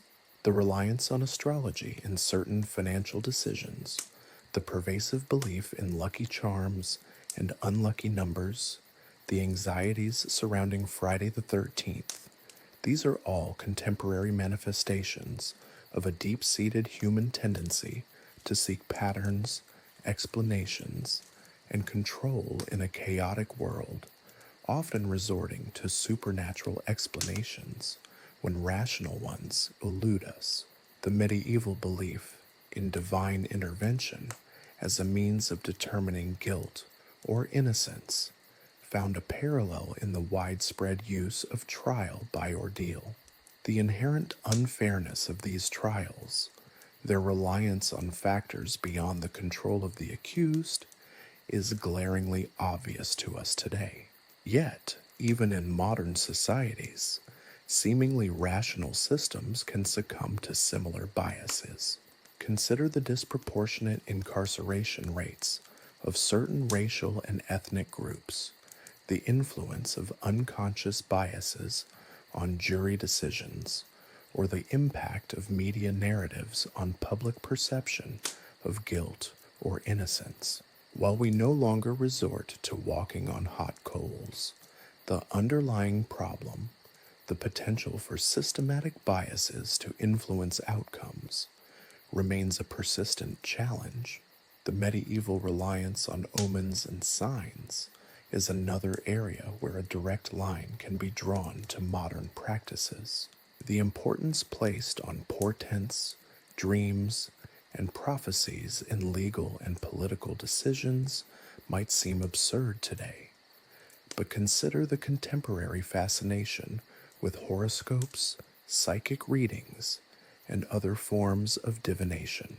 These practices, while often presented as entertainment, tap into the same human need to decipher the future and gain a sense of control over unpredictable events. The medieval preoccupation with signs and omens, even in ostensibly rational legal proceedings, highlights the enduring human propensity to find meaning in seemingly unrelated events, often overlooking more logical explanations. The medieval concept of demonic possession, often used to explain criminal behavior, finds echoes in contemporary discussions about mental illness. While we now have a more nuanced understanding of mental health, there's still a tendency to attribute aberrant behavior to a lack of moral character or spiritual deficiency, rather than acknowledging the complex biological and environmental factors that contribute to mental illness. The medieval response to mental illness often involved exorcism or brutal confinement, while modern responses are far more humane and sophisticated. However, the lingering stigma associated with mental illness remains a testament to how deeply ingrained societal biases can be, reflecting the medieval fear of the inexplicable and a preference for simplistic, moralistic explanations over complex understandings. Furthermore, the persistence of conspiracy theories in modern society mirrors the medieval tendency to attribute misfortune to hidden agents and nefarious plots. The medieval world was rife with accusations of witchcraft, heresy, and treason, fueled by suspicion and a lack of reliable information. Today, we see similar patterns in the spread of disinformation, the proliferation of conspiracy theories, and the distrust of established institutions. The internet, with its capacity for rapid dissemination of information and its inherent lack of gatekeeping, exacerbates this tendency. The medieval penchant for scapegoating and the creation of narratives that explain away complex issues through simplistic villainization mirrors modern-day social media echo chambers where misinformation and conspiracy theories are easily amplified and reinforced. The widespread acceptance of miracle cures and alternative medicine also demonstrates the enduring power of superstition. The medieval belief in the healing power of relics and saints found an analog in the modern proliferation of unproven remedies and treatments. While modern medicine has made immense strides, the appeal of miracle cures remains strong, often fueled by desperation, misinformation, and a desire to bypass the sometimes slow and frustrating processes of conventional medical care. This highlights a continuous thread of human psychology, the hope for immediate and dramatic solutions to complex problems, even in the face of overwhelming evidence to the contrary. The medieval world, with its abundance of faith healers and miracle-working saints, provided a solace and hope that finds its parallel in modern beliefs. The belief in curses and jinxes, another staple of medieval life, also persists in various forms today. While we may not believe in witches casting spells, the fear of being targeted by misfortune, the anxieties surrounding bad luck, and the concept of a vengeful fate all share common roots with the medieval worldview.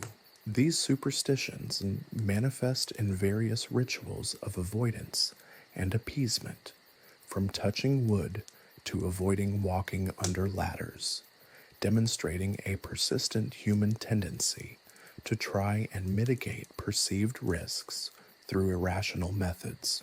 The medieval fear of the unknown and the impulse to seek protection through ritualistic practices continues to influence human behavior, underscoring the deep-seated nature of these beliefs. Perhaps the most striking parallel between medieval superstition and modern belief systems lies in the resistance to rational evidence. The medieval legal system often ignored or dismissed evidence that contradicted established beliefs or served the interests of the powerful.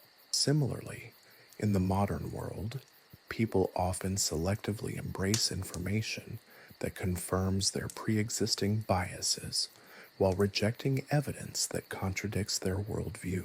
This phenomenon, known as confirmation bias, undermines rational discourse and fuels the persistence of irrational beliefs. This resistance to facts underscores the potent interplay between belief systems and human psychology, demonstrating how beliefs shape our perceptions and understanding of the world around us.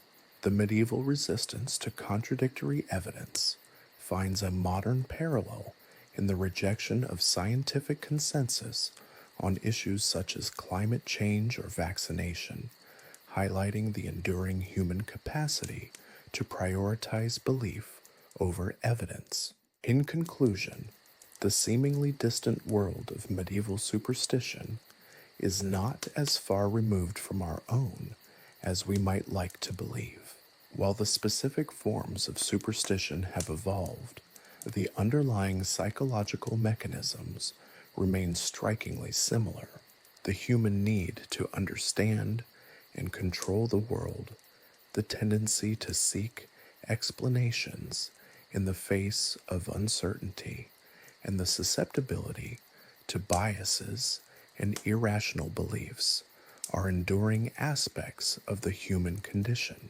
Understanding the persistence of superstition, both in the past and the present, offers valuable insights into human psychology and reminds us that the pursuit of rationality and justice is an ongoing and perhaps never-ending struggle. The legacy of medieval superstition isn't simply a quaint historical curiosity. It's a reflection of the enduring human struggle to navigate a complex and often unpredictable world. It serves as a potent reminder that while our legal systems have undoubtedly advanced, the human capacity for irrationality and the potential for superstition to influence our judgments remain potent forces to be reckoned with.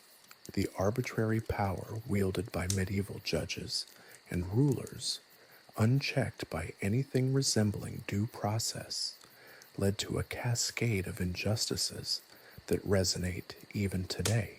While we may not face trial by ordeal, the specter of unchecked authority remains a persistent threat.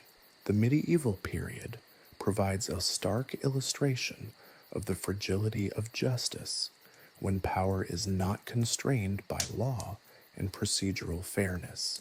A lord's whim, a priest's interpretation of a divine sign, or the outcome of a brutal trial by combat. These were often the deciding factors in matters of life and death, property and reputation. There was little recourse for the accused, and then even less for the powerless. Consider the case of a peasant accused of theft. In a modern court, he would have a right to legal representation, to confront his accusers, and to present evidence in his defense. In the medieval world, his fate likely rested on the say-so of a local lord, possibly influenced by personal grudges or the need to make an example of someone. His trial might involve a dubious ordeal, walking on hot coals, plunging a hand into boiling water, with the outcome predetermined. If he survived, it wasn't necessarily a sign of innocence. It could be attributed to divine favor, or perhaps more cynically, to his superior constitution. If he failed, the judgment was swift and final, irrespective of actual guilt or innocence. There was no appeal, no higher court to intervene. His fate was sealed by the arbitrary power of a single individual. This arbitrary exercise of power wasn't confined to criminal cases. Land disputes, inheritance battles, and even minor disagreements could be resolved through methods that bear little resemblance to modern legal processes. Powerful individuals frequently bent the rules, or rather the lack thereof, to their advantage. A wealthy merchant could bribe a judge or a local official to secure a favorable ruling, while a poor farmer would be left utterly defenseless.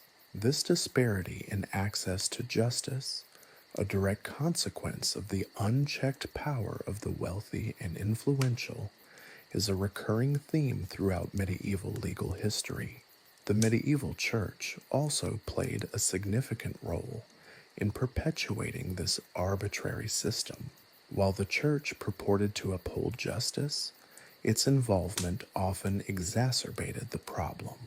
Ecclesiastical courts, with their own set of procedures and laws, sometimes operated in parallel to secular courts, leading to confusion and conflicting judgments. Moreover, accusations of heresy, often fueled by personal vendettas or political maneuvering, could result in brutal persecution and execution, with little or no semblance of a fair trial.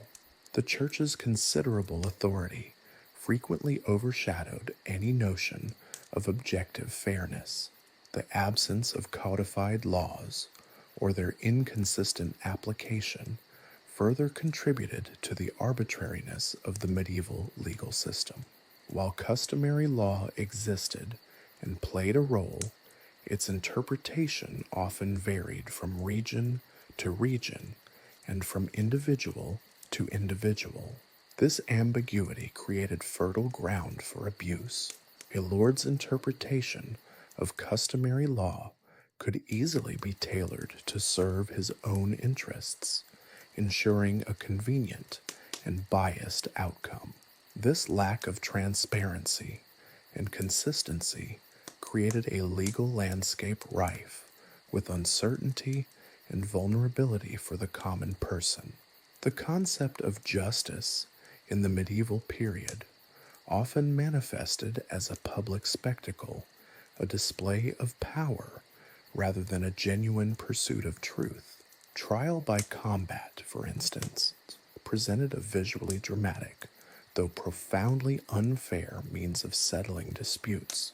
The outcome depended not on the merits of the case, but on the physical prowess of the combatants. A weaker individual, regardless of his innocence, had virtually no chance of success. This barbaric practice highlights the dominance of brute force over reasoned judgment in the medieval judicial system. The emphasis on the spectacle rather than the substance of the legal process cemented the arbitrary nature of medieval justice. The consequences of this arbitrary power extended far beyond individual cases. The lack of a consistent, fair legal system hampered economic development and social stability. Uncertainty about property rights, contract enforcement, and personal safety discouraged investment, trade, and innovation. The constant threat of unjust seizure of property or arbitrary punishment created a climate of fear and distrust, inhibiting social cooperation and progress. The legacy of this arbitrary power is not merely a historical curiosity. It offers valuable lessons for contemporary society. While our modern legal systems strive for fairness and equality, the potential for abuse of power remains a constant concern. The rise of authoritarian regimes, the erosion of checks and balances, and the unchecked power of corporations are modern parallels to the abuses of medieval justice. The absence of strong, independent judiciaries, the erosion of due process, and the prevalence of bias within legal systems all point to a continuing need for vigilance against arbitrary power. The history of medieval justice serves as a cautionary tale, a reminder that the protection of individual rights and the pursuit of justice require constant effort and vigilance. The stories of those who suffered under the arbitrary power of medieval rulers and judges are not merely tales from a distant past. They serve as powerful reminders of the importance of robust legal systems, checks and balances, and the rule of law.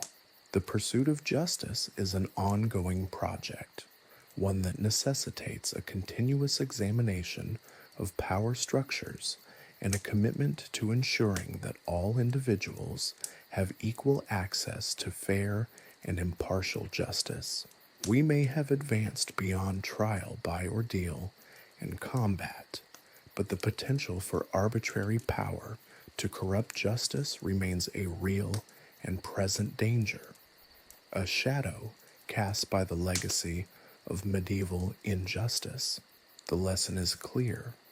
Vigilance against the unchecked power of the few is not a luxury, but a necessity to maintain a just society.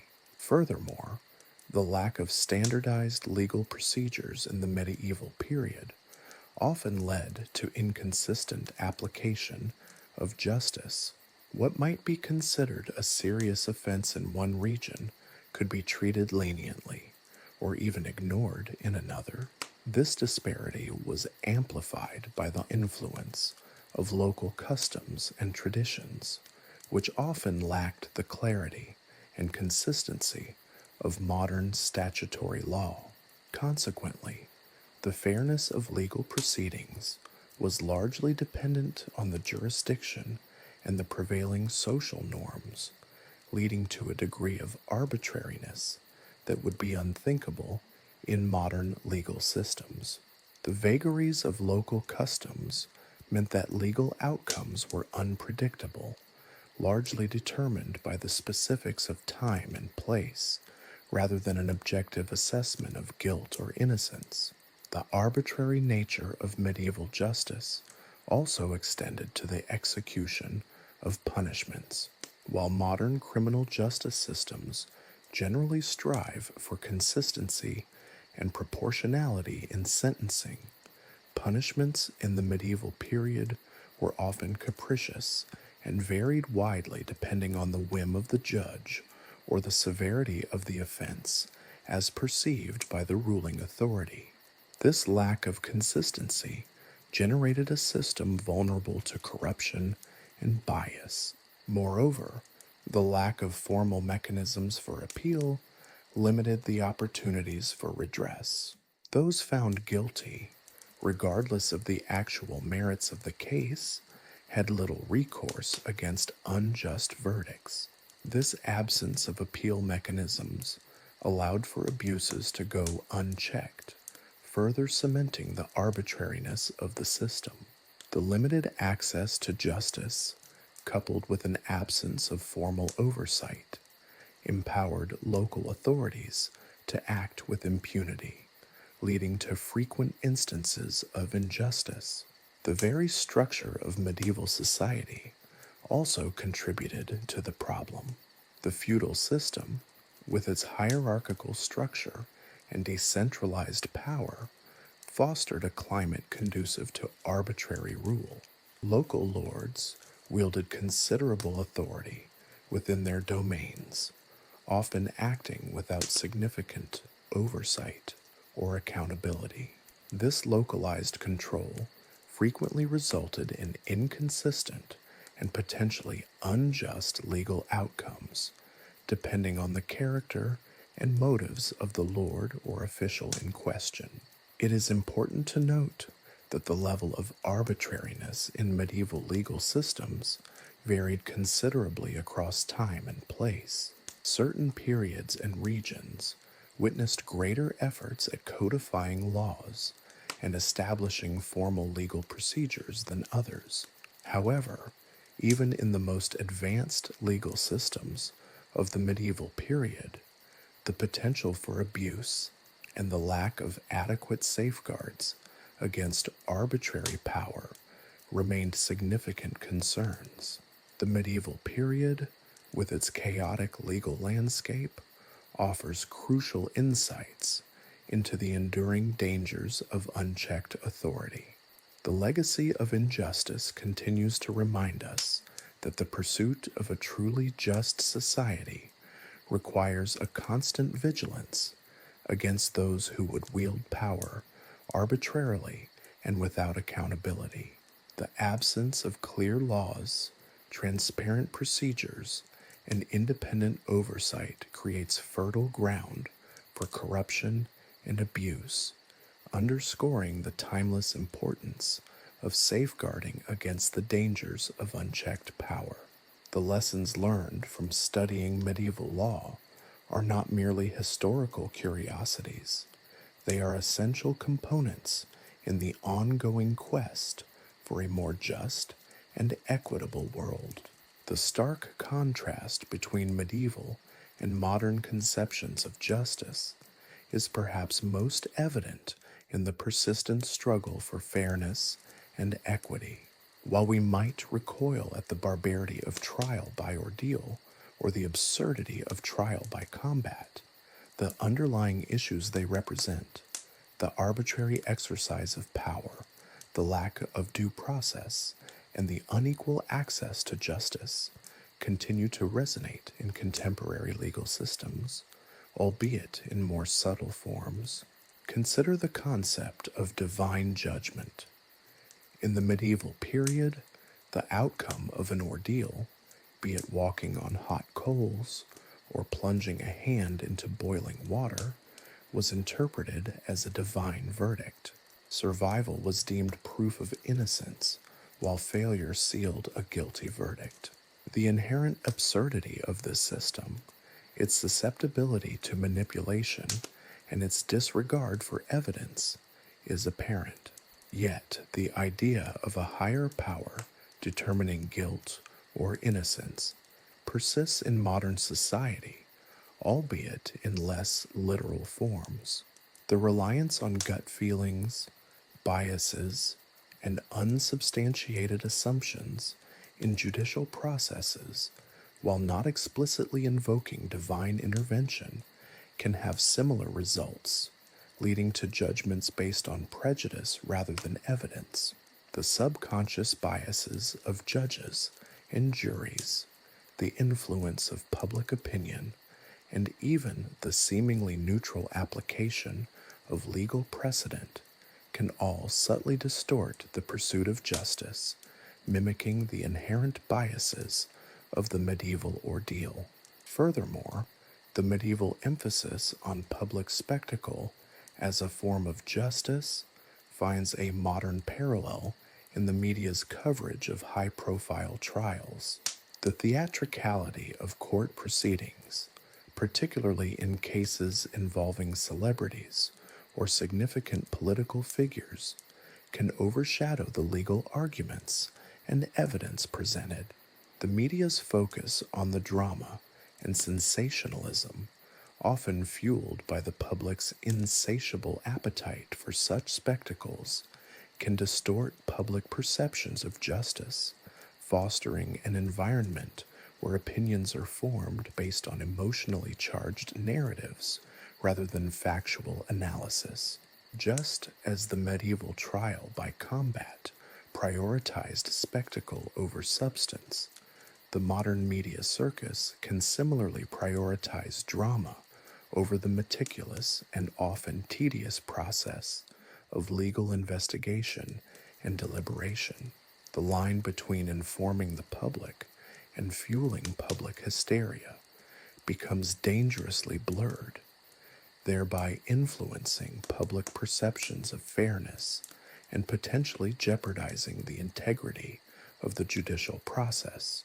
Medieval systems lacked the safeguards that characterize modern legal systems, safeguards designed to mitigate arbitrary power and ensure fairness.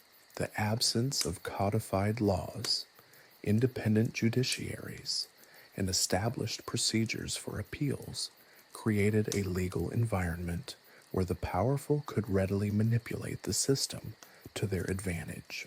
While we have made significant strides toward a more just and equitable system, the historical record serves as a cautionary reminder that these safeguards are not immutable. The erosion of judicial independence, the influence of political pressure on legal decisions, and the potential for bias in the application of the law all highlight the ongoing struggle to maintain a truly just legal framework. The struggle for equal access to justice, a persistent challenge throughout history, also deserves further analysis. In the medieval period, access to justice was significantly determined by social status and wealth. The wealthy could afford better legal representation, bribe officials, and manipulate the system to their advantage, while the poor and powerless were often left at the mercy of arbitrary rulings. This disparity persists in modern societies, although the forms it takes have evolved. Differing levels of access to competent legal representation, the financial burden of legal proceedings, and implicit bias within the legal system all contribute to unequal access to justice, disadvantaging vulnerable populations. The evolution of legal systems from the medieval period to the present day is a complex and ongoing process.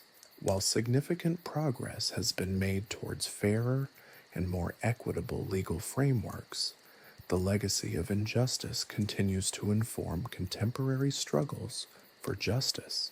The medieval system, with its arbitrary application of laws, lack of due process, and reliance on spectacle, underscores the importance of continually striving towards a legal system that values fairness, equity, and accountability.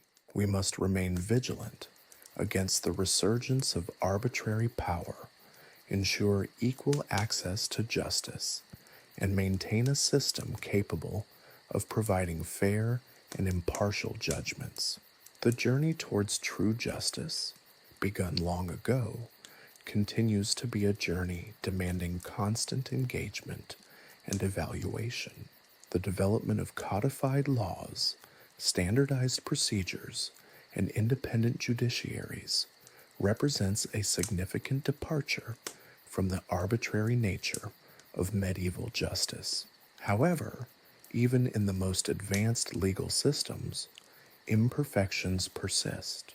The complexities of modern legal processes, the potential for bias within the judiciary, and the ever-present influence of political and social pressures create a continuing need for reform and vigilance. The concept of restorative justice, a focus on healing and reconciliation rather than solely punishment, offers a modern perspective that contrasts sharply with the primarily punitive nature of medieval justice. Modern approaches that emphasize mediation, rehabilitation, and community involvement reflect a broader understanding of justice that moves beyond the simple application of retribution. The ongoing struggle for justice involves continuous adaptation and reform. The lessons of the medieval past serve not only to highlight the progress that has been made, but also to remind us of the ongoing need for vigilance against the potential for abuse, bias, and the arbitrary exercise of power. The pursuit of justice remains an enduring human endeavor, requiring constant reassessment, adaptation, and a commitment to ensuring that all members of society have equal access to fair and impartial justice. The path towards a truly just society, however, is not a destination, but a journey of constant striving.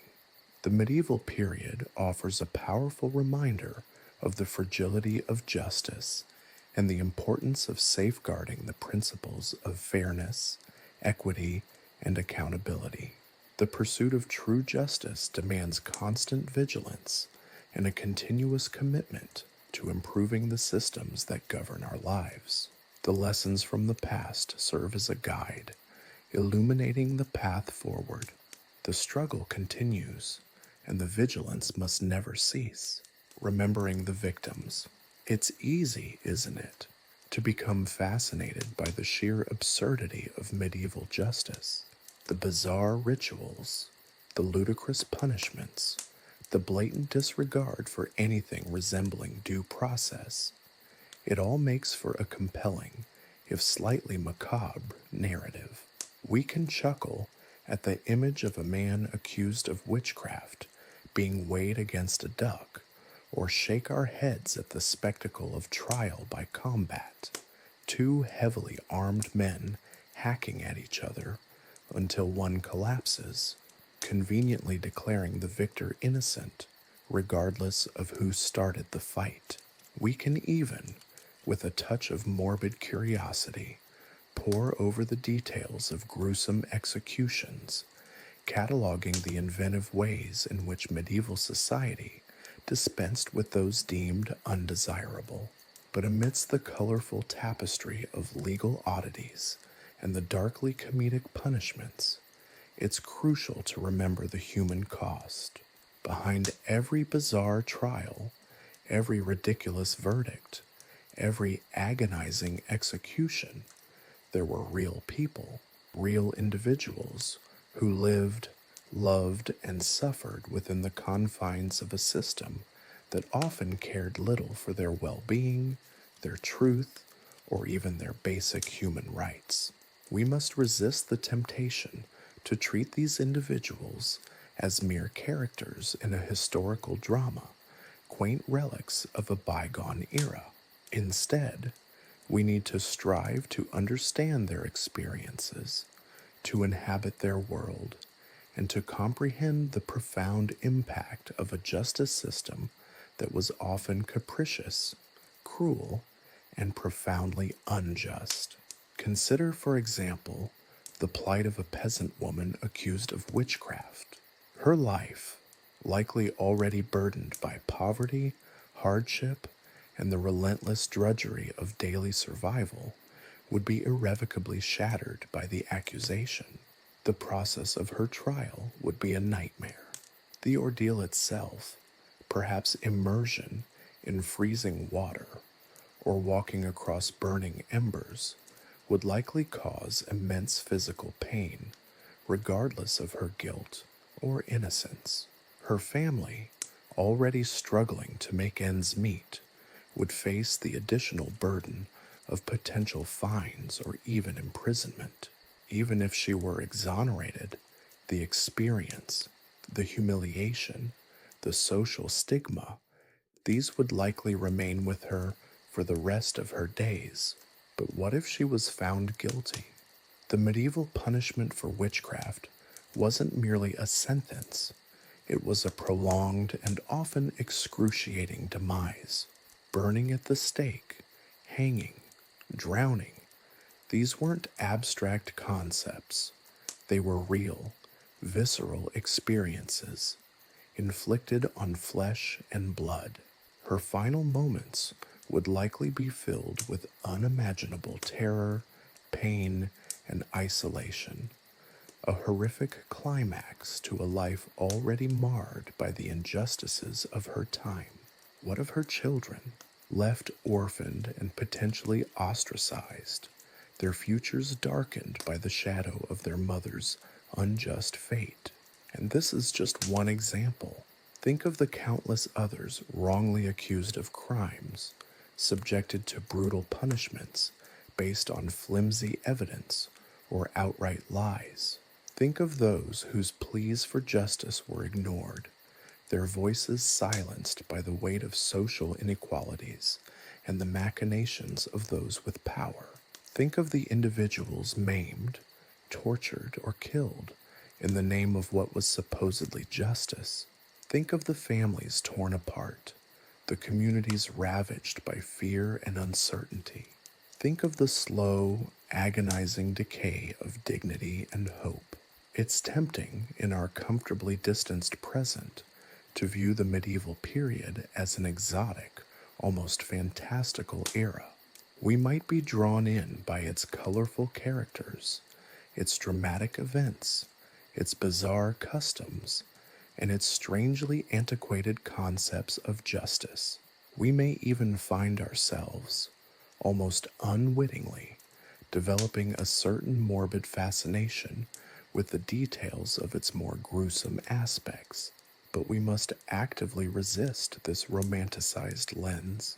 The medieval era was not a fairy tale. It was a period characterized by profound social inequalities, pervasive poverty, rampant violence, and a legal system that frequently failed, spectacularly and tragically, to protect its most vulnerable members. The study of medieval justice is not merely an academic exercise. It's not just a collection of curious facts and anecdotes. It's a profound reminder of the enduring importance of empathy, of understanding the human cost of injustice, and of the tireless vigilance that's necessary to ensure a fairer, more equitable legal system. The systems of justice we have today, for all their imperfections, are vastly superior to those of medieval Europe. The absence of trial by ordeal, trial by combat, and the reliance on superstition and torture are significant improvements. But that doesn't mean we can afford complacency. The lessons of the past resonate strongly in the present. The echoes of medieval injustice are heard in the systemic biases that still plague contemporary legal systems, in the ongoing struggle for equal access to justice, and in the persistent challenge of ensuring that the powerful are held accountable for their actions.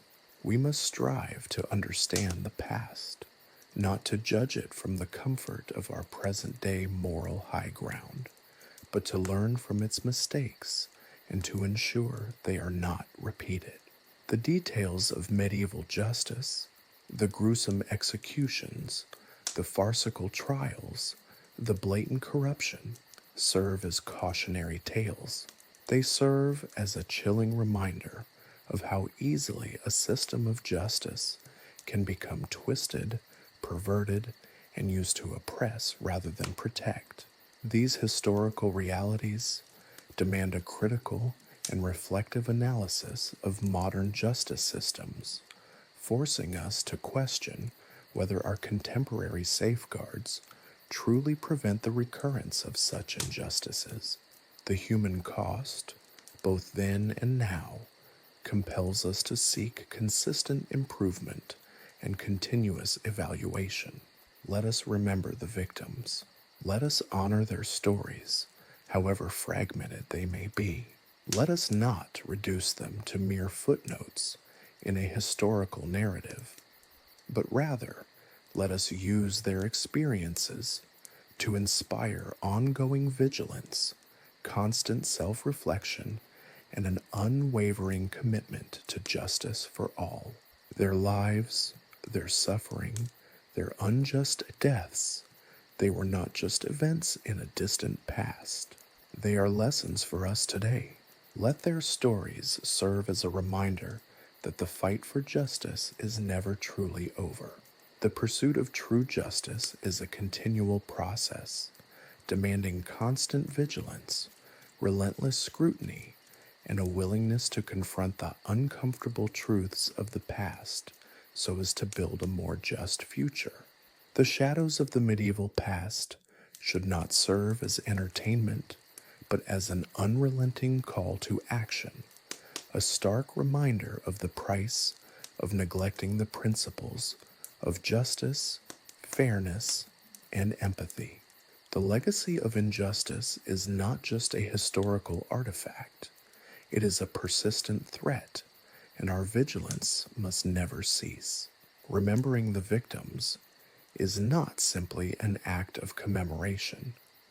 It is a crucial step towards building a truly just world, free from the horrors that defined so much of the medieval period. The pursuit of justice is a marathon, not a sprint, and the lessons of the past must continually inform our actions in the present.